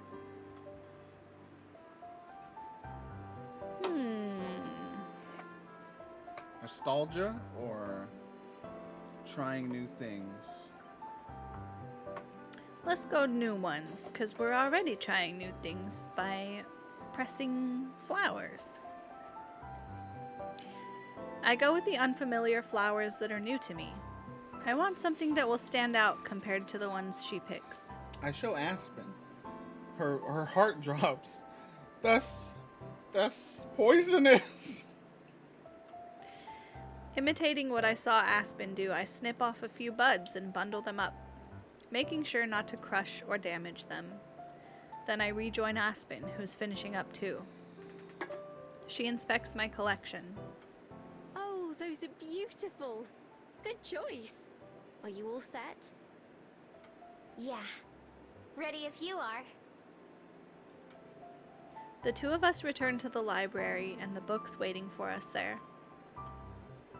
So, how do we do this? It's quite simple, really. There are lots of ways to press flowers, but this method is the easiest. All you have to do is take your book. Aspen grabs one of the heavy books she brought and opens it to somewhere in the middle. Put a piece of paper in here like this for the moisture. She folds a plain sheet of paper in half and then slides it in where the pages meet. Then you place your flowers on top and close the book. For the moisture. And that's it. Easy, right?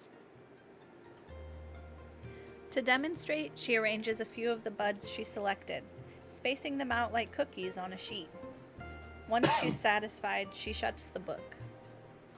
Oh, I can do that. I take one of the others and repeat the process. When I close the front cover, the pages smush down the colorful flowers. Aspen puts both books side by side on the counter. How long does it take? Should we come back later? Longer than that. A few days, if not weeks. We want to get all the water squeezed out. That long? I'm afraid so. Mum always said the waiting was half the fun, because it gave you something to look forward to. I'm not sure about that. Boring. I tend to agree. There is a certain charm to it, though. Miho's an iPad kid. I first learned about pressing flowers when I bought a book from a second-hand store that had a few left behind by a previous owner. They must have forgotten all about the flowers. They were bone dry, even more than the ones I showed you, and they'd stained the pages. They were still beautiful, though, and made my copy unique. I left them in there to this day on my shelf. It seemed wrong to remove them after so long. What do you do with the ones you make? Decorate, mostly. They make for nice accessories, or bookmarks, or even look nice on their own. I can't wait to see. Me either. Here, there are still a few left. Aspen and I each have a couple flowers remaining, so she grabs another book and opens it up. She flips through the pages, getting closer to the middle, and then suddenly stops. Nestled alongside a few flowers, there's a folded up paper with Aspen's name on it. What's that? She stares silently for a long time, and then gently removes everything. The flowers are almost entirely brown and fragile, except for a few splotches of white on the petals. Aspen sets them aside. It looks like I did some forgetting too. I must have put these here years ago. What about the paper? There's another sheet in there that everything sat on top of, so the one with her name must not be the one to suck up the water. She gently removes the page in question. It's stained brown like the flowers, and sticks as she tries to take it out, but eventually gives way. I think it's one of those time capsule-y letters to yourself. That's what I'm guessing. It crackles in her hands as she turns it over a few times. Carefully unfolding it, Aspen holds the paper where she can read it. It was a letter to my future self. I used to write them occasionally. She looks the Most type got lost or thrown to out write ages ago. letters to and it herself. figures that I'd find one here and now. I mean, they made us do that in school all the time. I know. But you know she did that, like, annually. Which is a bummer. Now that I think about it, like, what happened? I want to find one of those, you know? What's it say? I'm a little afraid to find out. She clears her throat. Dear Miss Benoit. So formal to her adult self. She gives me a sidelong glance. It's like, can you believe this? I wish I just used my first name. I can't tell you how tired I am of reading letters that start like that. Anyway, I am writing this on the evening of my 13th birthday. Aww. In case you have forgotten, today I began writing my first novel. By the time that you read this, I expect that you have half a dozen or more complete aside from this one. Again, Aspen looks at me. As you can see, I used to be even more obnoxious when it came to writing. Mother suggested that I compose this letter in order to look back and reflect on how far I have come. I'm keeping my goals modest so that I might surprise myself in the future. Everything Right is adding now, up. there are many questions that I have. What was university like? Have you gotten married yet? How many other famous authors have you met? Have you made more friends? Aww. I hope that you have moved to a bigger city. Mother says someday I will appreciate our town more, but I don't believe her. There is not a single thing that I will miss from here after I've left, other than my parents, of course. I have been looking at possibilities for studying abroad when I am older, and am focusing on my academics to help facilitate that. When you read this, I wonder if you will remember writing it. I hope that you are laughing about how much better your life is than I am imagining now. Yours truly, Aspen Benoit. That's so cute. As I said, that's everything I would imagine from young Aspen. After she finishes reading the letter aloud, Aspen silently rereads it a few more times. Then she places it back where it came from, alongside the dry flowers and the rest that we picked together. Then she closes the book. Young Aspen got a few things right and a few things wrong, it seems. I'm over half a dozen books late, apparently. Modest goals, indeed. I don't really remember writing that particular letter. At least not too clearly. But for all the wishes that didn't come true, and all the things that I'm sure past me would be disappointed in current me for, it does make me smile to read it again. I think that's the most important part. I quite agree. It might not be the future I was imagining, but still, I wouldn't trade the present I have for anything. Aspen and I clean up the leaves and trimmed stems, sweeping them into the garbage. Then we stack the books and put them up on a high shelf where they'll be safe and out of the way. We both stare up at them, full of memories new and old. That's enough of the past for now. Come on, we have a whole day to enjoy. Aspen places a hand on my shoulder and kisses my cheek, and then leads me out of the kitchen. I follow her out into the bright sunlight. Right behind you.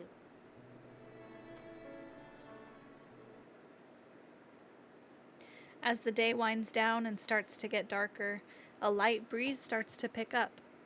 Not enough to be cold, but enough to make me glad I have my jacket.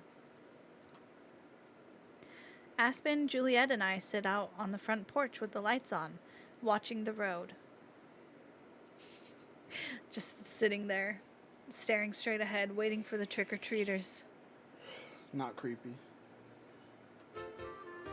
How long until people start showing up? Soon, I'd imagine. The early evening is when most trick-or-treating begins. They'd better hurry before Miho eats all the candy. Can't argue with that. I unwrap another piece and stuff it into my mouth, shoving the wrapper into my pocket with a bunch of others. Damn, bro. Hell yeah, let's get it, mijo. Maybe if you go knocking on doors, you could convince people you're a kid in a costume too. That way you could get your own candy. Do you think that would work? She's down. It's hard to talk with my mouth full of chocolate and caramel. No, but it's funny to imagine. Oh, look! Here come a few of them now. Sure enough, a group of 3 kids appears at the bottom of the hill and start making their way up toward us. I stand up, the giant bowl in my hands. Just throws it at him. Oh, how cute! One of the kids has a white sheet draped over them, with big holes cut out for the eyes. The other 2 are dressed like characters I've seen on TV. Trick-or-treat! Aww, that was such a nice little chorus. They rehearsed that. The 3 of them hold out open pillowcases and I toss a handful of candy into each one. Here you go. The old trick-or-treating with pillowcases days. Pretty sick. The one with the big eyes goes even more wide-eyed. Whoa, that's a lot. Thanks a bunch. Wait, was it? Should I take some back? Aspen swats at me gently. You can't do that. The 3 kids hurry off, probably Oh, afraid no, that I fuck. really was going to reach in and reclaim some of the candy. I sit back down. How much am I supposed to give them? Usually a piece or 2, but it's not a problem. We still have several unopened bags inside. Great. I grab another piece for myself and munch on it. She's like, alright, I'm clear. Well, in that case... Aspen reaches over and picks out a couple candies for herself, too. It isn't long before the next batch of kids shows up, with another close behind them. The second group even has some parents accompanying them. Trick-or-treat! It gets later and later, but more kids start arriving rather than less. I hand out candy until my arm gets tired, and Aspen takes over. More than once, Juliet has to go inside and get more bags of candy to refill the bowl. This is more work than the library on a busy day. Even my first day of work, when Aspen helped me run the desk, felt less busy than this evening does. But also, it's a lot of fun. Many of the kids have creative costumes, and I even recognize some of the characters they're dressed as. Many, not all. So some are boring. Yeah, some of them are just the most basic costumes you could ever find at the Spirit Halloween. The less creative costumes are still cute too, and it's nice seeing so many happy Whoa, smiles as they all walk away. They addressed it. It's not until the moon is high in the sky that the trick-or-treaters stop showing up. We can still hear the occasional whoop and shout from the streets nearby, but no one else comes up the path. Just like walking down the street with Ken, you go like, bro, can you believe this exists? Woo! Can you believe that lady at the library gave me 7 pieces of candy? The big bowl of candy is nearly empty, with less than a full layer left behind. A bunch of empty bags fill one of the recycling bins. In the end, we managed to go through all of the candy Juliet bought. After about 10 minutes without any more kids, we finally get up from the porch. I believe we can call it a night. That was certainly the busiest Halloween I've ever been a part of. Really? I didn't know if that was normal or not. For Welly, maybe. But I don't get many trick-or-treaters at my apartment. And back home, there are like maybe 5 kids in town at any given time. More candy for you. Speaking of which, I hope I can count on the two of you to finish off the leftovers. You got we it, have here. boss. You don't even have to ask. Looks down, it's just gone already.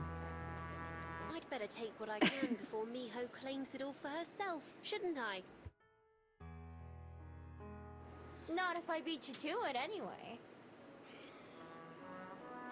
Laughing, the three of us clean everything up and then finally head back inside the library. That was quite fun, but I do think I'm ready for bed. Is something wrong?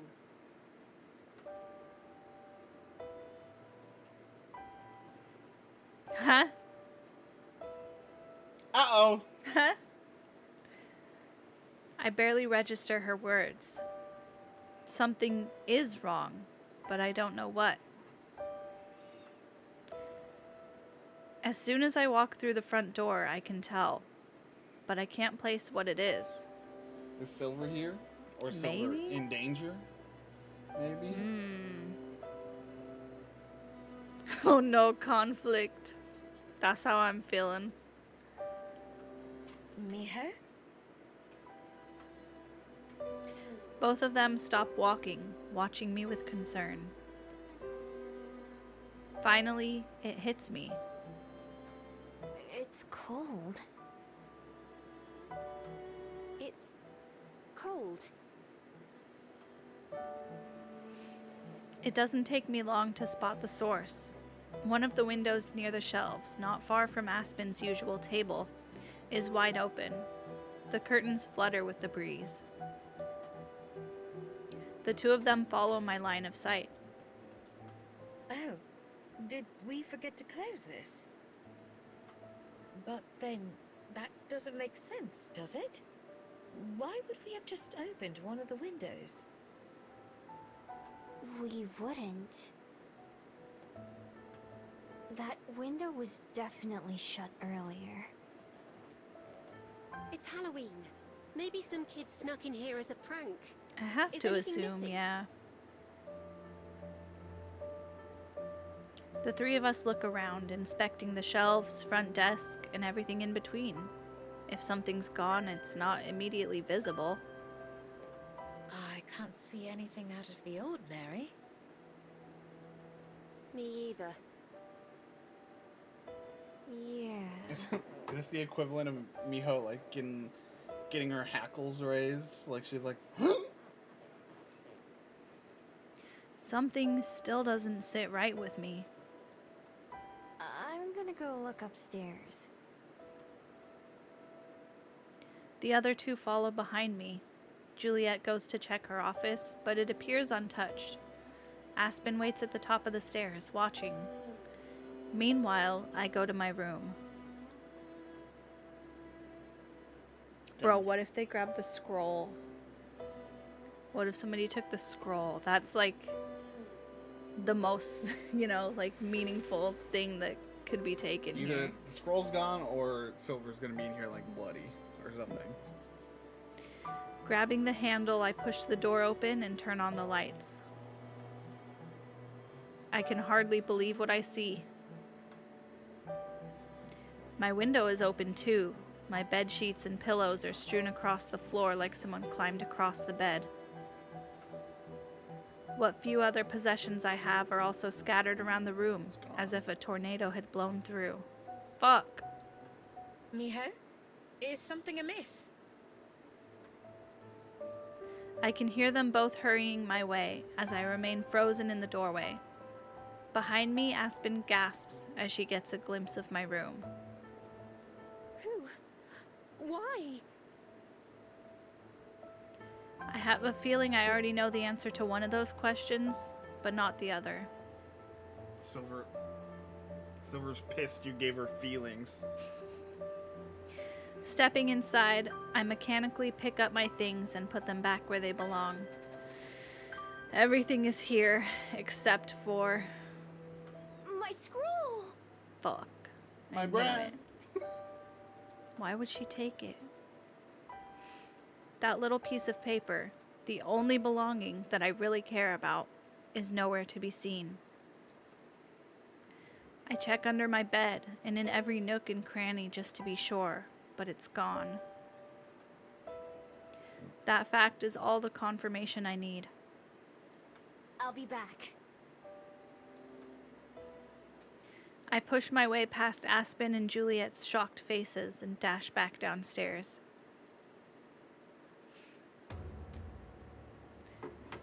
Both Aspen and Juliet shout after me as I barrel out of the library, but I ignore them both. The instant I'm outside, I transform and keep running.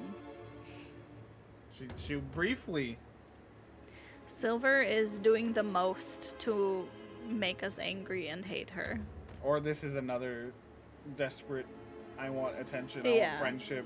Or this is just her trying to draw her out, but like she could have just come there. Could have just like asked. It's not like hard to reach Miho.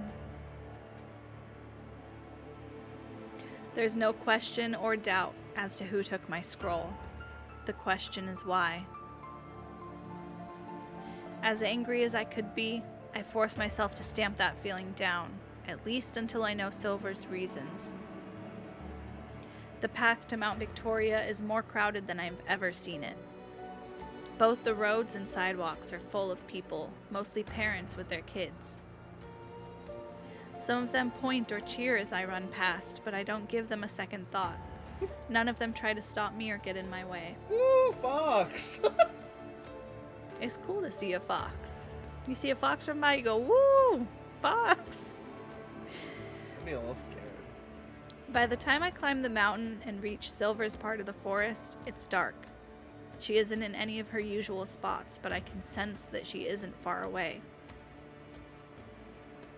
Racing through the darkness, I keep my nose near the ground, hot on her trail. Then suddenly, just like last time, I find her. She moves in the darkness, a patch of shadow that's a different color than the rest. Her bead glows as vibrant as ever, illuminating her wrist. It shines on the unfurled paper in her hand. Like always, she waits with her back to me. So you came. Of course I did. Give me back my scroll. Ya dick. Give me back my scroll! I keep my distance but reach out my hand.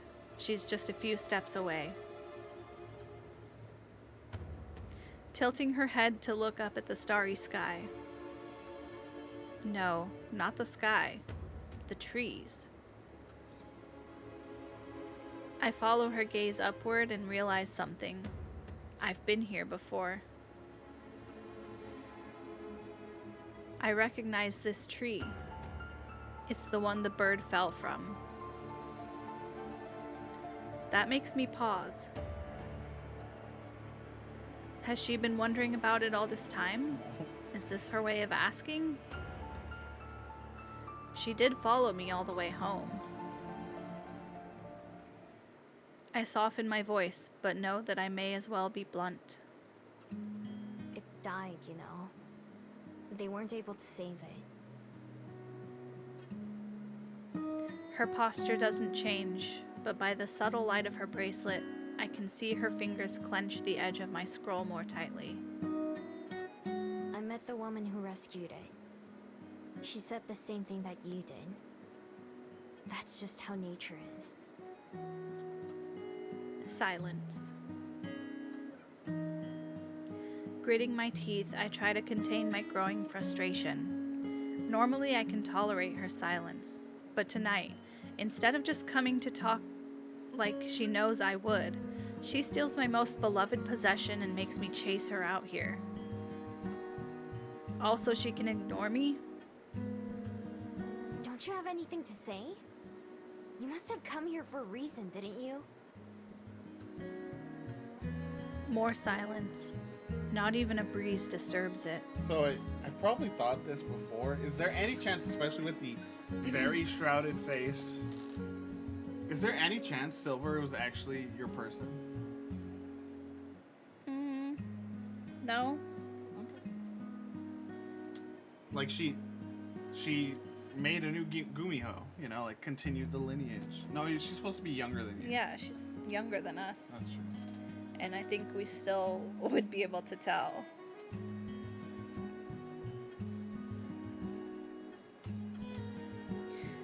Finally, I've had enough. I step forward, snapping a branch beneath my shoes. Hey, answer me, damn it! Stop acting like you don't care about anything! That gets her attention.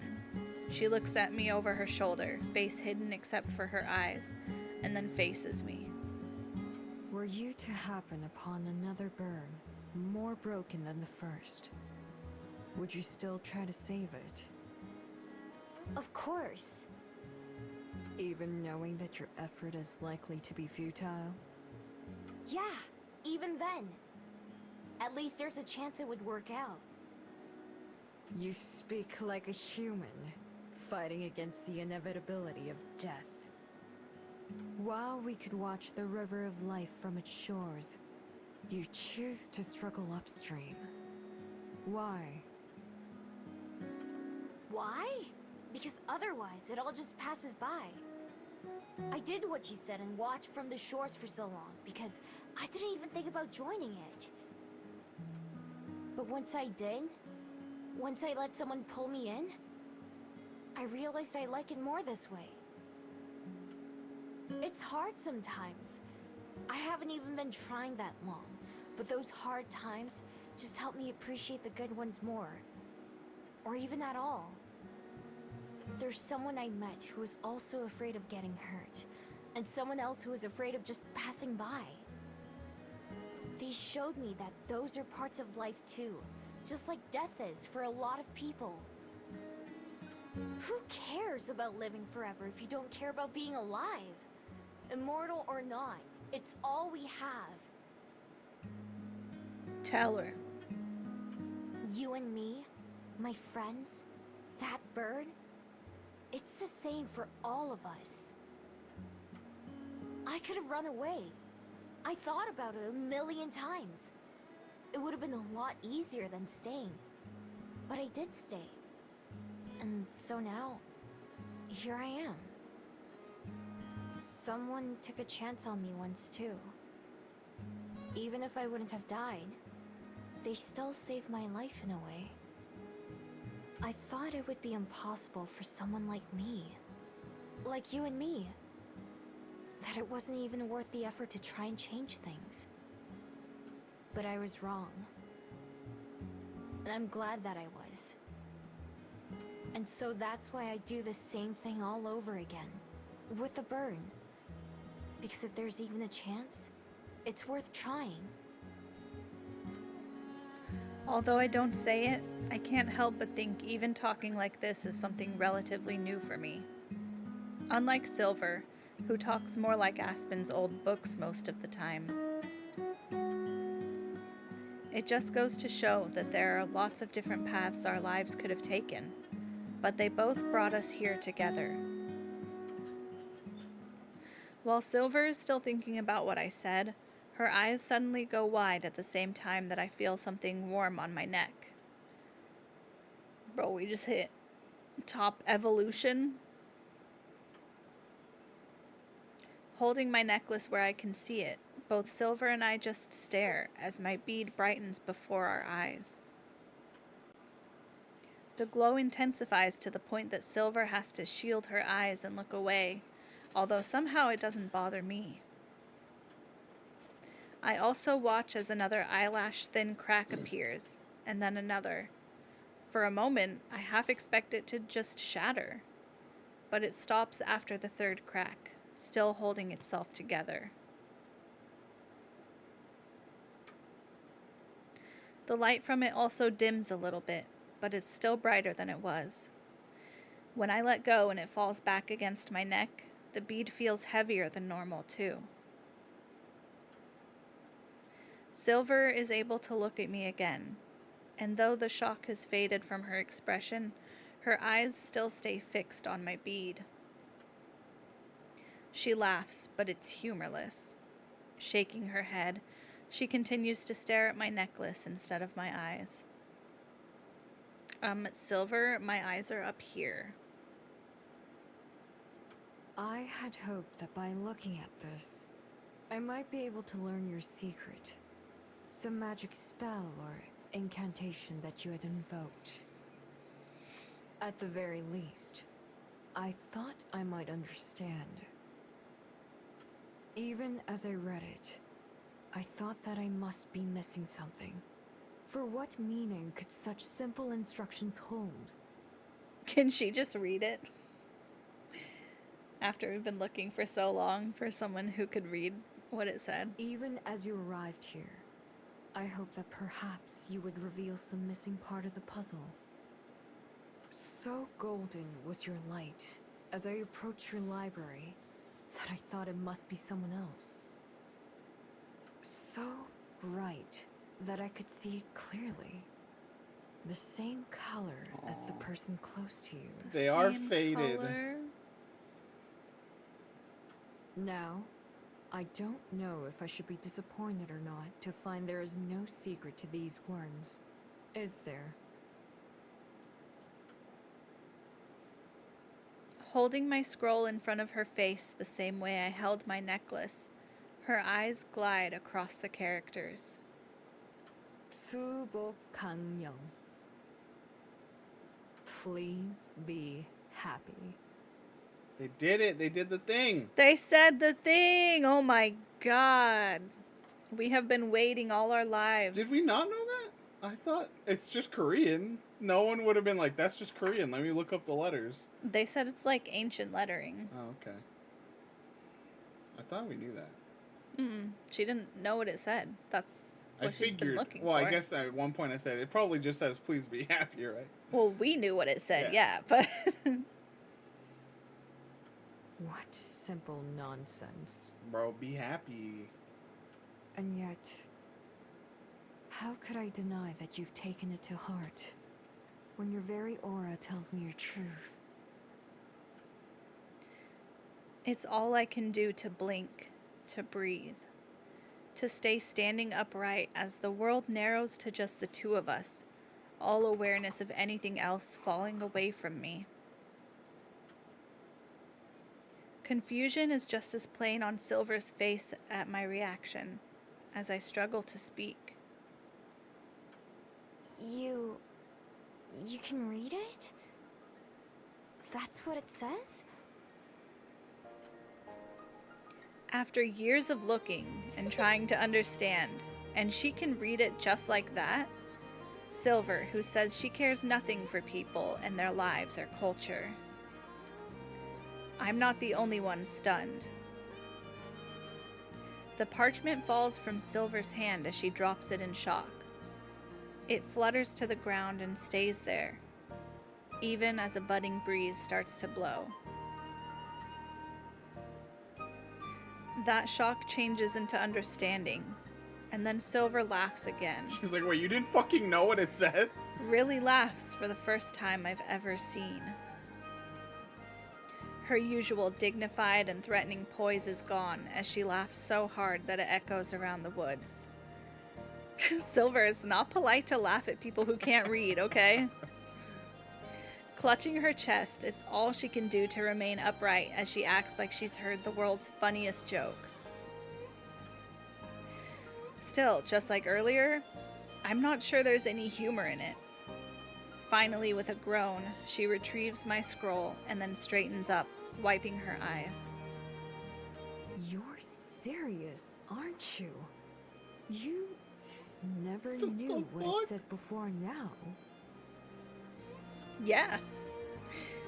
I shake my head. I would call you a liar if you were anyone else. But you're a dumb dog. You've made a fool of me without even trying. Or rather, I've made a fool That's of the myself. Miho way. I thought your glow was the result of those words. Let's But go. You achieved that by yourself. You did that, mijo. Whatever it is you feel, it's something you've learned on your own, isn't it? You truly believe all the things you said. All the things you said. Right to Maybe not me. now. I had a lot of help along the way. Good gay pull. Wasn't they tattoos? But yeah. I mean it. Every word. Meep, meep. I love when she moves like that. Want a hug? I reach out a hand again, taking a step forward. Then another. And another. I stop just in front of Silver. All she has to do is take the final step forward. I don't demand anything, just reach. She eyes my hand warily, like a stray dog trying to decide if it should trust someone. Who is the dog now, Silver? Bow wow! I hold my breath, waiting.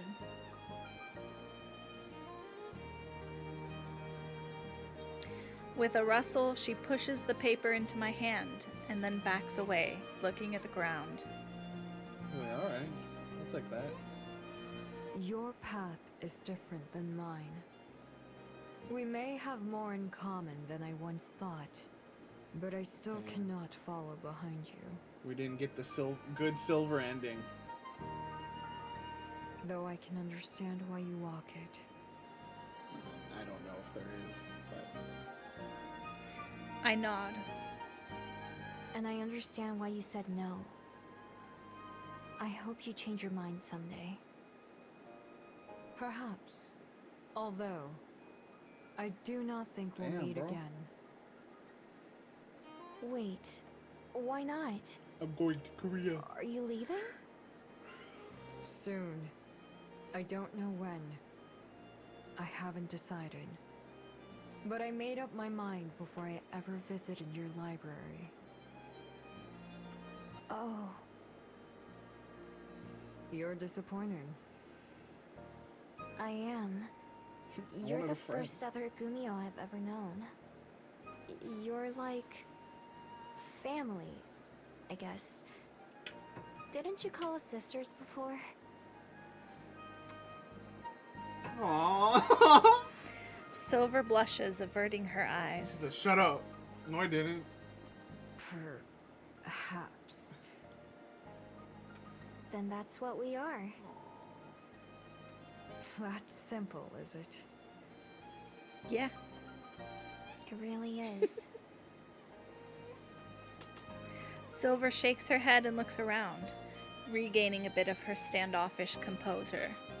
This is about the time when she'd typically transform and run away. At least tell me before you leave, okay? Whenever it is. She hesitates, but then agrees. Fine. Goodbye, Miho. Bye, Silver. She walks toward me rather than away and comes to a stop right beside me. We both face in different directions. Slowly, she raises a hand and awkwardly pats me on the shoulder, just once. By the time I turn my head to look at her, all that I can see is the disappearing gleam of silver fox fur as she blends into the night. I'm alone, but I don't feel alone. Looking at my scroll, there are a few new creases from where Silver held onto it, but they don't mess up the writing or anything. It's just another record of what we've been through together. The breeze from before picks up, making the paper flutter in my grip, and I use 2 hands to hold it.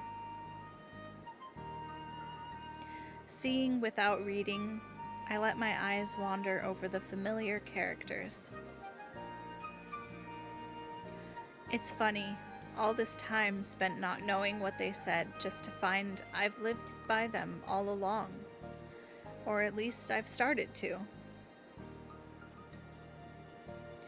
Happiness? That's a new one for me too, I think.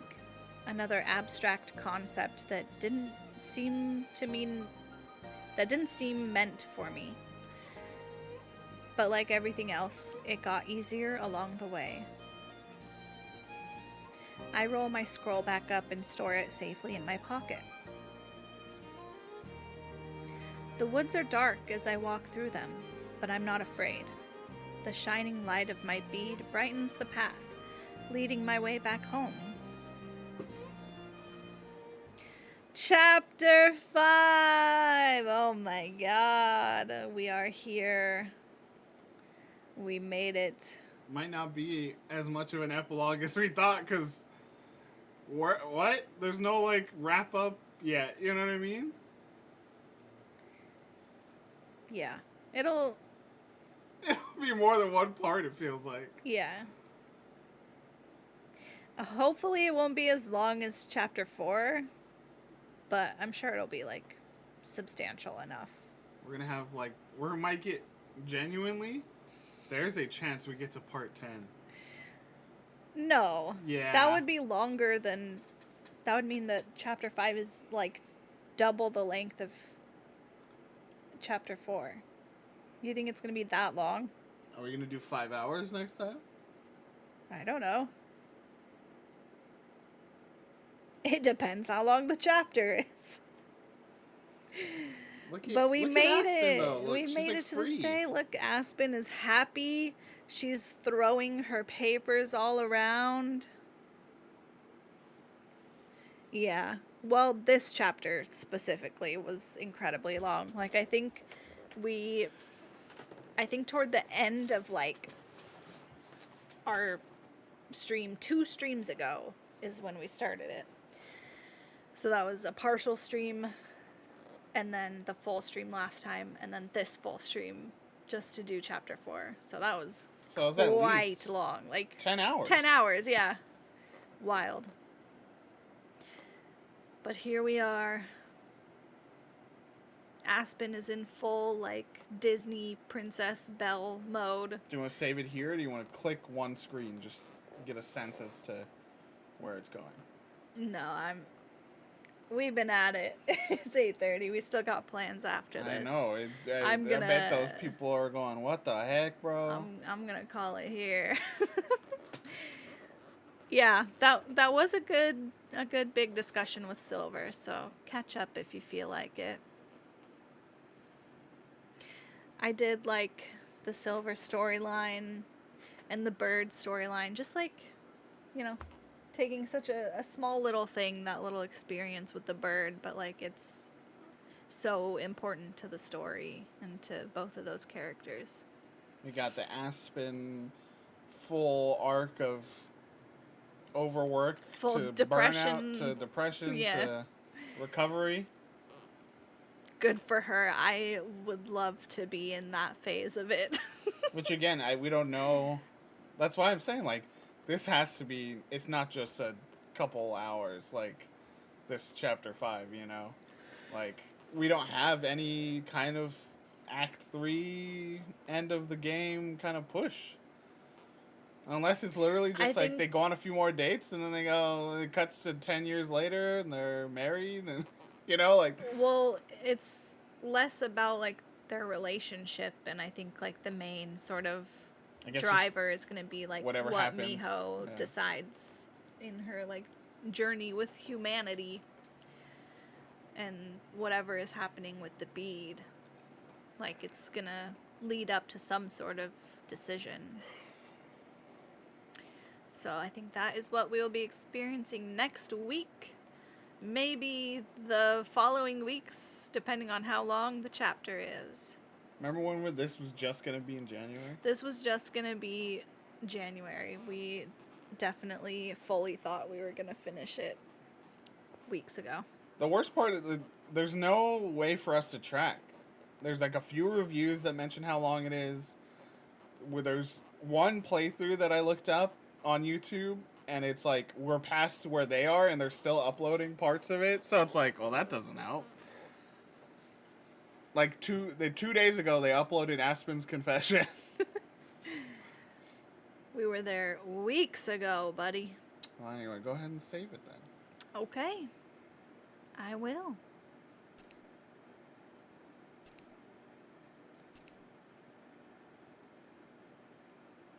Please be happy. Please be happy. We've done it. We have been happy. Glowing golden happy in tandem with our beautiful author GF. That's all we could ask for in life. You're not gonna close again?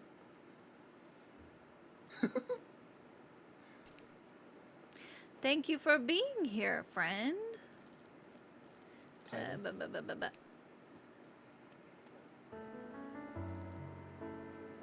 Bye-bye. Bye-bye. Who was that? I don't know. That didn't sound like anyone I recognize. All right, let's see if anybody's around for a rating. Alrighty. Good book club. Thank you, thank you, thank you. Appreciate that. Wait, not that. This. There you go. That's the one. Sorry. All right. Who's live? Keep going.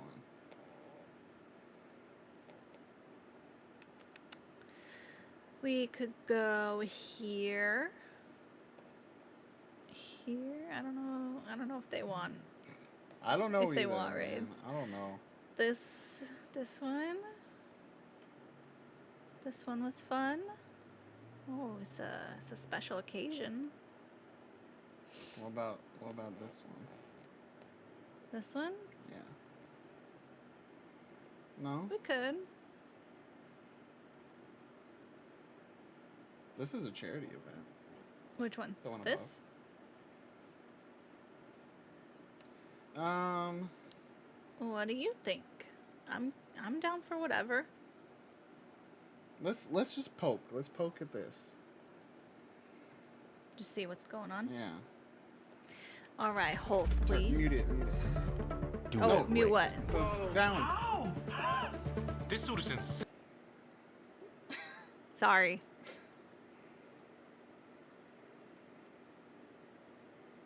We're looking at potentially going over to a Stardew stream. That would be fun. Sitting through an ad first, though.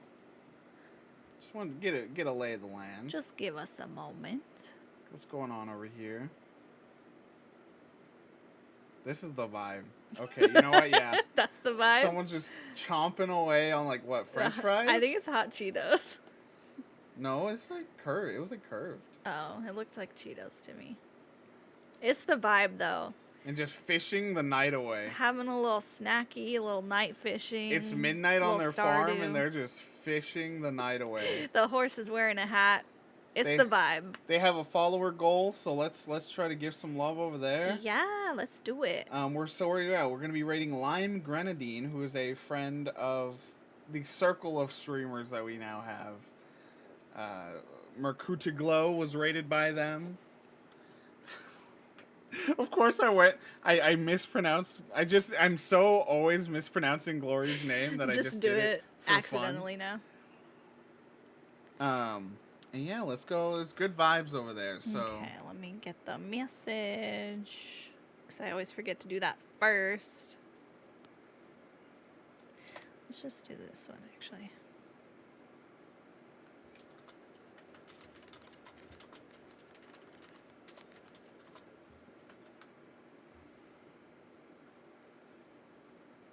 you got a raid message. Here is the message. If you're not subbed, you can just use whatever emotes around the outside of that you feel. Yeah. Like this one, for example. Hold on. Just making it easier for folks. Yeah, you can use whatever option you want, whatever emote you want, or the hearts. Do what you feel. Do what's right. And yeah. Yo, they're married to your boy too. My boy? Elliot. I still have never married Elliot. Yeah, but you love As Elliot. much as everyone, like, You love knows me Elliot for... more than anyone else. Even if you haven't married, you love Elliot. That's not true. Emily's my wife of, like, how many years? Like, 6 years. Damn, bro. It's fucked up. What? Could be you. No, you. Every time we've played multiplayer, I'm like, we could get married. We could just marry each other. We and you're never like, play "No." multiplayer. Yeah, we have. Anyways. We play multiplayer for, like, 2 sessions. That's how it goes. Gamers, thanks for hanging out. Thank you so much for hanging out. We had a great book club today. Hope you enjoyed the story. I did. And we have one more chapter. Yeah, join to this look forward raid. to. You can get more channel points for your future. Yes, for your Phyllis Street times. Yeah. Oh no, it's the Hot Funyuns. Oh, okay. It's Hot Funyuns. Thanks for hanging out, friends. It was so good to hang out with you all. Yes, see some of you gamers soon. Thanks for reading. Thanks for listening, Ben. So kind. Everyone, I know everyone's so excited and ready. Like, have a great Super Bowl Sunday. I know you're just... yeah. What the hell? What? I had copied this. You saw that, right? What was that link? I know everyone's ready for Super Bowl Sunday, but before Super Bowl Sunday, let's go off to this raid and have some good times. All right. Bye-bye. Bye.